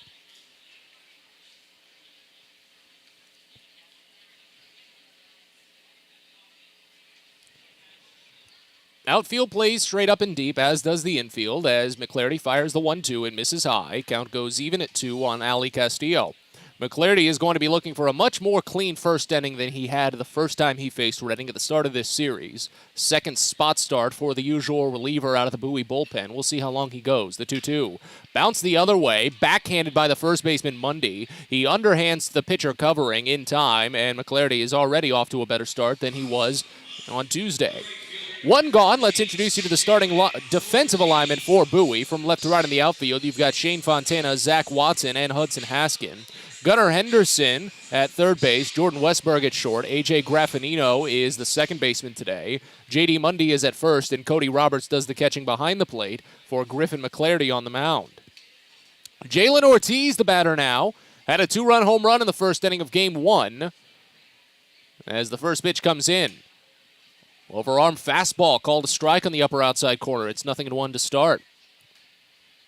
So McClarty, 6'3", 185-pound, 23-year-old right-hander, 8th round draft selection in 2019 from the College of Charleston. Fires another called strike on the outside edge. Good fastball, and the count goes to 0-2. But he's coming off of a tough spot start on Tuesday to open this series. As I said, though, he is already off to a better start than he was on Tuesday as the 0-2 misses high.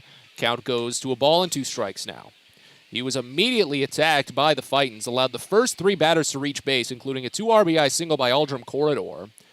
Walked 2 more, gave up a sacrifice fly, and was lifted, eventually allowed 5 runs.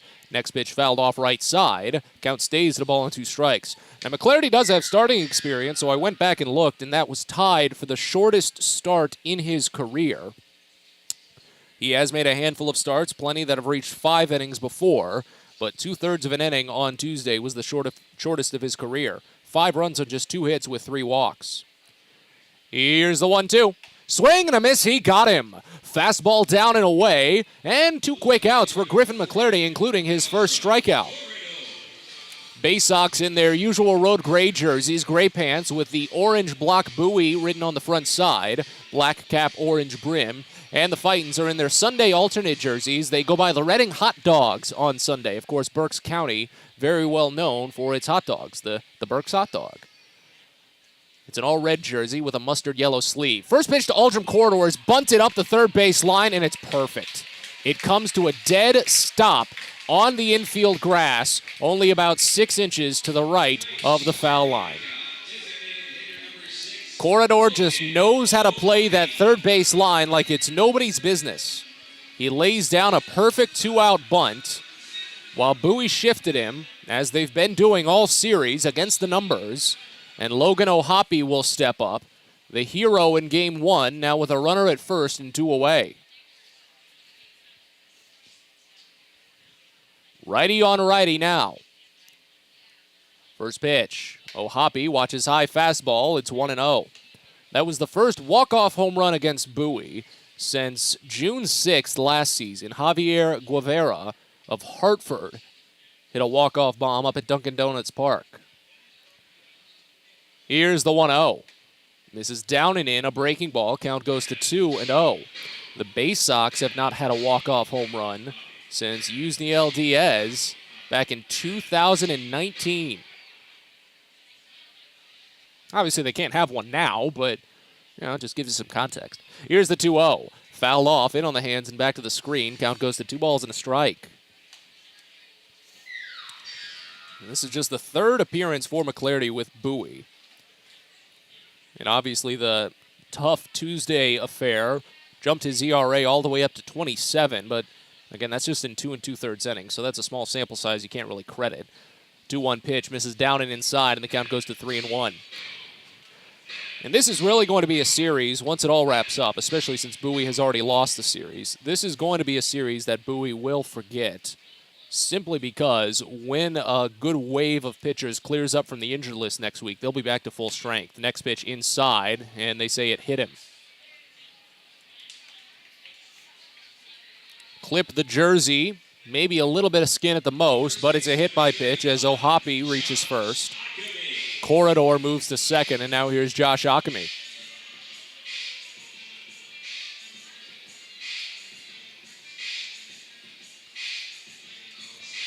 McClarty has not hit a batter yet this season with Bowie. So now righty on lefty with Akami. They play him hard to pull. Both right side infielders have their ankles on the outdoor grass. First pitch misses down and away, 1-0 to start. Akami with game 1 factored in, a .245 average, .864 OPS this season. 7 doubles, 5 homers, including 2 in this series. He's driven in 15 runs.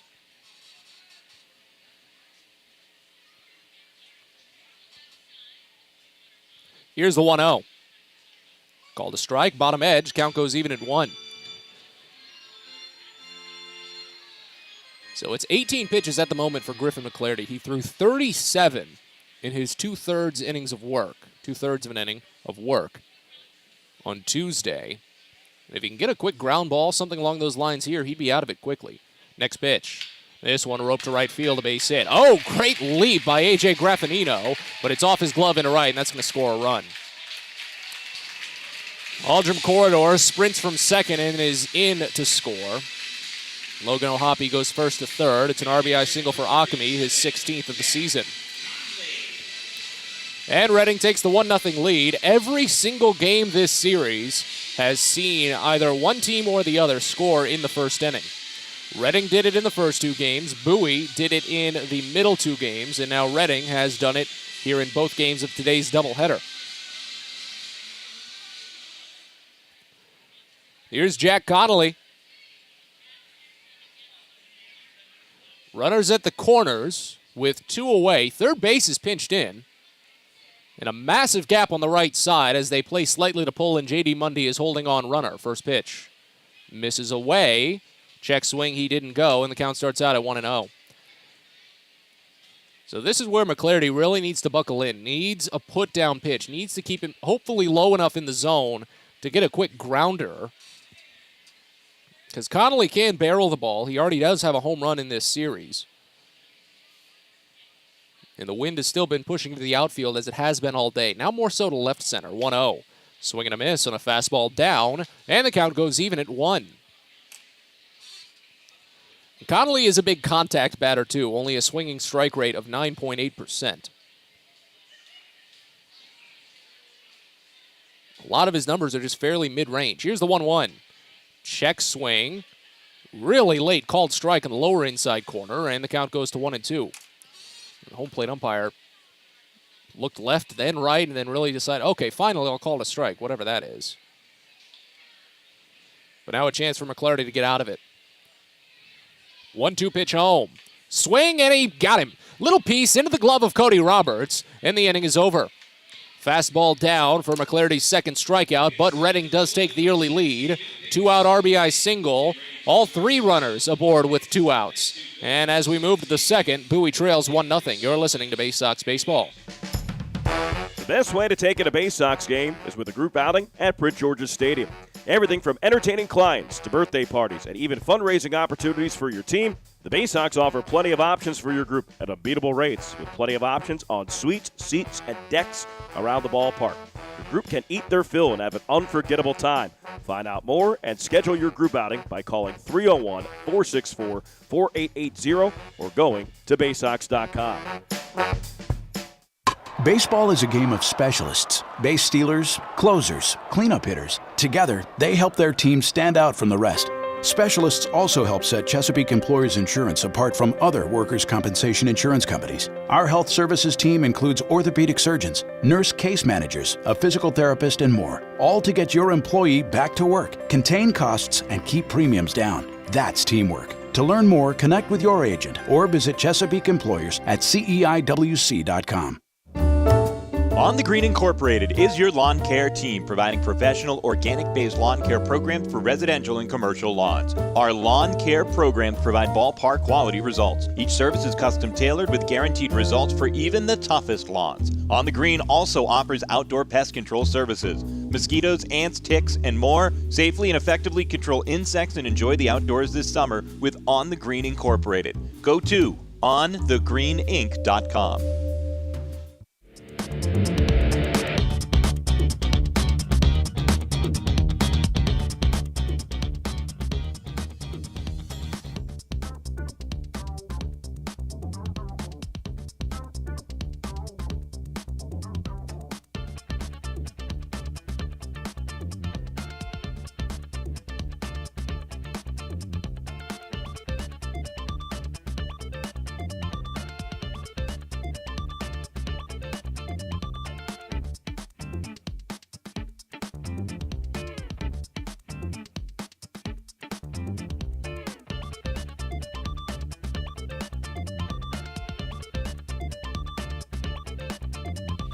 We're on to the second inning here at First Energy Stadium, and as anticipated, the Fightins are already making a pitching change.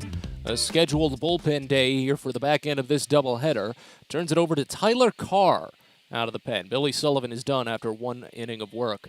J.D. Mundy is the first batter, and he watches breaking ball up and away to start. Count opens up at 1-0.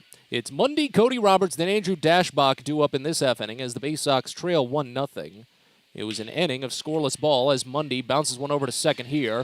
On a knee in the outfield grass, Migneti fields it, but throws it a bit wide of the bag. That should go down as a single, as Migneti really put in extra effort to even keep that one in front of him. Excellent play to make sure it didn't get into center field, but in the end, it would have been a single no matter what. Mundy is aboard with the Baysox first hit of the day, and now here's Cody Roberts. So again, Sullivan finished with one inning. It was scoreless, no hits, a strikeout, a walk. And that's it. Makes way for Tyler Carr, a 5'10", 175-pound, 26-year-old right-hander from Avon Park, Florida. 31st round draft selection in 2018. First pitch to Cody Roberts is fouled off left side. Count opens up at 0-1. Carr on the season for Reading, making his 7th appearance. So far as a 3.86 ERA in 7 innings.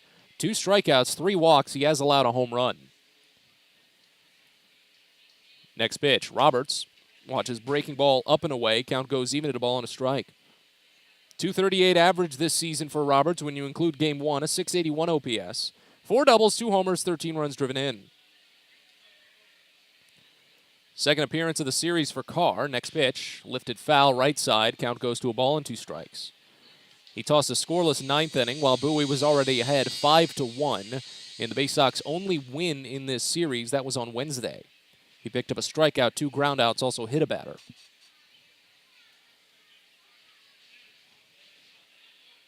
Next pitch to Roberts. Curveball misses up and in. Doesn't brush him out of the box at all, even though it could have. Count goes even at 2. Sun has almost all but set here. You can see just one small little bit of the dusk hour out past left field. A small little gleam through the cloud coverage of that small orange gradient. This one lifted into right field, and a diving grab by Jalen Ortiz. He went fully airborne to take away a base hit from Cody Roberts. A sinking line drive that in most cases falls in for a hit, but Roberts is robbed of one, and there's one away here in the second. Star that one in your scorecard, fans. He didn't get too high on the leap, but he definitely covered a lot of distance. First pitch to Andrew Dashbach goes high over his head. He does have to duck slightly, and the count starts out at 1-0. As there's now one out here in the top of the second, runner at first. Here's the next. Lifted foul the other way. Count goes even at a ball and a strike. Dashbach, when you include Game 1, where he went 2 for 2 with a homer, a single, and a run scored, is hitting 189 this season, a 776 OPS. But the numbers on a much bigger jump up thanks to a 278 average here in the month of May. Next pitch. Breaking ball misses high, and the count goes to 2-1. The only problem with his numbers in the month of May is that his walk rate has drastically regressed to the mean. Here's the 2-1. Slider called a strike low and away, and the count goes even at 2. And Dashbach's walks. Let's go back, see how he was doing at the turn of the month. He was walking at about a 22% clip at the start of this month. Here's the next. Down and in for ball 4. So as I was just kind of walking through his declining walk numbers, he picks one up. I'm not going to complain about that. That's the first walk for Tyler Carr, second overall for Reading pitching today, first and second with one out. But the numbers are still there. While Dashbach was walking at a 22% clip at the start of this month, here in May, he's only been walking about 14% of the time. But he does reach now, and it puts tying run into scoring position as Tyler Carr had almost not gotten set in time. He was off the rubber as the clock was ticking. He rushes to get set and fires the first pitch home to Zach Watson. It's a swing and a miss on a slider, 0-1. Yeah, bullpen day throws me off. I was just assuming that was Billy Sullivan since it's only the second inning. But no, it's still Tyler Carr. Here's the next. Watson watches down and away for a ball. It's 1-0, or 1-1 rather. Watson went 1 for 3 yesterday, but over a stretch of 5 at-bats, including Game 1 and Friday's game, he hit for the cycle. Here's the 1-1. Oh, goodness, he fouled it off his face. Oh, my goodness. Out comes Lindsey Birchfield, the assistant athletic trainer, as that pitch was in on the hands, and Watson is down on his knee as he fouled it off into his face. I'm not sure specifically where, but Kyle Moore, the manager, is down. Lindsey Birchfield, the assistant athletic trainer, is out there. She's been running the show this week for Bowie and doing an excellent job as she's attending to Watson still on his knees in the batter's box. He's being helped up now. He retrieves his batting helmet, and will he be okay to finish out this plate appearance? As Kyle Moore is talking with him, he's still up on his feet, puts the batting helmet back on at this point. But again, it's not a hit-by pitch. He fouled that off into himself, so it's just a straight strike, and it runs the count to 1-2. So if he does leave, he would have to be lifted for a pinch hitter. And they're still just kind of looking at him right now. They're not touching anything. They're not seeing if they're not really doing anything physically with Watson. They're just seeing if he feels okay, just asking him the questions, probably going through some sort of concussion test, I'd imagine. He picks up the bat, steps outside, and takes a practice hack. And it looks like he's been given the green light. So it does run the count to 1-2 off of the foul. And I imagine when this half inning is over, Watson will probably be given a more thorough concussion test in some capacity back in the dugout. So we'll have to see if Bowie makes a defensive replacement. The issue for Bowie right now is that they are just so short-staffed. Here's the 1-2. He bounces it foul, third base side, and the count stays. Bowie doesn't even have an outfielder on their bench right now. They've been riding with 3 outfielders since Dylan Harris got transferred to AAA Norfolk the other day. A.J. Graffinino replaced him.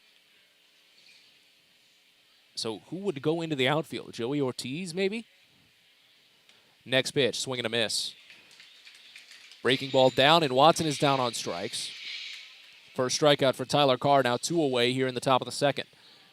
The thing is that Adam Hall was always a good candidate to fill in the outfield, but he's still on the injured list. He should return when Bowie gets back home for their 12-game homestand, starting with 6 against Hartford. But who would go into the outfield? I imagine Ortiz is the only candidate. Here's A.J. Graffinino. First pitch misses inside. Count starts out at 1-0. So Graffinino, making his first plate appearance with Bowie, came in as a pinch runner in Game 1 and actually scored a tying run. Here's the 1-0. Bounced over to the right side, backhanded by the first baseman. He collects, fires to first, and the pitcher just beats out Graffinino. Carr had to scamper in there to make it happen, and he just did. The 3-1 putout ends the frame. Bowie gets a leadoff base runner and strands him at second. As we go to the bottom of the second at First Energy Stadium, Bowie trails 1-0. You're listening to Baysox Baseball. At DCA Imaging Systems, we provide a tenured team of office technology professionals ready to be your trusted advisors. From document creation, output devices, scanning and workflow, to document security and storage, we understand people print, not printers. Give DCA Imaging a call, 301-577-1021, or find out more about how we can help you. DCAimaging.com. DCA Imaging Systems, office technology made easy.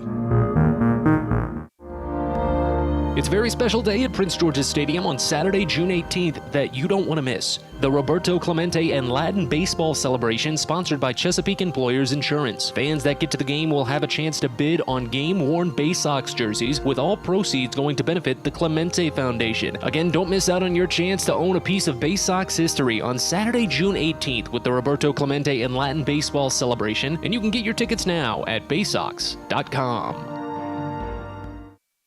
Sky Shooter Displays by ZY Pyrotechnics will be lighting up the sky with top-of-the-line fireworks shows following Baysox games all season long. We will give you the best bang for your buck. Sky Shooter Displays include traditional shows, true pyro musicals, custom choreographed plays, and much more. The night sky is truly limitless, so don't be shy. Give ZY a try. Find out more by calling us at 570-328-1361 or visit us online, zypyrotechnics.com.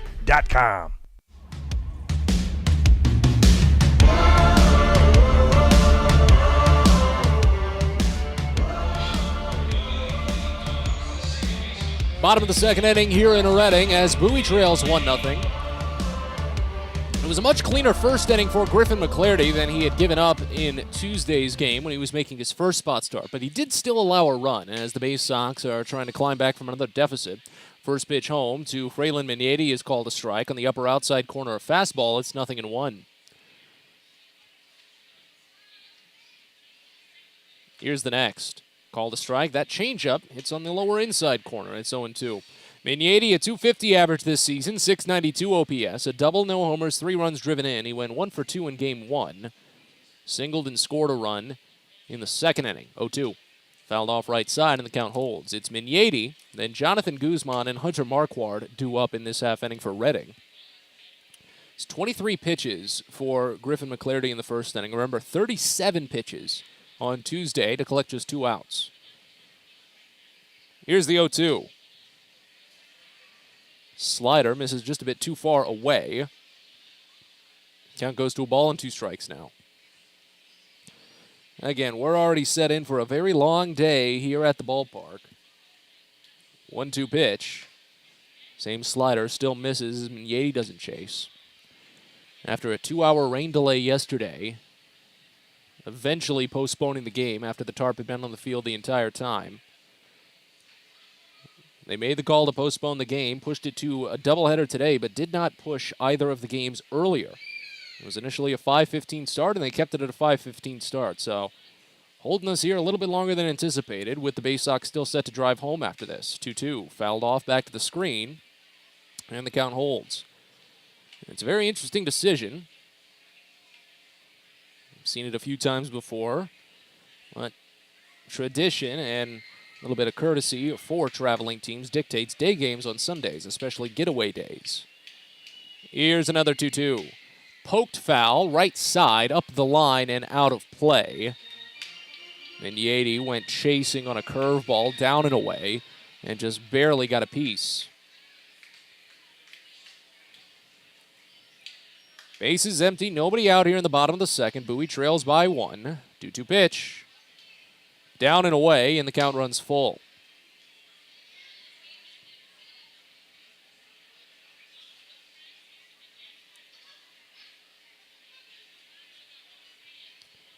McClarty sends home the next, and it's nubbed over to first. Mundy holds a long way on it. He can't win the foot race himself, so he underhands to the pitcher. 3-1 putout. Gets the inning started.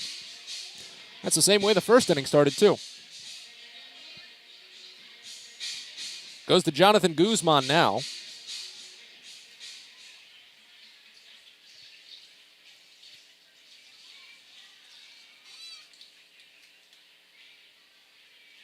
First pitch. Breaking ball misses down and away, and the count starts out at 1-0. Sunday night baseball in Major League Baseball might be done before we finish this game. They're in the bottom of the 5th over in St. Louis. Here's the 1-0. This is high, and the count goes to 2-0 on Guzman. Guzman did not play in game 1. Only got a 149 average this season, 1 for 13 in this series. 443 OPS with 2 doubles, a triple, a homer. 7 runs driven in, 2-0. Fastball misses down, and the count goes to 3-0. Night's fallen on this ballpark, and we're still only in the bottom of the second of a 7-inning game. Lights are doing all the work, and most fans have already dispersed. Next pitch called a strike in the lower outside corner, 3-1.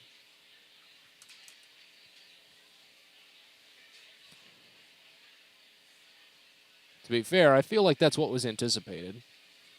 3-1. Lifted high out toward right field, shallow. Haskin runs in. He camps. Pitches the tent, cooks the s'mores, makes the catch. 2 away.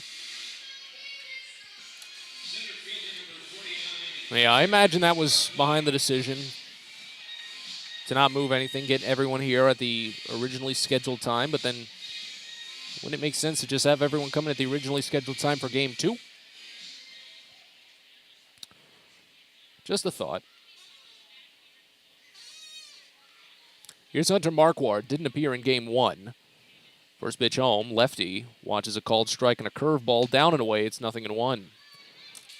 Marquardt spent a little bit of time on the injured list, but he's played in 20 games this season for Reading, a 145 average, 375 OPS. He serves this one out toward left center.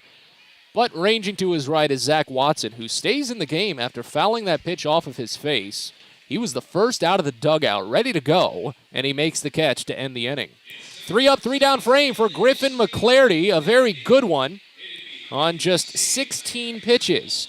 We're on to the third inning here at First Energy Stadium. Bowie trails 1-0. You're listening to Baysox Baseball. If you're working in the Washington, D.C. metropolitan area as a pipe fitter, pipe welder, or HVAC service technician, and you're interested in a better life, a better means to provide for yourself and your family, a way to make sure that you're earning the highest wages and the best benefits in our industry. Visit our website at steamfitters-602.org. That's steamfitters-602.org, and let's talk about what we can do to help change your life.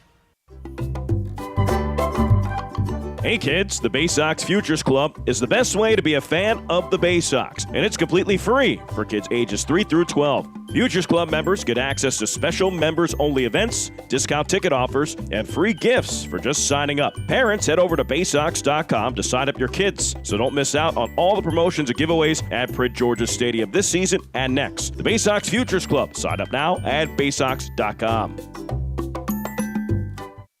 Hey, coffee lovers. Know where you'll find the world's freshest cup of coffee?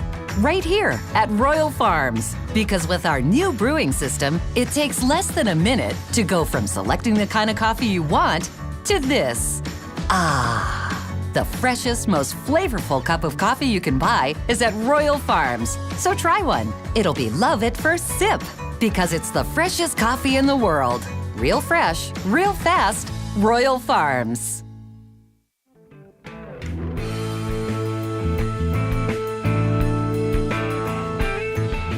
Top of the Bowie lineup here in the third inning as Tyler Carr continues to work for Reading. First pitch. Hudson Haskins squares to bunt, tries to run it up the line, but didn't make contact. Nothing in one to start. It's the top of the Baysox lineup. Hudson Haskins, Gunnar Henderson, Jordan Westberg here as Bowie trails 1-0. Here's the next. Haskins swings through it, a curveball down. It's 0-2. Hudson drew a walk back in the first inning, was taken out on a force later.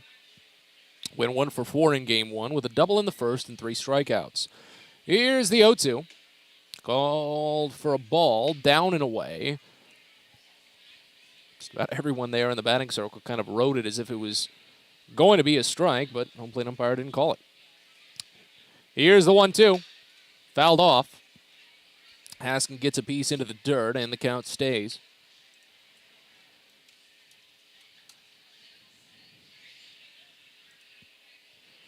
Bowie will wrap this one up, then head home for 12. Should be a long couple of weeks to wrap up May.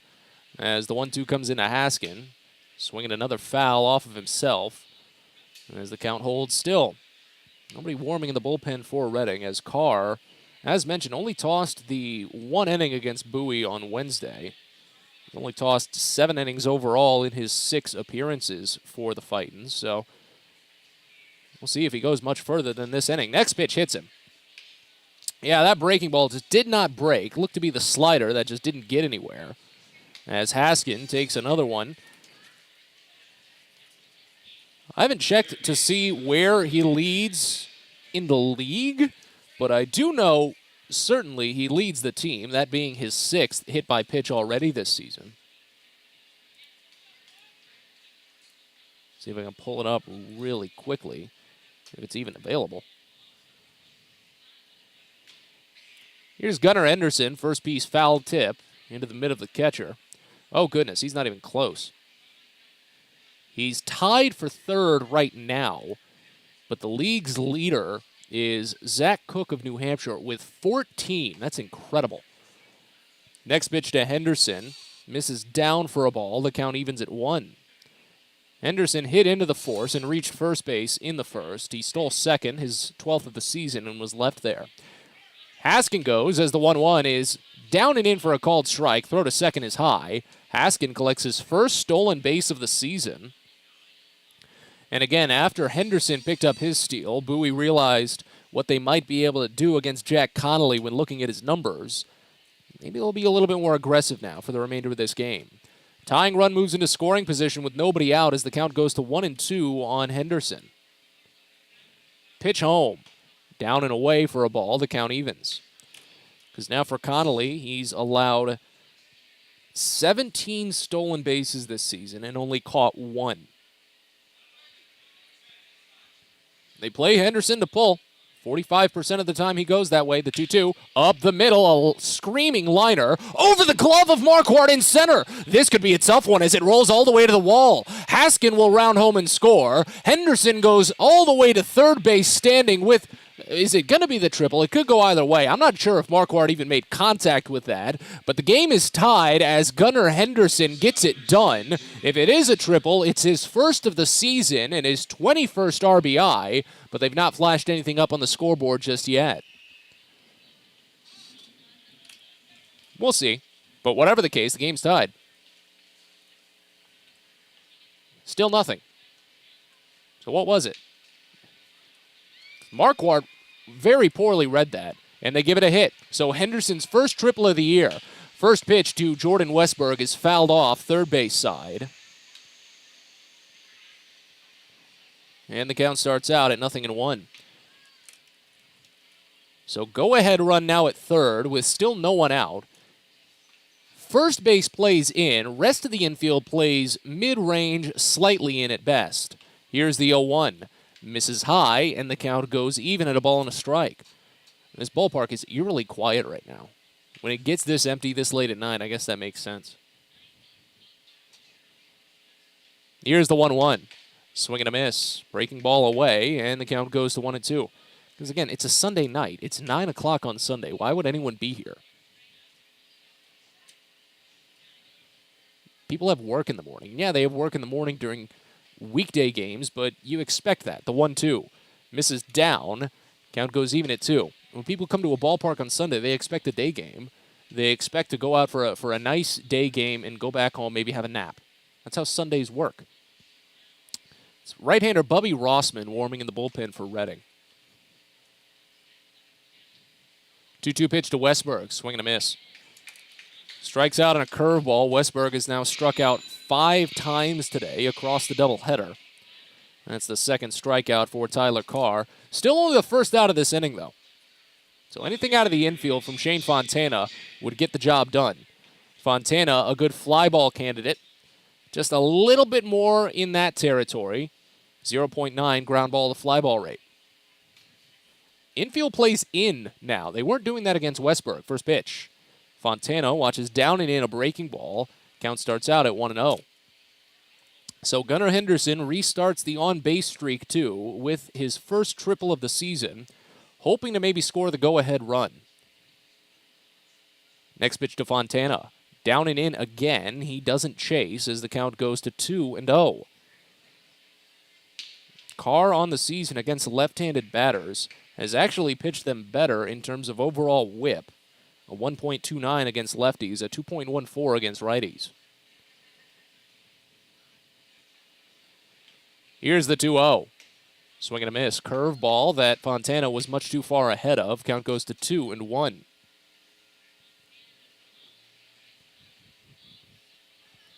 Again, a very quiet night now, as this Sunday is still not really close to closing, as we're only in the top of the third, but for a lot of these people, has come to a close. The 2-1.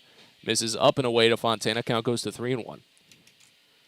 I mean, at this point, if we played a traditional day game, even a day doubleheader, I'd probably be, at the very latest, halfway home to Bowie at this point. Here's the 3-1. Fontana watches called strike on the outside edge. He realized. And the count goes full. Well, these Game 7s in the NBA today have not really been too enticing. Here's the payoff to Fontana. Poked over to short. This could score the run, it will, as Henderson sprints home. Jonathan Guzman decides to go to first as it pulled him a little bit back towards second. RBI ground out for Shane Fontana. Makes it a 2-1 Bowie lead here in the top of the third. 12th ribby this season for Fontana. He's got RBIs now in 4 consecutive games. Am I counting right? Yeah, 4 consecutive games. Look at that. Here's J.D. Mundy now with the bases empty and 2 away, and he crushes the first pitch out toward right center, but not deep. Ranging on it is the right fielder Ortiz. He pulls it down, and the inning is over. But the Baysox take the lead. An RBI triple by Gunnar Henderson, and a key ground out by Shane Fontana. 2 runs on just 1 hit, no errors, none left. We move to the bottom of the third at First Energy Stadium. Bowie leads 2-1. You're listening to Baysox Baseball.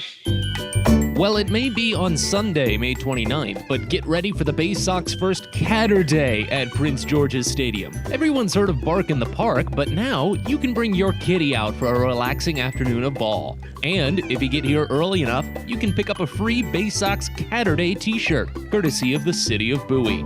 You can get your tickets now for the first ever Catter Day at 301-464-4865 or at baysox.com. Everyone deserves a great smile, and Rad Orthodontics is here to help you, Bowie Baysox fans. Rad Orthodontics accepts most insurance, and whether it's braces or Invisalign aligners, anyone can get the smile they've always wanted with our flexible payment options. With 2 of the country's leading orthodontists right here in the D.C. area, we love to see Baysox fans smile with confidence. So get that amazing smile you deserve. Visit radsmile.com today and book your free consult. That's radsmile.com for Rad Orthodontics, official smile provider of the Bowie Baysox. Fielder's Choice Flex Packs with the Bowie Baysox. The best value to see the best games at Prince George's Stadium. You could save up to 30% on your selected seat from day one and enjoy a number of exclusive member benefits, including flexible exchange options, discounts on suite rentals, special access to the Diamond View restaurant, and a free members collectible at your first home game of the year. Get your pack now by calling 301-464-4865 or heading online to baysox.com.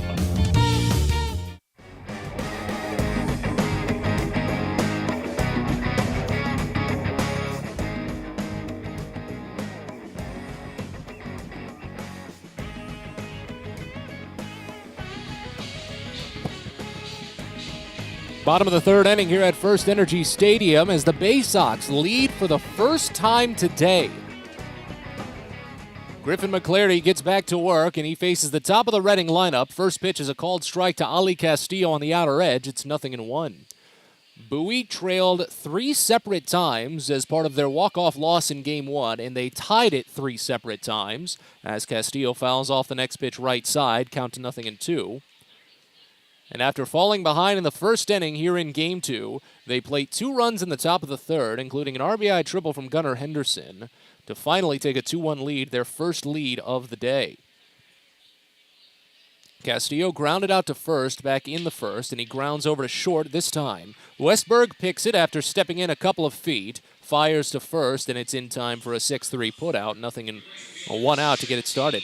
I was mentioning into the break, these NBA Game 7s have not really been living up to expectations, because the Celtics just demolished the Bucks, taking down the defending champs. And at the half, Dallas leads Phoenix by 30. Here's Jalen Ortiz. First pitch misses well up and away, 1-0 to start. Ortiz struck out swinging in the first. Luka Doncic has 27 points himself, while the Suns have 27 points total.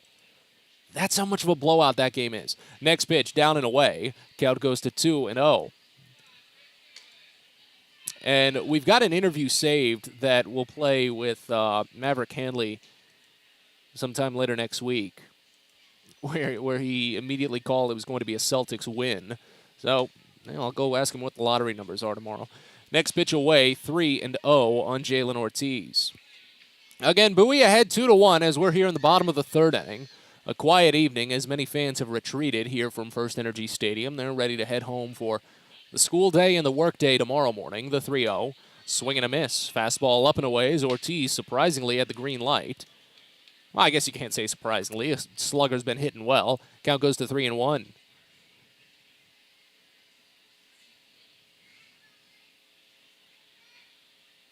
McClarty delivers the next, and it's down and away for ball 4. First walk he's given up this evening. Only the 5th this season, but remember that is over just now 5 total innings.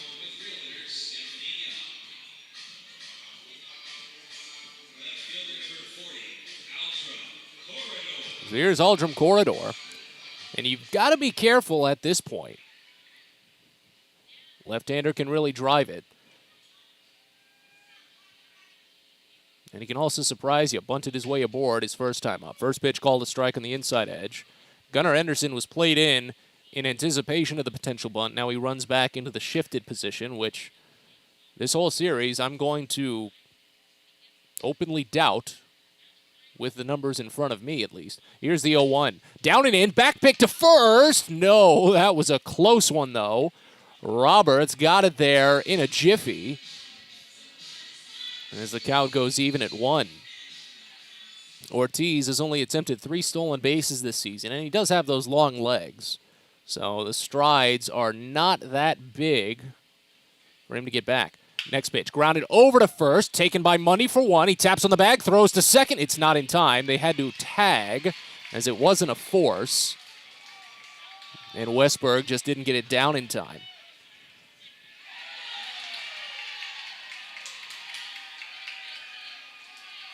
And out comes Kyle Moore. Did Westberg just get tossed? Wow. Are you serious right now? Westberg didn't even have... Westberg was not looking at the umpire at all. After he had made the mistake, he clearly said something, but he was not looking at the umpire at all. When he made the mistake, he was cursing at himself. I can only imagine he was cursing. But he had to have said something that frustrated the umpire. But again, he was saying it to himself, in frustration to himself. So Bowie is immediately going to have to send out Joey Ortiz, and that's one of only 2 bench players for the Baysox. That's the first time a Baysox player has been ejected this season. Anyone on the Baysox has been ejected this season.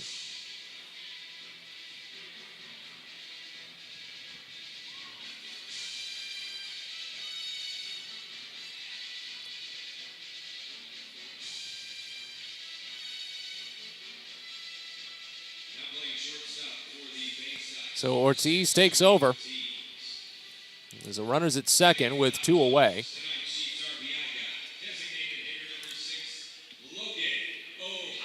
I can't believe that. I really can't.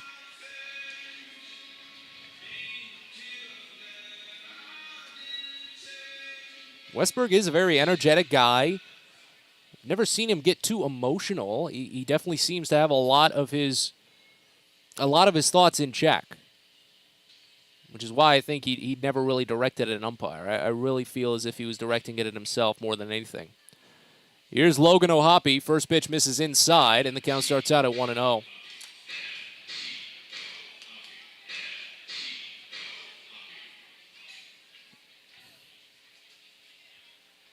Bowie ahead 2-1 here in the bottom of the 3rd inning. First time they've led all day across the doubleheader. Next pitch to O'Hoppe, called a strike on the inner edge. Count evens at 1. O'Hoppe got nicked by a pitch on the inside half back in the 1st inning. He made it to 3rd on the 2-out RBI single by Josh Ockamy and was left stranded there.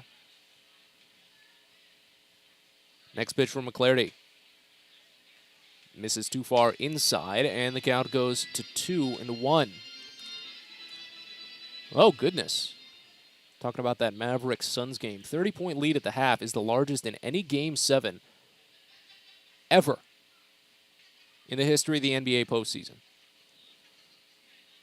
Here's the 2-1. Check swing. Pitch down and in. They appeal. He didn't go. Count goes to 3-1. I'm intrigued at this point as to why... Well, I guess I shouldn't be too intrigued. O'Hoppe is a very big pull candidate, and I have talked before about how pitchers should be in on the pull work. Don't pitch a guy away when you've got him shaded to pull. So at the very least, that's what McClarty's doing here, the 3-1. Fouled off right side, and the count fills. O'Hoppe this season, 3 for 11 on full count pitches, 5 strikeouts, 4 walks, a .922 OPS, however.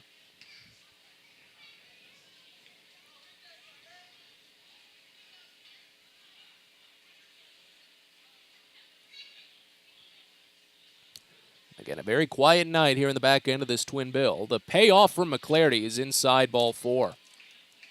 So 2 walks in this inning.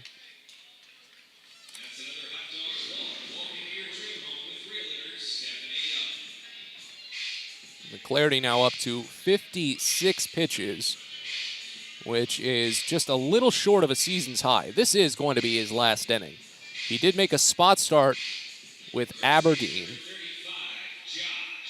back on the 19th, so just a little under a month ago, in which he tossed 2 innings, used a season's high 59 pitches, and then had a very long relief outing in that same series. First pitch to Josh Ockamy, misses away for a ball. It's 1-0.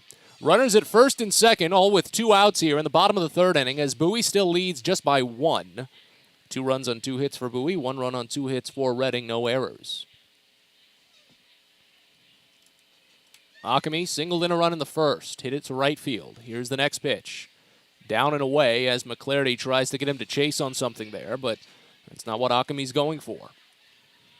Count to 2-0. At this point, though, he will throw more pitches than he ever has all season. Now, Cody Roberts is out. He's trying to clear a little bit of dirt from his cleats. And now he's using the opportunity to chat as Bowie will get someone up and moving in the bullpen, Ryan Conroy. He's going to toss quickly. McClarty does have 2 separate outings of 3+ innings this season. They both came with Aberdeen. And they both went fairly well. One of them scoreless and hitless. The other one, he gave up a solo home run as the only hit. Here's the 2-0. Ockamy flinches on a fastball called for strike, upper outside corner. Count goes to 2-1. Only game in the Eastern League that's on right now. Pretty soon, this will probably be the only game in AA that's still in action. Here's the 2-1. Fastball trying to hit the same spot, but misses. Count goes to 3-1.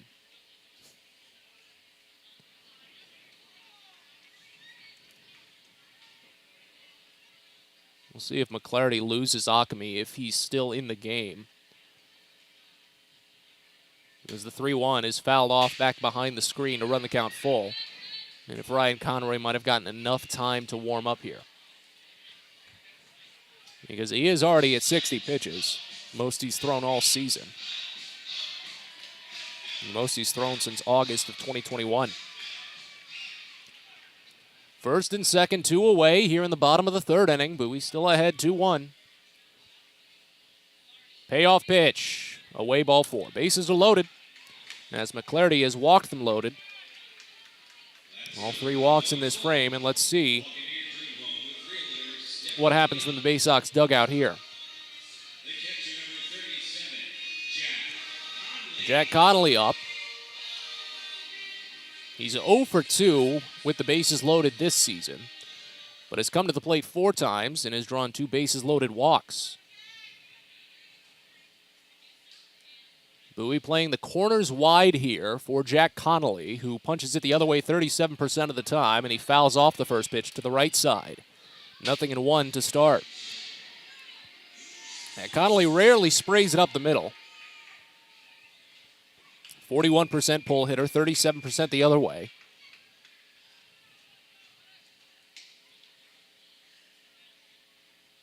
As McClarty steps off the back of the rubber briefly, that's his first of 2 allotted here. Bases loaded, all on walks, with 2 away here in the bottom of the 3rd. Here's the 0-1. Swing and a miss. Slider down and away. A great pitcher's pitch there. Runs the count to 0-2 on Connolly. McClarty this season has not allowed a base runner with the bases loaded.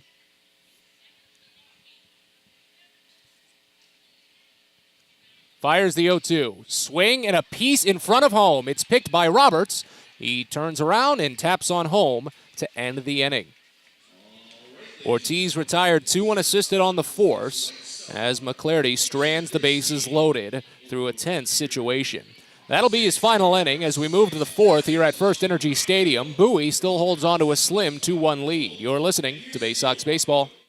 Sky Shooter Displays by ZY Pyrotechnics will be lighting up the sky with top-of-the-line fireworks shows following Baysox games all season long. We will give you the best bang for your buck. Sky Shooter Displays include traditional shows, true pyro musicals, custom choreographed plays, and much more. The night sky is truly limitless, so don't be shy. Give ZY a try. Find out more by calling us at 570-328-1361 or visit us online, zypyrotechnics.com.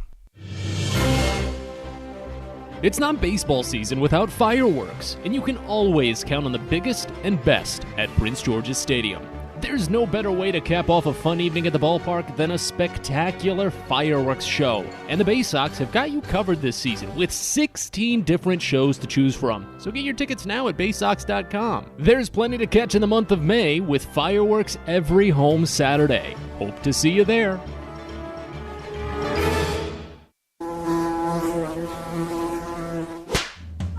Pest Now is proud to partner with the Bowie Baysox and provide their pest control services. For all your residential and commercial pest control needs, call Pest Now. For general pest control, termite control, mosquito control, and all other pest control services, call Pest Now. You can reach us at 301-231-8300 or visit us online at www.pestnow.com.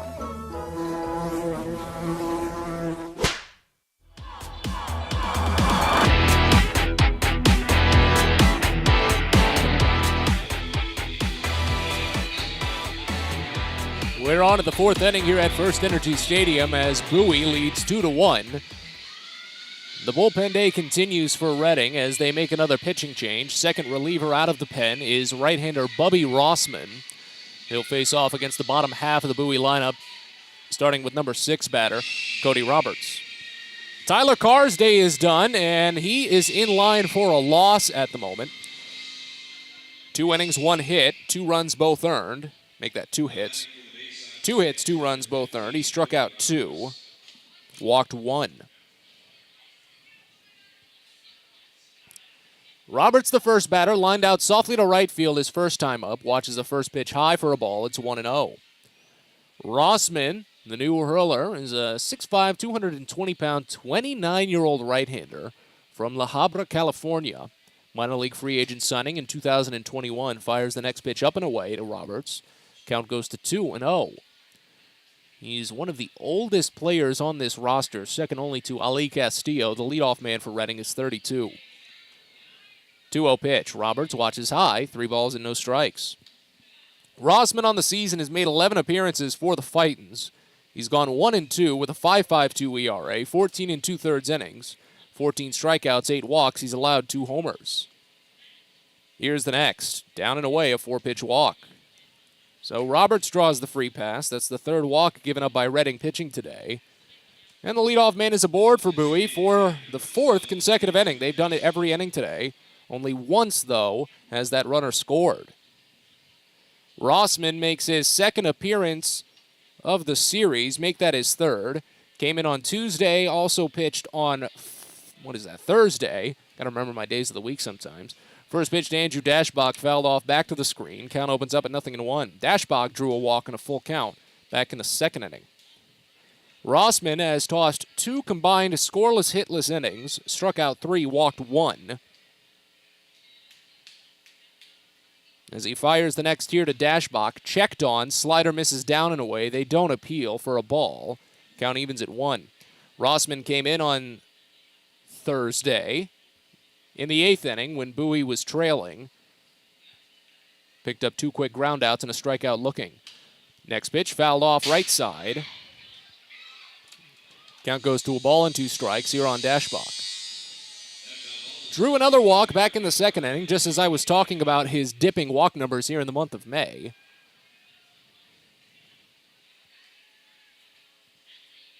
We'll see what he does here with a 1-2 count, however. Pitch home. Lifted high, right side, foul ground, running Ortiz out of play.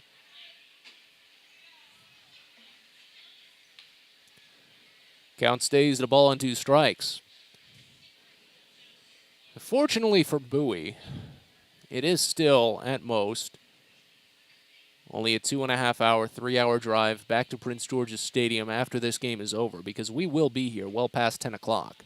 The 1-2, swinging a slow roller towards second, could be two, scooped by Mignati, underhanded to second rather. Guzman turns it to first in time. It was so slow, it was a bit of a risky one, but they got it, 4-6-3. Roberts retired as well, and there's 2 away after the leadoff walk. So now over the 4 innings, Bowie has gotten all 4 leadoff runners aboard, and still only once has that runner scored. First time all season that Dashbach has grounded into a double play, as Zach Watson will step up now with bases empty and 2 gone. First pitch. This is down and away. Count starts out at 1-0.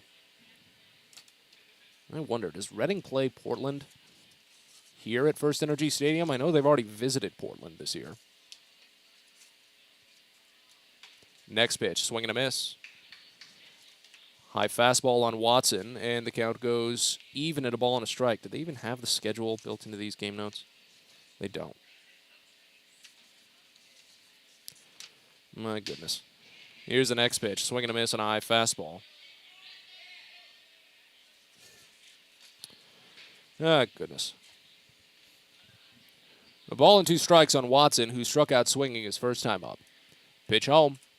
Fouled off, back to the screen, count holds. It is interesting sometimes the way you have to scrape for information from some of these teams. I'm a guy that prides myself in the statistical information that I put together for myself and for other media members, as the 1-2 is called strike 3 in the lower outside corner. Watson frustrated about that one, as it was a late ring-up, and he's retired. First strikeout for Bubby Rossman sends us to the bottom of the 4th here at First Energy Stadium. Bowie leads 2-1. You're listening to Baysox Baseball. It takes time to get rich, flavorful coffee beans from the lush mountain regions of Colombia and Brazil to Royal Farms. But less than a minute to get yourself a delicious hot cup of the finest and freshest coffee in the world. Because Royal Farms' new Swiss-made coffee machines grind those rich, flavorful coffee beans and brew them one magnificent cup at a time. It's why Royal Farms makes the freshest and best coffee in the world. Real fresh, real fast. Royal Farms. Are you interested in beginning or expanding on a career in the pipe fitting, pipe welding, or HVAC service industry? Are you interested in a career path that will set you up for life without experiencing any college debt? If you are interested in these things and you live in the DC area, the Steamfitters UA Local 602 Apprenticeship Program is the best choice for you. For more information about our apprenticeship program and how to apply, please visit steamfitters-602.org. That's steamfitters-602.org. A birthday bash with the Baysox is the best time at the ballpark. Bring your friends and family out to celebrate and be the star of the show. Dance on the dugout with Louie, play games in the stadium, introduce a batter in the game, and you'll even get to have the stadium sing for you. Baysox birthday parties, an unforgettable, one-of-a-kind experience at Prince George's Stadium. Book yours by calling 301-464-4880 or at baysox.com.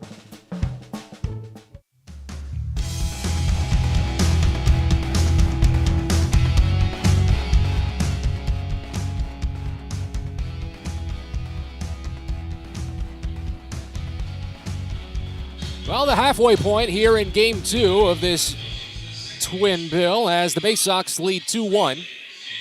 Home half of the 4th inning, and the Baysox, as anticipated, make a pitching change. After 3 innings from Griffin McClarty, it's a no decision for him as he only went 3. First pitch home to Fraylin Mignati, misses down and away. Count starts out at 1-0. It's Jensen Elliott taking over for the Baysox. He fires the next. It's called a strike on the inner edge, and the count evens at a ball and a strike. Bottom 3 in the lineup for Reading, with Mignati, Guzman, and then Hunter Marquardt due up. Here's the next. Breaking ball misses away, and the count goes to 2 balls and a strike on Mignati. The line on Griffin McClarty is final. Again, it's a no decision. 3 innings, 2 hits, 1 run it was earned. He struck out 2, walked 3, didn't give up any home runs. Next pitch, swing and a miss, in, well, just a piece, into the mid of the catcher. Count goes even at 2. Mignati grounded out to first, his first time up this evening.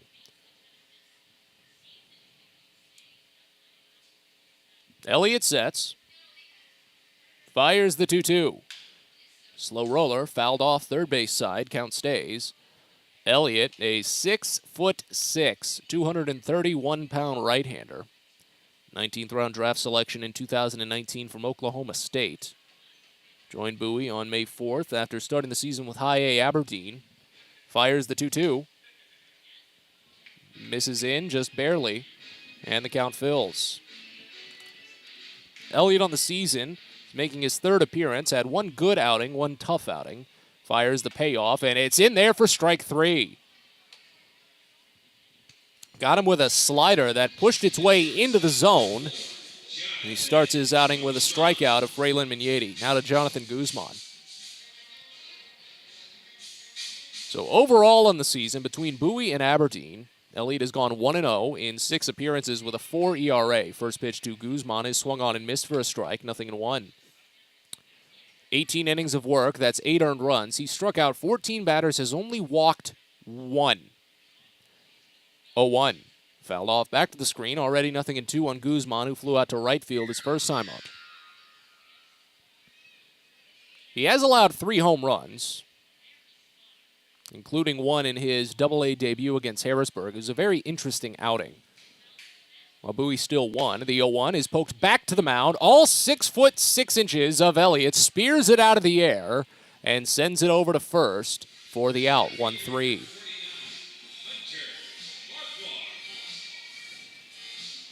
So we go back to May 4th when Elliott was making his debut against the Senators. He came in relief, a game that Bowie was already up 10-2, and he gave up a career-high 9 hits and 5 runs, 4 earned. Made it a 10-7 game, but still got out of it and earned a hold. Here's Hunter Marquardt. He dances out of the way of the first pitch, but it's called a strike on the lower inside corner anyway. He thought that was a slider, but no, fastball. 0-1. Bounce past the mound this time, running over toward it, the shortstop Ortiz, but it's past him into center field for a base hit. Ortiz had a long way to go on that one, and don't blame him for not making that play. He dove for it. Got to give him the credit for the effort, but it's a 2-out single by Hunter Marquardt. That's his first hit in this series after being activated from the injured list on Thursday. And now it goes back up to the top of the lineup and Ali Castillo. I've said it, this is a very experienced team, much older than Bowie is. Bowie has one of the youngest teams in the league. First pitch, Castillo grounds it off of Elliott's glove, picked in the air by Ortiz, and he zips it to first in time. Astonishing recovery there from Joey Ortiz, reading it off of the initial deflection to finish off the 1-6-3 putout. The inning is over, and we go to the 5th here at First Energy Stadium as Bowie still leads 2-1. You're listening to Baysox Baseball. From sprains to stitches, sore throats to stomach aches, and pulled muscles to poison ivy, care is around the corner at Patient First. Walk in to see a doctor from 8 a.m. to 10 p.m. every day of the year. X-rays, lab tests, and prescription drugs are on site, and most major insurance plans are accepted. For routine illnesses and injuries, Patient First is here for you. Patient First, the name fits. Patient First, proud partner of the Bowie Baysox, open 8 a.m. to 10 p.m. every day. When your commercial plumbing project calls for a job done safely and on time, then your job calls for the plumbers of Local 5 Washington, D.C. Local 5 will always deliver the most skilled and well-trained plumbing craftsmen in the DMV. If you're a contractor who needs safe jobs done well, you need the plumbers of Local 5 Washington, D.C. Start your partnership with them today. Visit local5plumbers.org. That's local5plumbers.org. Hey Baysox fans, if you've got a teacher or educator in your life that's meant a lot to you, or if you're one yourself, then you don't want to miss out on the Baysox Educator Appreciation Week from Tuesday, June 28th to Friday, July 1st. Teachers and educators who show a school ID at the Baysox ticket office will get 2 free tickets to a game of their choice between those days, all sponsored by Educational Systems Federal Credit Union. Again, it's Educator Appreciation Week at Prince George's Stadium, Tuesday, June 28th to Friday, July 1st.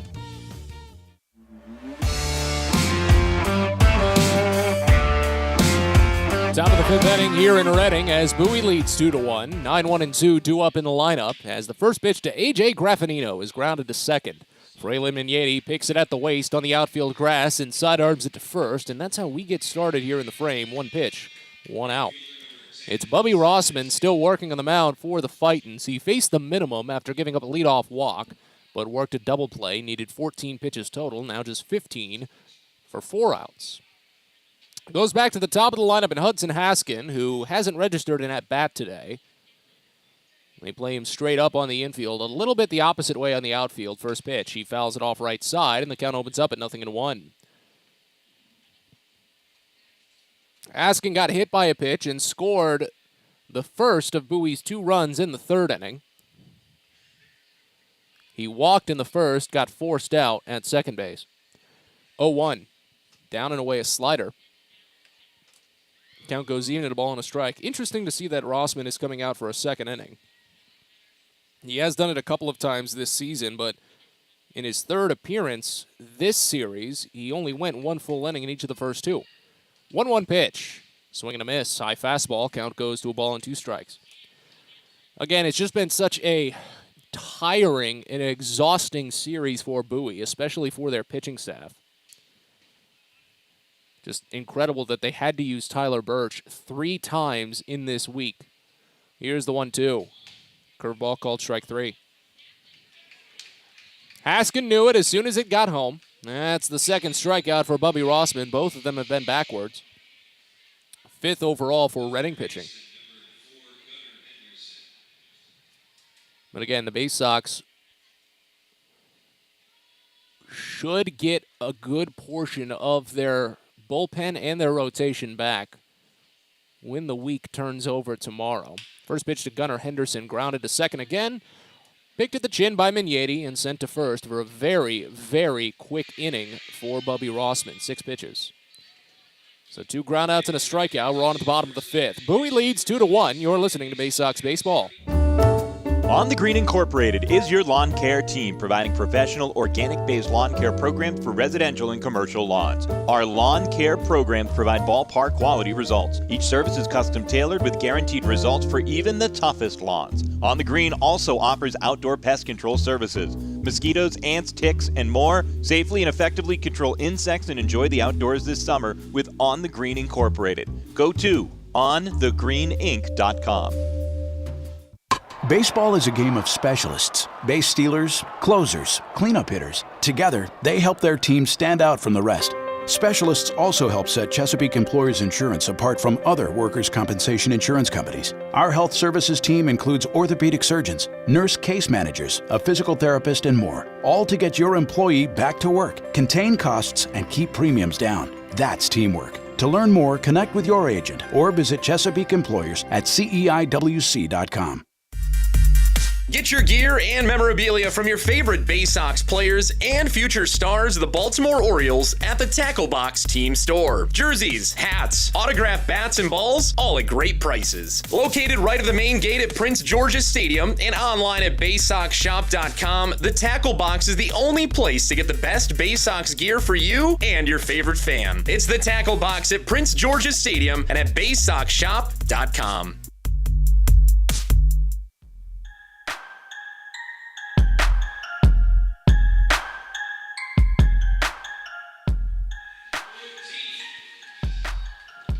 Bottom of the 5th inning here at First Energy Stadium as the Baysox still hold on to a slim 2-1 advantage. 2, 3, and 4 due up for the Fightins in this frame as the first pitch to Jalen Ortiz misses down and away a fastball. It's 1-0. Ortiz an 0-for-1 day. He walked and got to third base in the third. It was 3 walks in that frame from Griffin McClarty, but he was forced out at home to end the inning. Next pitch, a swing and a miss on a fastball down and away. Count evens at 1. Jensen Elliott back to work. He did give up a 2-out single in the 4th, but immediately got a ground out to follow it. Fires the next pitch, and it's a swing and a miss on a fastball inside. That fastball just has enough movement. It's deceptive just enough that it's really throwing off the eyes of Jalen Ortiz, and he's got good eyes. Leads the team with 8 home runs, including 1 earlier today in the doubleheader. Here's the 1-2. Swinging a line drive on the screws to left, and it's off of Shane Fontana. It bounced in, and he read it improperly. He gathers, but Ortiz is over to second base. That's going to be a single with an error. But Ortiz is now in scoring position to open the frame, representing the tying run. Well, they flash up the double video on the video board for the game production, but that can't be a double. How is that a double?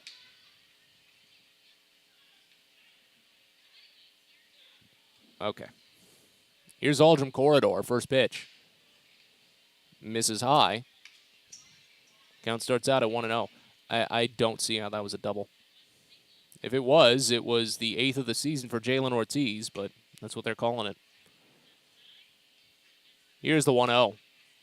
Misses down this time after missing high, and the count goes even at 1.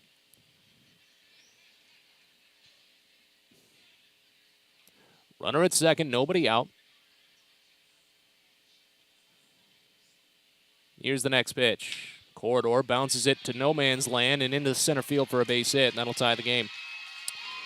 It's picked up by Zach Watson as Ortiz rounds third and scores. Okay, so the scoreboard doesn't say error, but the official game cast online says error. So they got the call right at least there. But the scoreboard doesn't have it right. Whatever. Because the run scores after Corridor singles, and that's what matters more. 12th RBI of the season ties us up at 2. Go ahead run now at first base, still with nobody out. Here's Logan O'Hoppe, first pitch. Breaking ball misses down, and the count starts out at 1-0. They've still not corrected it on the official scoreboard. Next pitch. Not sure where that one missed. Maybe a bit wide. Count goes to 2-0.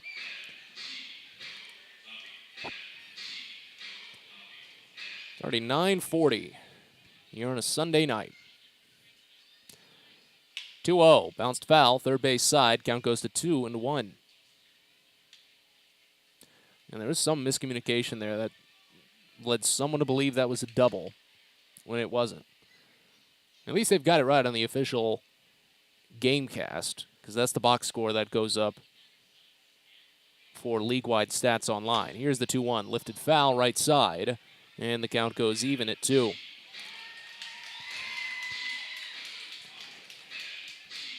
So we're tied at 2 here in the bottom of the 5th inning after Bowie suffered a walk-off loss for their second consecutive game earlier today in Game 1 of the doubleheader.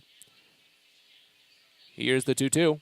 Swing and a miss. Curveball inside. Pitch in the dirt, but first base is occupied, so O'Hoppe can't take off. That's the first out of the inning. Second strikeout of the day for Jensen Elliott.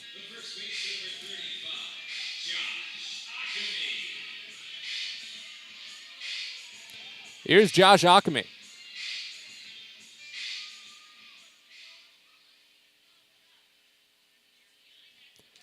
Left-hander is 1 for 1 on the day. RBI single and a walk. Hasn't gotten to second base, though. He swings through the first pitch, a curveball. Count opens up at 0-1. As I was saying, Bowie just needs to get out of this week. If they do go 1-5 on the week, if they go 2-4, it doesn't matter. They just need to get through and make sure that everyone's arms are still attached. Here's the 0-1. Swing and a miss. Breaking ball down, and the count goes to 0-2 on Akame. Runner at first, one away here in the bottom of the 5th inning. Bowie and Reading now tied at 2 as another right-hander warms in the pen for the Fightins. Here's the pitch. Swing and a miss, he got him. High fastball as Akame spiked the bat in just frustration with himself. Back-to-back strikeouts for Jensen Elliott. He's got 3 on the day. As at the moment, Bowie has 7 inactive pitchers on their roster. In a very quick glance, 4 of them should be reactivated this time tomorrow. If not this time tomorrow, this time Tuesday. First pitch to Jack Connolly is called a strike on a breaking ball away. Count opens up at 0-1. Connolly reached on a fielder's choice in the 3rd, but hit into the force that ended the inning. Here's the 0-1. Slider misses away, and the count evens. He struck out swinging with runners at first and third in the first. Runner at first right now, but 2 outs after Redding's already tied the game after a leadoff single and error and an RBI single. 1-1. Misses down, and the count goes to 2-1. If Elliott can get Connolly here, then it would make it an unearned run if it's any consolation. Here's the 2-1. Ripped over to third and under the glove of Henderson.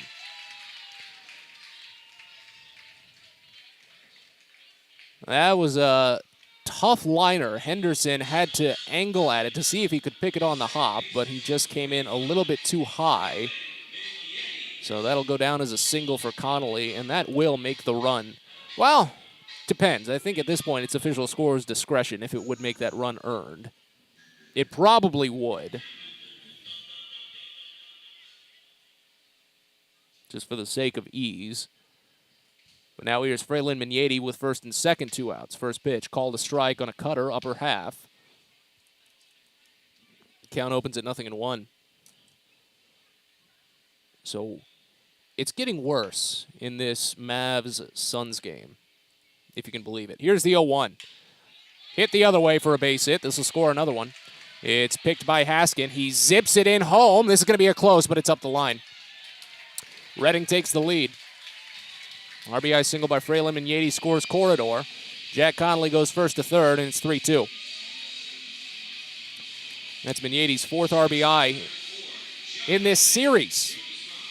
It's all of his RBI this season.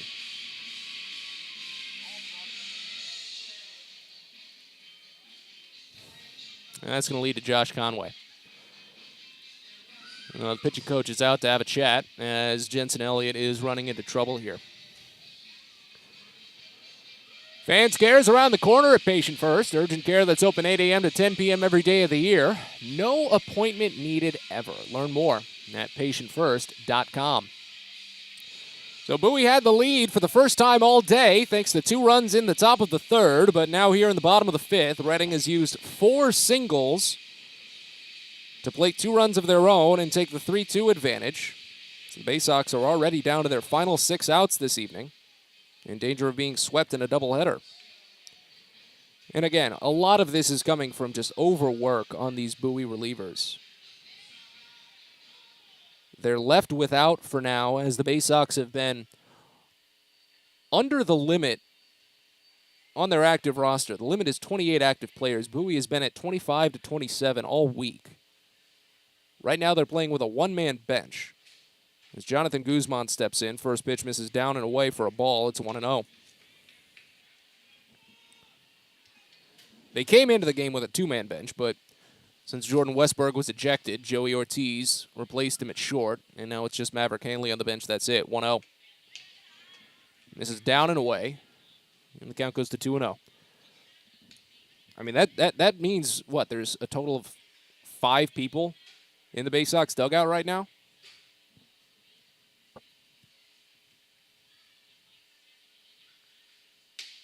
Here's the next pitch. This is down. And it's already 3-0 on Guzman. Well, I get more than 5, probably around 10 total. But it's like 80% of the 80% of the people in the dugout are the coaching staff. 3-0 pitch. Guzman watches down for a called strike. He had stepped out of the box anticipating called ball, but he didn't take the bat with him, so he realized he could have gotten rung up. Runs the count to 3-1. First and third, 2 outs. Redding's already taken the lead. Pitch home. Ripped over to third. Henderson scoops it, goes the short way to second, and it's there. The inning is over, but not before Redding retakes the lead. 2 runs on 4 hits. There's 1 error, and there's 2 left on. We're on to the 6th here at First Energy Stadium. Bowie trails 3-2. At DCA Imaging Systems, we provide a tenured team of office technology professionals ready to be your trusted advisors. From document creation, output devices, scanning and workflow, to document security and storage, we understand people print, not printers. Give DCA Imaging a call, 301-577-1021, or find out more about how we can help you. DCAimaging.com. DCA Imaging Systems, office technology made easy. Baysox Youth Baseball Camps are back in 2022, and registration is open now. 3 sessions this summer led by Orioles Hall of Famer and former Rookie of the Year Al Bumbry, along with former Baysox outfielder Stephen Bumbry. Kids will take part in in-depth on-field instruction and go head-to-head in camp-wide games at Prince George's Stadium. All campers get a free Baysox hat and a ticket to a Baysox game of their choice. Space is limited, so head to BaysoxShop.com and reserve your spot at a Baysox Youth Baseball Camp today. If you own or operate a building or facility, or if you're a general contractor that is located or operates in the D.C. area, there is no doubt that it is important for you to have the best trained and most qualified people working for you. Members of Steam Fitters UA Local 602 provide the highest level of HVAC, mechanical, and specialty piping services to the various customers we serve. For more information about the services we provide and for a list of companies you can hire, please visit steamfitters-602.org.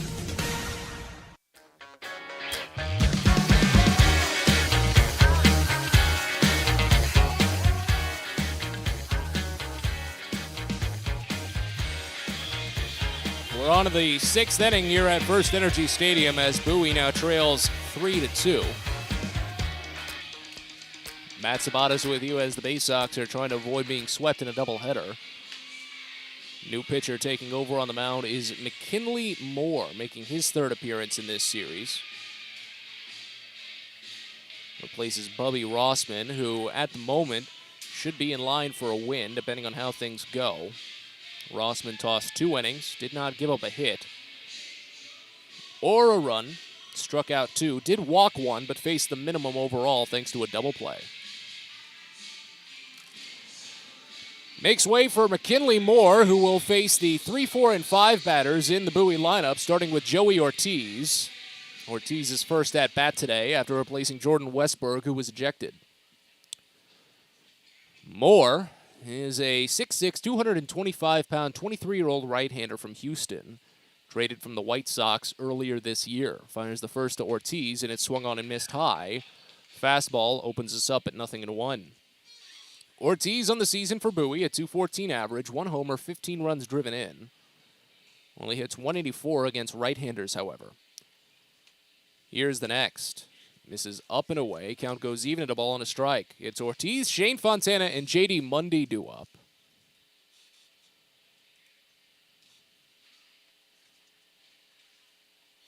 Here's the next offering.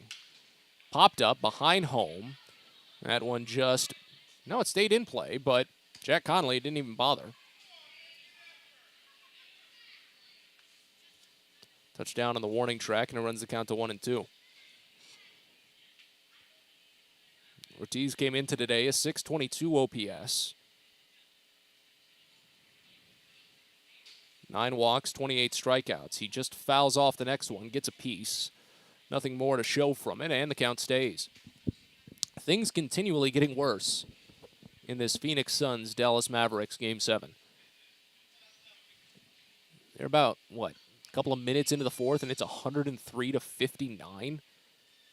Goodness. 1-2. This one crushed. A laser beam out toward the corner. If it's fair, it's gone, and it is gone. Joey Ortiz ties us up with his 2nd home run of the season. A laser beam solo shot to make it a 3-3 game. That's a good way to say hello and goodbye all at once.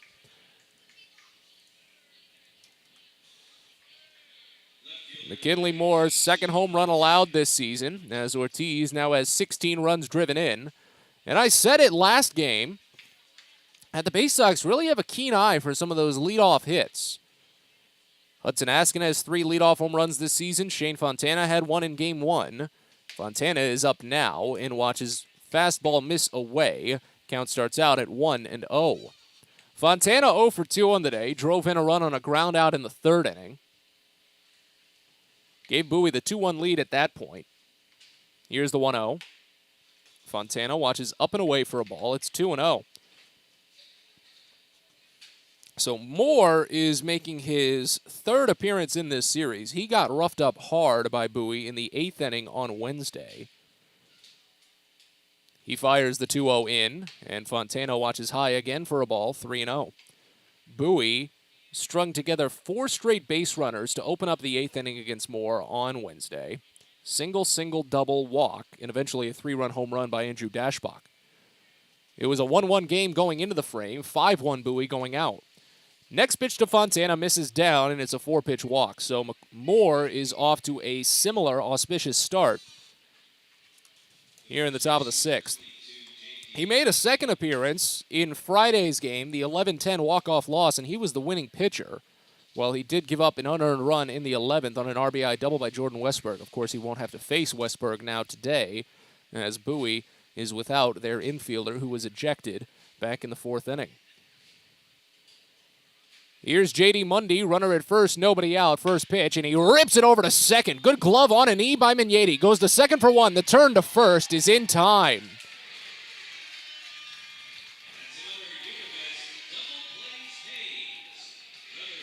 Well, if it was a faster runner out of the box, maybe would have been something, but you got to give a lot of the credit there to Frelin Migneti on making the play. So the walk is eliminated, and the 6-4-3, or rather the 4-6-3, that's correct, makes it 2 outs.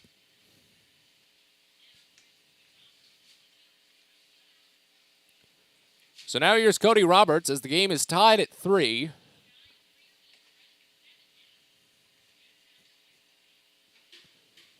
First pitch home to the catcher is fouled off right side. Count starts out at 0-1. And you got a feel for J.D. Mundy, too. That was a well-struck ball. He's getting better at spraying it a little bit now. He's only got a 26% opposite field rate this season. And all 3 times he's put the ball into play today, he's at least gotten a little piece toward the middle. Next pitch to Roberts is swung on and missed high. Count goes to 0-2. Base is empty. 2 away here in the top of the 6th inning. Again, a 7-inning game. The 0-2 from Moore. Swing and a miss. Got him on 3 pitches. We go to the bottom of the 6th, but Bowie has tied the game up again.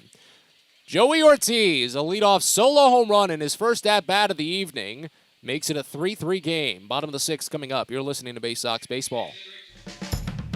The best way to take in a Baysox game is with a group outing at Prince George's Stadium. Everything from entertaining clients to birthday parties and even fundraising opportunities for your team, the Baysox offer plenty of options for your group at unbeatable rates with plenty of options on suites, seats, and decks around the ballpark.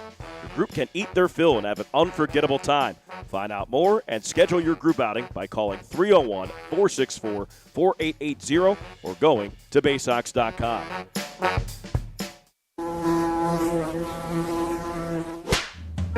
Pest Now is proud to partner with the Bowie Baysox and provide their pest control services. For all your residential and commercial pest control needs, call Pest Now. For general pest control, termite control, mosquito control, and all other pest control services, call Pest Now. You can reach us at 301-231-8300 or visit us online at www.pestnow.com.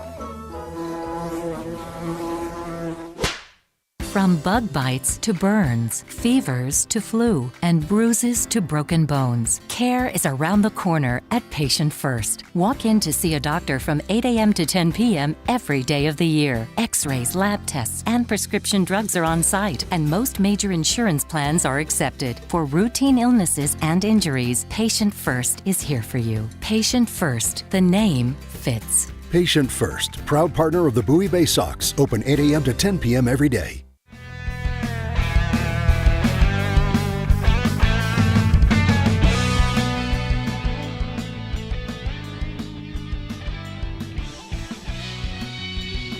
Bottom of the 6th inning here at First Energy Stadium, and it looks like Bowie is making some sort of change. There is a pitching change, I can tell you that much. Nolan Hoffman is taken over on the mound, but the amount of time that Kyle Moore has spent chatting with the umpires, it makes me feel like there's other changes to be had, but a cursory glance of every defender that poured out of the Bowie dugout did not toss up any alarms. It's the same defense that they were rolling with in the last half inning. I think Moore just might be asking for some clarification on a previous call somewhere during today's game. But it'll be Nolan Hoffman to take over on the mound for Bowie as Jensen Elliott is taken off the hook. He would have been a losing pitcher if not for Joey Ortiz's game-tying solo home run in the last half inning. As we're tied at 3, it'll be 9-1-2 due up for Reading to face off against Nolan Hoffman. The line on Elliott is final. He tossed 2 innings, gave up 5 hits and 2 runs, both earned. He struck out 3, didn't walk anybody. Didn't give up any home runs either. As Hunter Marquardt digs in. First pitch from the sidearm hurler is up and away for a ball. It's 1-0. Marquardt, Ali Castillo, and then Jalen Ortiz due up against Hoffman. Here's the 1-0. Misses away again, and the count goes to 2-0. Marquardt, a 1-for-2 day, singled in the 4th inning. Flew out to center field in the 2nd. Hoffman, a 6'4", 190-pound right-hander. Rule 5 draft selection in this past December's draft, the 2-0. Marquardt squares, pulls back, and the pitch misses away again, so it's 3-0 to start. Not as much movement as you normally see from Nolan Hoffman's sidearm delivery today. Here's the 3-0. That one high, ball 4. So a 4-pitch walk to start. Hopefully not a precursor to anything, as that is the 4th walk allowed by Baysox pitching. And Ali Castillo will step in. Second appearance in this series for Hoffman. He came in on Friday's game and pitched the 10th inning. Pitched the 9th and the 10th. Tossed a perfect 9th, but gave him an unearned run in the 10th. First pitch to Castillo. He backs out as soon as it's thrown, and it's down the middle for a strike anyway. I mean, you had to have known he was a sidearmer. You watched him warm up. You watched him face the first batter. Here's the 0-1. Castillo bounces it over to second. Could be 2. Graffinino turns it to Ortiz, and it gets back to Mundy in time for the twin killing. 4-6-3 as Castillo bounces into his 3rd double play of the season. And the leadoff walk immediately retired. I've got this Suns-Mavs game on in the background. It is a 44-point lead for Dallas with 5 minutes left. Here's Jalen Ortiz. First pitch fouled off right side. Count opens up at 0-1. Reading has another right-hander warming up in their bullpen, so it'll be just 1 inning for McKinley Moore as he took what will probably go down as a blown save.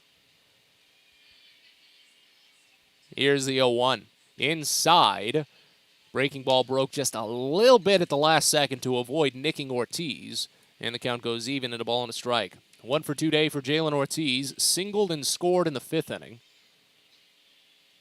Here's the 1-1. Swing and a miss on the slider from Hoffman. Count goes to 1-2. It really seemed like Hoffman was going to get out of that 10th inning on Friday, too. But a swinging bunt single by Jack Conley that barely got in front of home plate led to a little bit of confusion as the 1-2 is swung on and missed away for strike 3. Hoffman picks up his first strikeout and faces the minimum in the 6th inning thanks to a double play. We go on to the 7th. Bowie needs to push ahead. We're tied at 3, and we're back in a bit. You're listening to Baysox Baseball. Sunday, May 22nd, it's a fiesta at Prince George's Stadium. For the first time this season, the Baysox will transform into El Congrejos Fantasmas de Chesapeake and face off against Los Perros Calientes de Akron as part of Minor League Baseball's Copa de la Diversión. It'll be a Latin fiesta celebration all afternoon around the ballpark, all presented by Chesapeake Employers Insurance. Get your tickets today at 301-464-4865 and online at baysox.com. There is a weekend in July where the baseball world revolves around a village in upstate New York. Baseball Hall of Fame induction weekend in Cooperstown is an unforgettable experience full of family-friendly activities and priceless moments. Make your plans today for July 22nd through 25th for the induction of Bud Fowler, Gil Hodges, Jim Cott, Minnie Minoso, Tony Oliva, Buck O'Neill, and David Ortiz as the class of 2022. Visit baseballhall.org today for the Baseball is a game of specialists. Base stealers, closers, cleanup hitters. Together, they help their team stand out from the rest. Specialists also help set Chesapeake Employers Insurance apart from other workers' compensation insurance companies. Our health services team includes orthopedic surgeons, nurse case managers, a physical therapist, and more, all to get your employee back to work, contain costs, and keep premiums down. That's teamwork. To learn more, connect with your agent or visit Chesapeake Employers at CEIWC.com.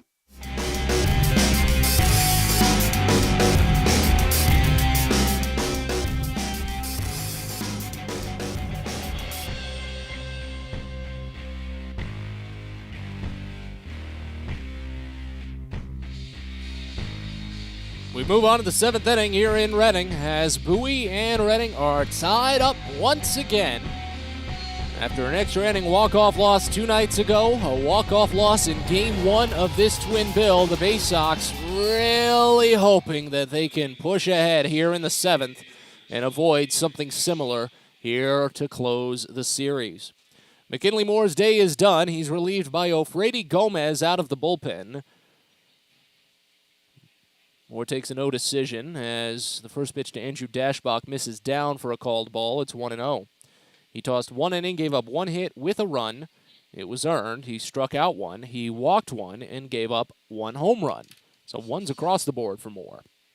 Makes way for right-hander Gomez as the 1-0 to Dashbach is called a strike on the inner edge. It's 1-1.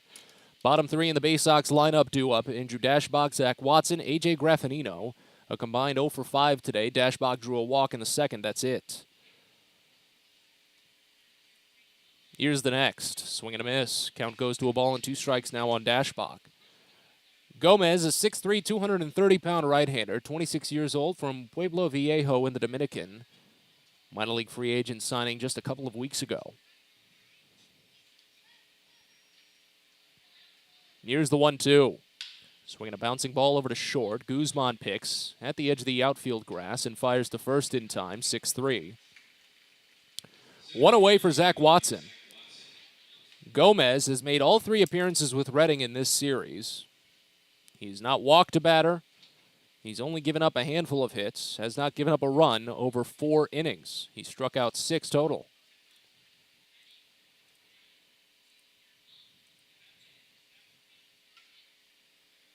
Bases empty, 1 away for Watson, who's 0 for 2 with 2 strikeouts in Game 2 today. First pitch inside. That one nearly got him, and Watson really needs to be careful there.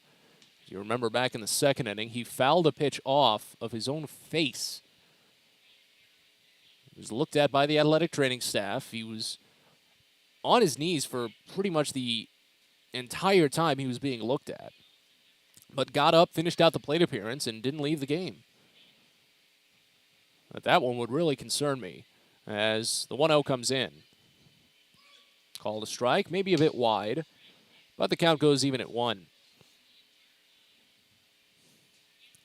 Probably less than 100 still in attendance today. That's what happens when you schedule a doubleheader at 5:15 on a Sunday. Here's the 2-0, or the 1-1 rather. Not sure why they put a ball up there. That was a clear strike. Next pitch misses down, so now it's 2-1. But they say it's 3-0 on the scoreboard.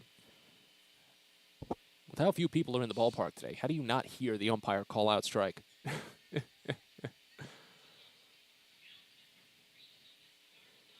2-1, the umpire trying to remind the crew. Pitch home. Little flare out towards shallow right. This one down for a base hit. So Watson's got hits in 3 consecutive games now after that 0 for 21 stretch that worked its way into Friday's game. Eventually he finished Friday's game going 3 for 5 with a double and a triple. And had a home run in Game 1 of this twin bill. Now he's got a single here with 1 out in the top of the 7th inning. So now here's A.J. Graffinino, 0 for 2 in his first game with the Baysox.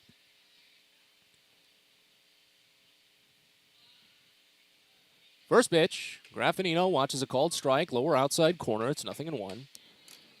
Both times he's made contact, he's hit it on the ground to one of the right side infielders.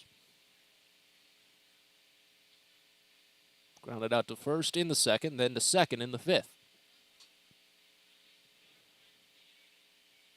Pickoff throw to first, and that one skips away as Watson can sprint over to second base. I'm not sure if it hit off of Watson or the glove of Akami, But it's an error either way, and the Baysox get the go-ahead run into scoring position with only one out here in the top of the 7th inning. It's an E1. It's the second error on Reading. Oh, are you kidding me? They took away that initial error on Shane Fontana in the 5th and gave Jalen Ortiz the double again. So they reversed that decision after they initially put it in. Oh, my goodness. It's too late in the day for me to get too concerned about that.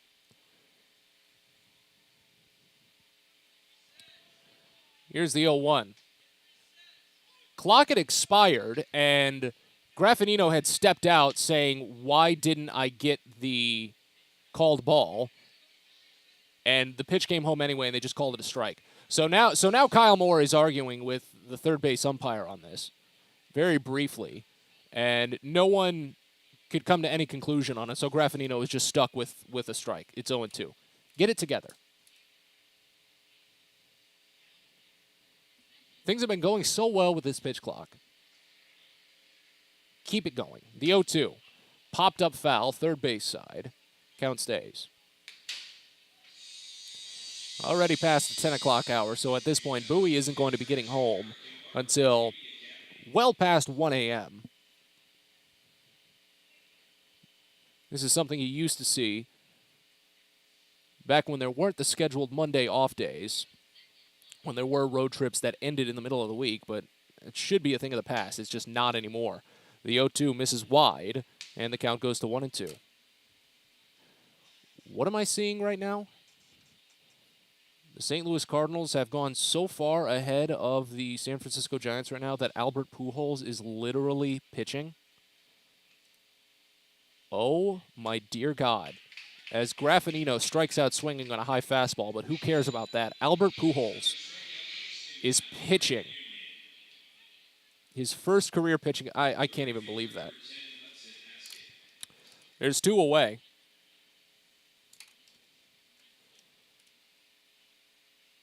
That is insane to me. So runner at second, now 2 away. Here's Hudson Haskin. 0 for 1 day. Got hit by a pitch and scored in the 3rd. First pitch, swing and a miss. Breaking ball down and away, and the count goes to 0-1. Albert Pujols is literally pitching right now. Wow. Here's the 0-1 pitch. Called a strike, lower outside corner, count to 0-2. Again, we're tied here in the top of the 7th inning at 3. When we go to the bottom of the frame, Reading will be trying to walk off for the 3rd consecutive game, and they'll send Aldrum Corridor, Logan O'Hoppe, and Josh Ockamy to the mound. O'Hoppe had the walk-off home run in Game 1 of today's doubleheader. And time called by Haskin.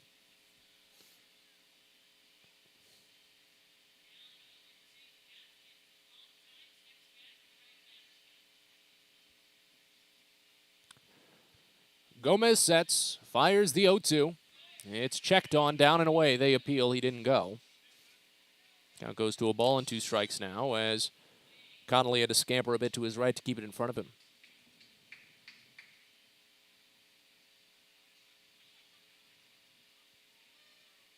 Well, that Mavs-Suns game is finally over. 123-90.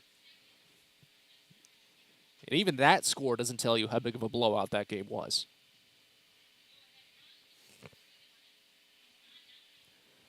Runner at second, 2 away. A 1-2 count here on Hudson Haskin. .364 average this season with runners in scoring position. Could use a hit here. The pitch. Check swing. Slider down and away. They appeal again. He didn't go. Count goes even at 2. When you include today, Huddy is only 4 for 19 in this series. And it's been a very tough month of May for him. Just 162. Gomez sets. He has a big stretch up of the arms and fires a 2-2. Fastball just misses, maybe a bit high, a little bit wide. And the count runs full.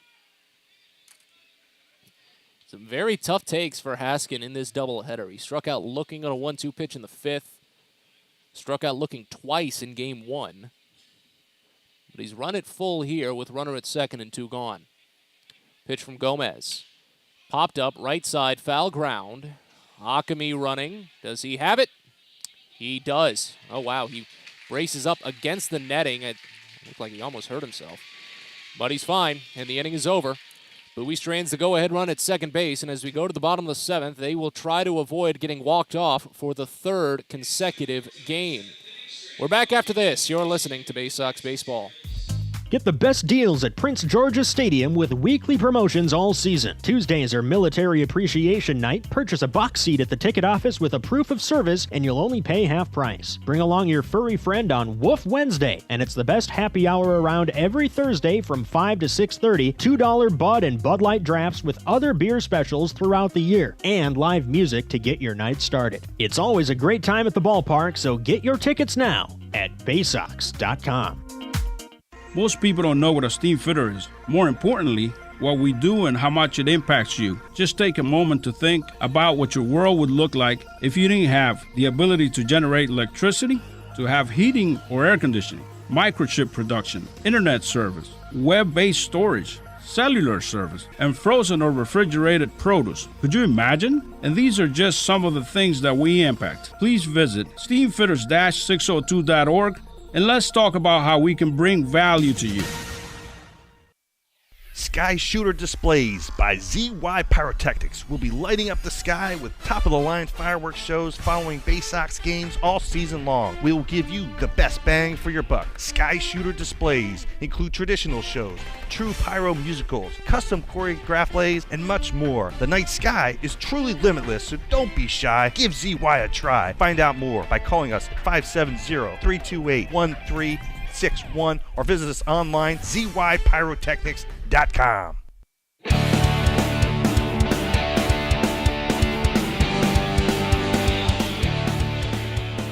Bottom of the 7th inning here in Reading as the Baysox and the Fightins are once again tied. It was 4-4 going into the bottom of the 7th in Game 1.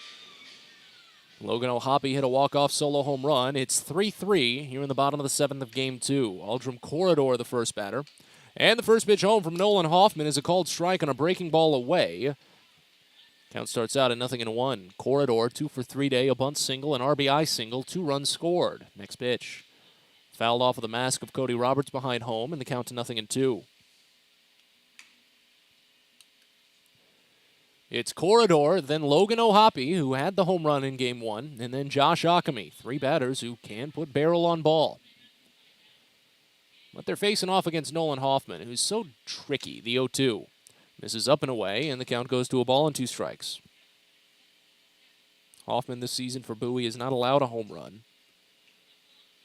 Does struggle a little bit against the lefties, a 1.71 whip compared to a 1.24 against righties. Next pitch misses wide, and the count goes even.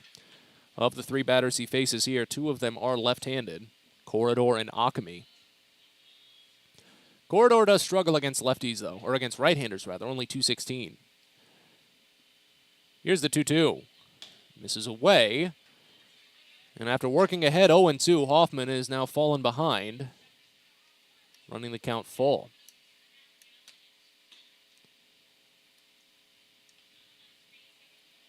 Base is empty, nobody out here in the bottom of the 7th. The payoff.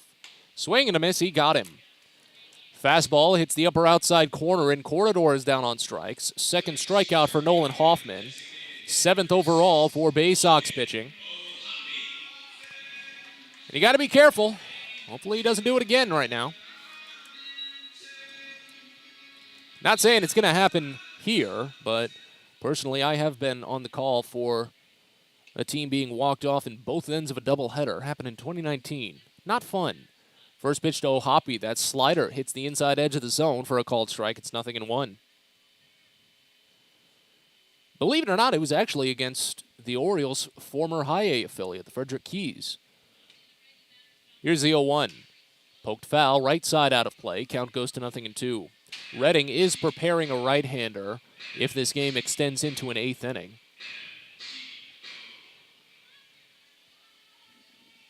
I wonder how many guys they even have left. It'd either be Austin Ross or Braden Zarbniski. Those are the only 2 right-handers left in their bullpen. Here's the 0-2 from Hoffman. Swinging a piece, and on the ground. Roberts couldn't hold, and the count stays.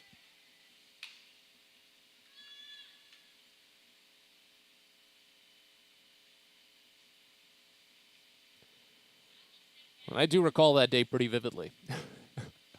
As the visiting team over in Frederick. Ooh, goodness. Here's the 0-2.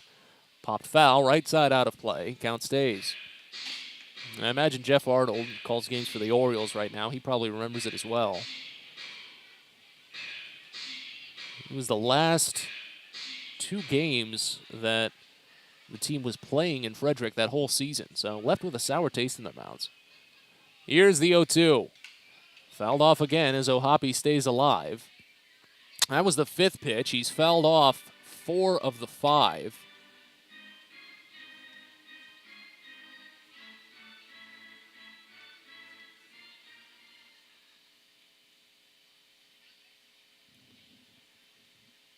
Here's the 0-2 again. This one grounded through the gap right side, a base hit. Ohapi, an opposite field rate of just 27%, shoots it into right. And the winning run is aboard for Reading, here with 1 out in the bottom of the 7th. Josh Akami hits it evenly into the air and into the ground. Ground ball to fly ball ratio, dead even at 1. 1 double play this season. Baysox have turned 1 this game. They could turn 1 now. It would get them out of the frame and send this thing into extras. It is Braden Zarbniski warming in the bullpen for Reading if this game sees an 8th inning. Again, we're tied at 3 here in the bottom of the 7th. Runner at first, the winning run for Reading. 1 away, first pitch. Akami watches up and away for a called ball. It's 1-0.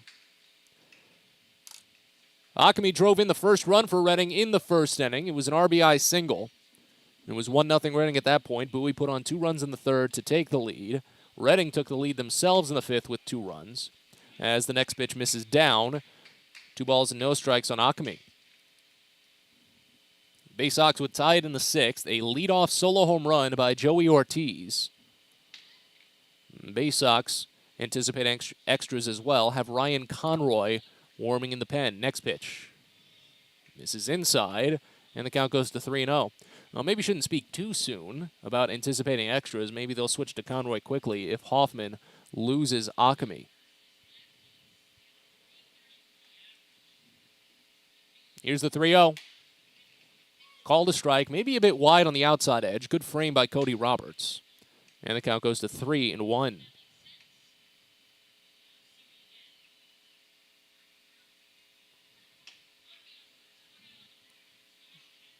Next pitch. Called a strike, lower outside corner as Akami had turned heel to head up to first. That one had a little bit of late movement on it, but the late movement actually put it away, which is why I thought it probably would have been a called ball, but hey, whatever. Runs the count full. Pitch home.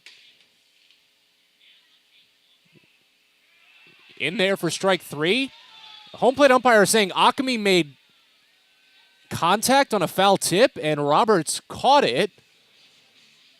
Sean Williams sprints down to argue. I mean, I don't see why he shouldn't argue. That was a weird call. The umpire is going to discuss this because now the umpire from first base, the crew chief Mike Snover, is coming down. Akami is just more in disbelief than anything. He's not a part of this conversation. He's just standing at the edge of the batter's box. I didn't really hear anything that would have constituted foul ball. Akami just kind of flinched at best, and the pitch looked like I was down to me. But Williams is frustrated, gesturing wildly with both arms at this point. Limbs flailing up and down now, turning back and forth to the mound and home plate. But Akami looks like he's given up the argument, and he's already back to the dugout. Williams is going to get his Edgeworth and get tossed. So 2 ejections in this game, 1 on each side this evening, and we've just had an interesting pair of games here at First Energy Stadium. I really don't even know what to make of it anymore. I really don't.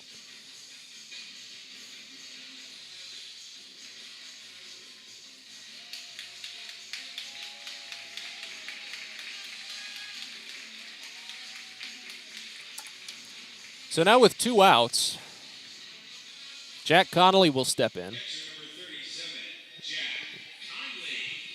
So is someone going to go coach third?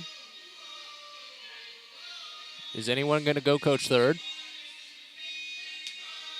Is anyone going to go coach third?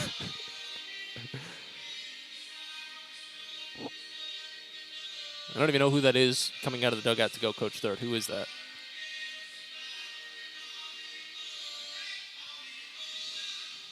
All right, that's the hitting coach, Tyler Henson. So who's their first base coach?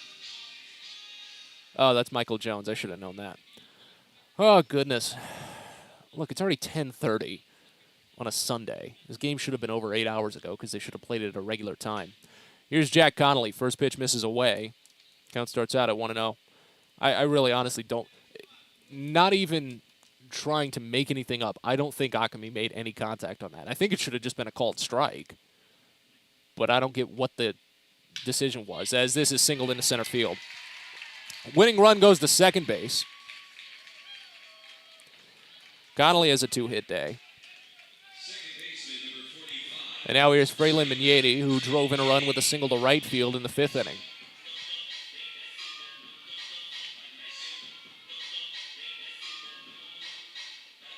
I'm really interested as to what led to that call. I understand the call of ejecting Williams. When he got down there, with the amount of time that argument took, it got to the point where he was going to get ejected just for the sake of it, just to try and get his team energized. First pitch to Migneti. Slider moves its way into the zone for a called strike top half, and it's 0-1. Migneti 1 for 3 with the RBI single in the 5th inning. It gave Reading the lead at that point, 3-2, but now we're tied at 3. First and second, 2 away, bottom of the 7th. Next pitch misses just wide. Roberts double takes again, anticipating the called strike, but didn't get it. Zones have been very tough this series, but we will look forward to a new umpiring crew when they get home on Tuesday. Next pitch misses away, and the count goes to 2-1.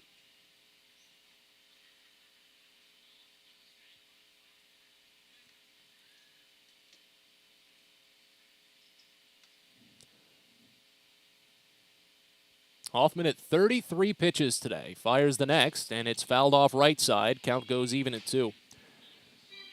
If we move on to the next half inning, Hudson Haskin would be the free runner placed at second base. Gunnar Henderson would be the leadoff batter. As the Baysox will, again, try to push back ahead and avoid being walked off for the 3rd consecutive game. 2-2. Fouled off right side. Count holds.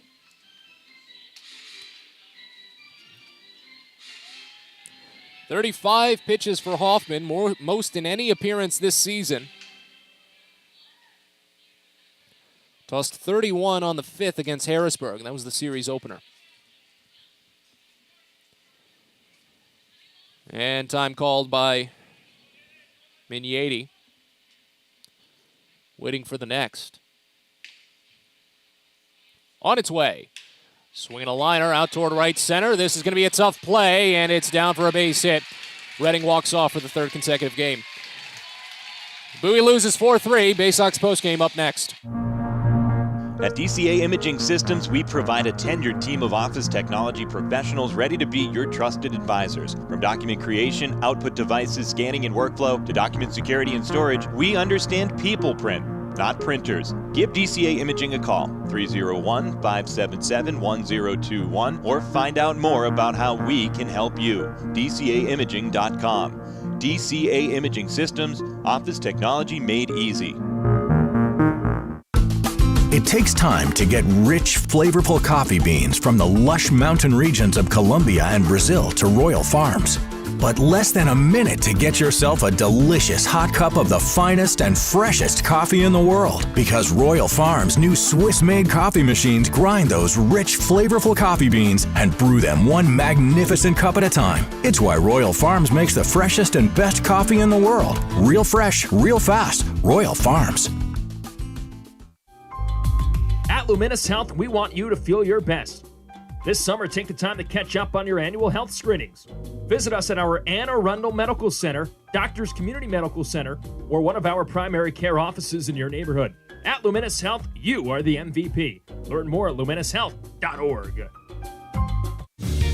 Fielder's Choice Flex Packs with the Bowie Baysox. The best value to see the best games at Prince George's Stadium. You could save up to 30% on your selected seat from day one and enjoy a number of exclusive member benefits, including flexible exchange options, discounts on suite rentals, special access to the Diamond View restaurant, and a free members collectible at your first home game of the year. Get your pack now by calling 301-464-4865 or heading online to baysox.com. It's now time for the Bowie Baysox post-game show. Let's head back to the ballpark with Matt Sabanas.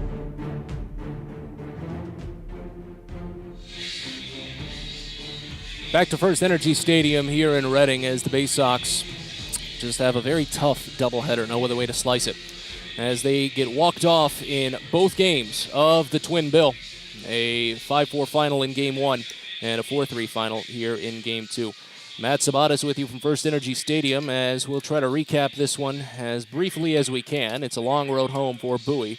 10:30 at night when Game 2 ends with a 3-hour drive left to go. But we go back to the start of Game 1 as the Baysox fell behind quickly thanks to a tough customer in Jalen Ortiz. Stallings delivers the next. Ortiz smokes it out toward right center field. This will score the run, and it could get out. At the warning track and the wall, it's gone. I said it in pregame. You need to watch your fly balls in this ballpark as Jalen Ortiz collects his 8th home run of the season and 3rd in this series. A 2-run shot gives Reading the early 2-0 lead. Baysox would not keep down for too long, mostly thanks to a couple of long balls of their own, starting with Zach Watson. No homers, 4 runs driven in. 1-2. This one smoked up the line at third. If it's fair, it's way gone. Is it hooking? Is it hooking? And it is fair, and it is gone! Zach Watson says goodbye, his first home run of the season. Bowie's on the board. 2-1 Reading, but what a shot from Zach Watson. Bowie was on the board, but they, like I said, still wouldn't be down for too long. Here's the 3-1. Served into deep center. Muzziotti running back on it. This one's carrying. It has him to the wall, and it is gone! Andrew Dashbach says goodbye. Back-to-back home runs for the second time this season as the Baysox tie this game at 2. Unfortunately, Bowie would not be able to take the lead. While they could get runners on, it would be Simone Muzziotti to push Reading back ahead in the next half inning. Another 2-2 to Muzziotti. Late swing, poked into right center field, shallow, and falling in for a base hit. Reading takes the lead. The throw goes to third, but it's not in time, as Castillo goes first to third on an RBI single by Simone Muzziotti. Fortunately, though, the Baysox would quickly turn it back around when Shane Fontana stepped to the plate in the top of the 4th. Garrett Stallings getting up to 72 pitches after 3 innings. Here's the 1-2 pitch. This one crushed out to right. It's going to tie us up as Ortiz looks at the wall and watches it go. Shane Fontana says goodbye. A solo home run for his 3rd of the season. It's a 3-3 game. Each side would score one more run. Wild pitch scored Bowie's run, and an RBI groundout scored Reading's run to tie the game at 4, so no need to really go too far in depth with those.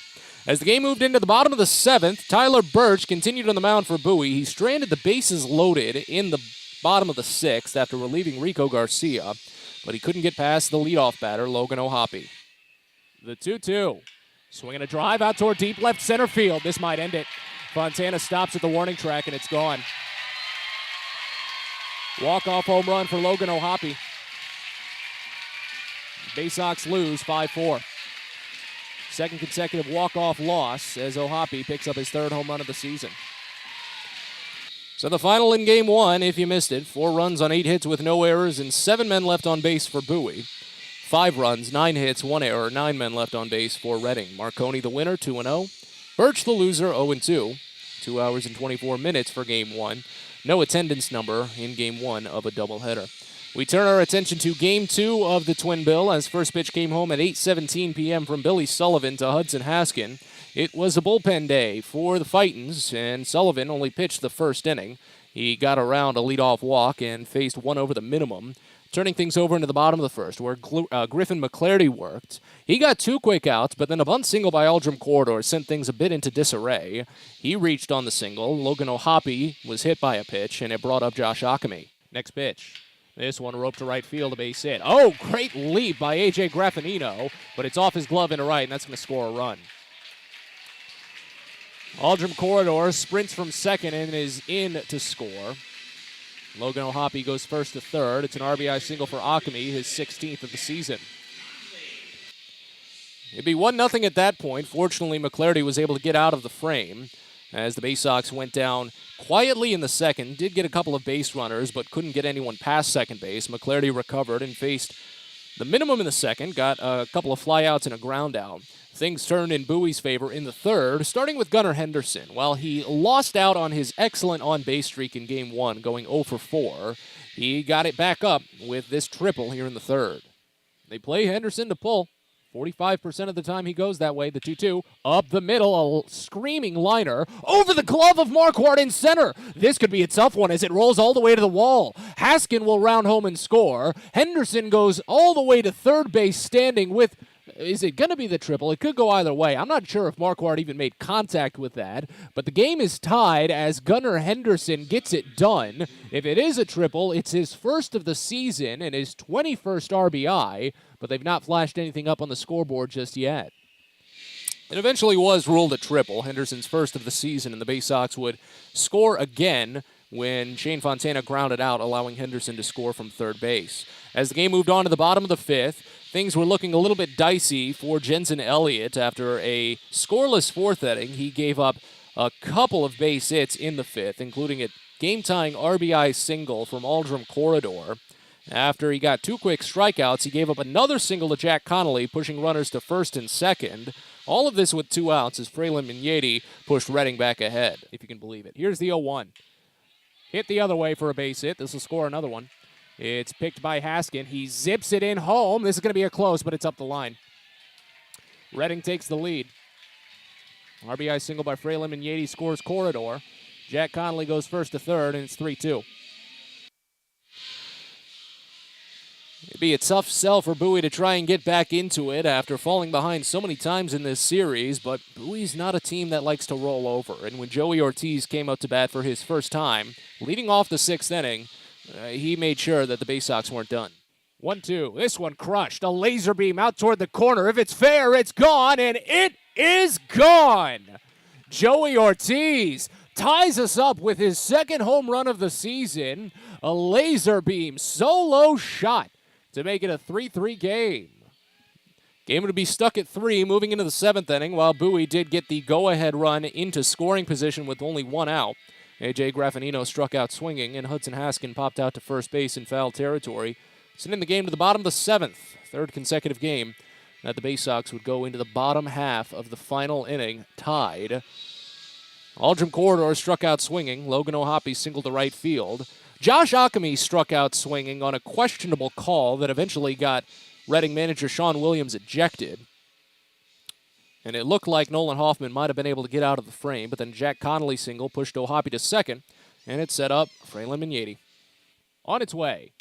Swinging a liner out toward right center. This is going to be a tough play, and it's down for a base hit. Redding walks off for the 3rd consecutive game. So the Baysox lose again in walk-off fashion. Your final score in Game 2. Bowie scores 3 runs on 4 hits with no errors. They strand 4. Redding scores 4 runs on 10 hits with 1 error. They left on 10. Ofrady Gomez picks up the win. He moves to 1-0. Nolan Hoffman takes the loss. He falls to 1-1. Game was played in 2 hours and 9 minutes in front of a paid attendance all day of 6,080 for Redding, although fewer than 100 stuck around to actually see the finale. As the Baysox fall to 13-18 on the season, a 4-game losing streak. The Fightins move to 16-17 on the season, a 4-game winning streak. They've won 8 of their last 9. Bowie will return home to face off against the Hartford Yard Goats in the start of a 6-game series on Tuesday. We'll tell you more about that in a little bit, but for now we step aside. We'll look around the rest of the Eastern League. The entire circuit has gone well past final. They all played traditional afternoon games, while Reading made the decision to play a doubleheader starting at 5:15 on a Sunday.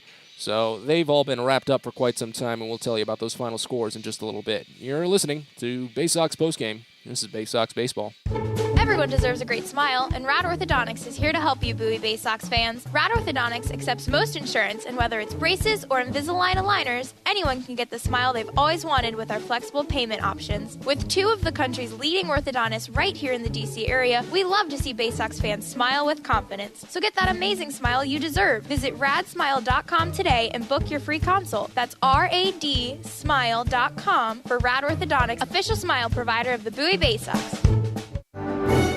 Be sure to get to the ballpark on Friday, June 17th for a jam-packed night of promotions and fun at Prince George's Stadium. It all starts with fireworks presented by DCA Imaging Systems. It's our mother and son night out with special ticket packages available at BaysoxShop.com. And most importantly, it's the Scouts BSA Campout. When you purchase a special ticket, you and your scout can camp out in the outfield at Prince George's Stadium after the game. It all happens on Friday, June 17th, so find out more and get your tickets now at Baysox.com. From sprains to stitches, sore throats to stomach aches, and pulled muscles to poison ivy, care is around the corner at Patient First. Walk in to see a doctor from 8 a.m. to 10 p.m. every day of the year. X-rays, lab tests, and prescription drugs are on site, and most major insurance plans are accepted. For routine illnesses and injuries, Patient First is here for you. Patient First, the name fits. Patient First, proud partner of the Bowie Baysox, open 8 a.m. to 10 p.m. every day.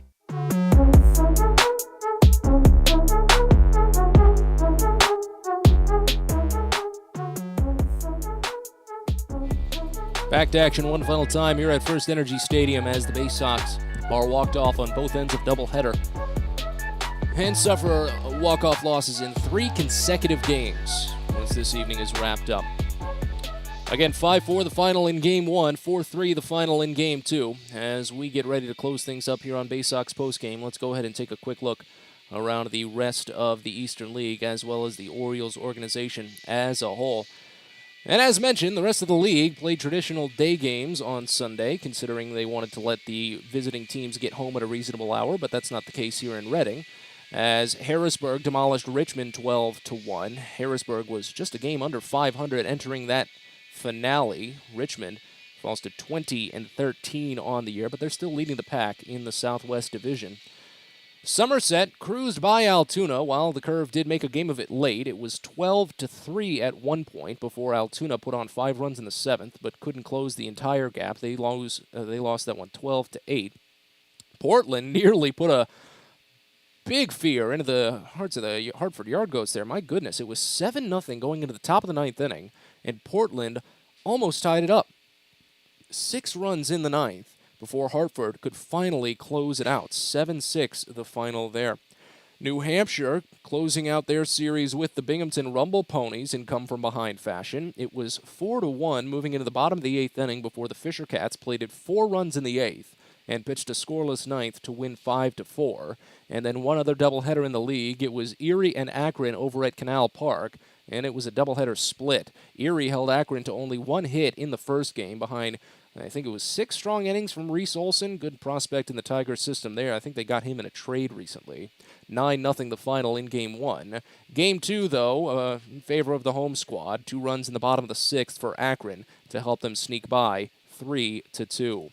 Around the Orioles organization, a couple of wins, 1 loss, and then, of course, Bowie with the doubleheader loss as Aberdeen sneaks by Hudson Valley with a go-ahead run in the top of the 9th up there at Dutchess Stadium in New York. 3-2 the final there. Aberdeen is 24-7 on the year. So again, no matter how tough things get for Bowie, there is a big crop of talent, good talent, waiting down in High A Aberdeen that will be getting here hopefully sometime soon to help change the tides. Delmarva, they had a walk-off on their side, but they were at home, so it went in their favor. After tying the game up in the bottom of the 9th at 5, they went to the 10th with the Salem Red Sox. Each side came up scoreless. In the 11th, Salem put on 2 runs to take the 7-5 lead, and then Delmarva, down to their final 2 outs, got a 3-run home run, a walk-off 3-run home run, if you're paying attention, by Isaac Bellany to win 8-7 in 11 innings. Norfolk, on the other hand, they continue to have a tough time with the Memphis Redbirds. I think they're glad that that Cardinals affiliate is gone, as the Redbirds came from behind an early 2-0 deficit and eventually another 3-2 deficit to win 5-4 over the AAA Tides. So that's how the scores around the Eastern League and the Orioles system went earlier today. And again, this was pretty much one of the last games in the entire circuit and one of the last games in pretty much all of minor league baseball that had come to a close. There's only 2 other games in action in all of the minors right now. One of them is on the West Coast, so that's understandable. And following along with the AAA Tacoma and Reno, they had a 5-hour rain delay for the last time those 2 teams will meet there this season, so it makes sense. But again, Bowie loses today in doubleheader fashion. It's the only score we care about on this production, and unfortunately, it just wasn't a good one. Bowie gets walked off in Game 1, 5-4, and again in Game 2, 4-3. Baysox are back at it again on Tuesday when they begin a 6-game series with the Hartford Yard Goats. Still waiting on anticipated starters for that series, as Bowie is hoping to see a handful of pitchers cleared from the injured list either tomorrow or the next day. But it will be a 6:35 first pitch for Game 1 of that series with the Yard Goats, who are 19-14 on the year. But again, as we close things up here from First Energy Stadium, a very tough week for Bowie as they only go 1-5 against the home Fightins.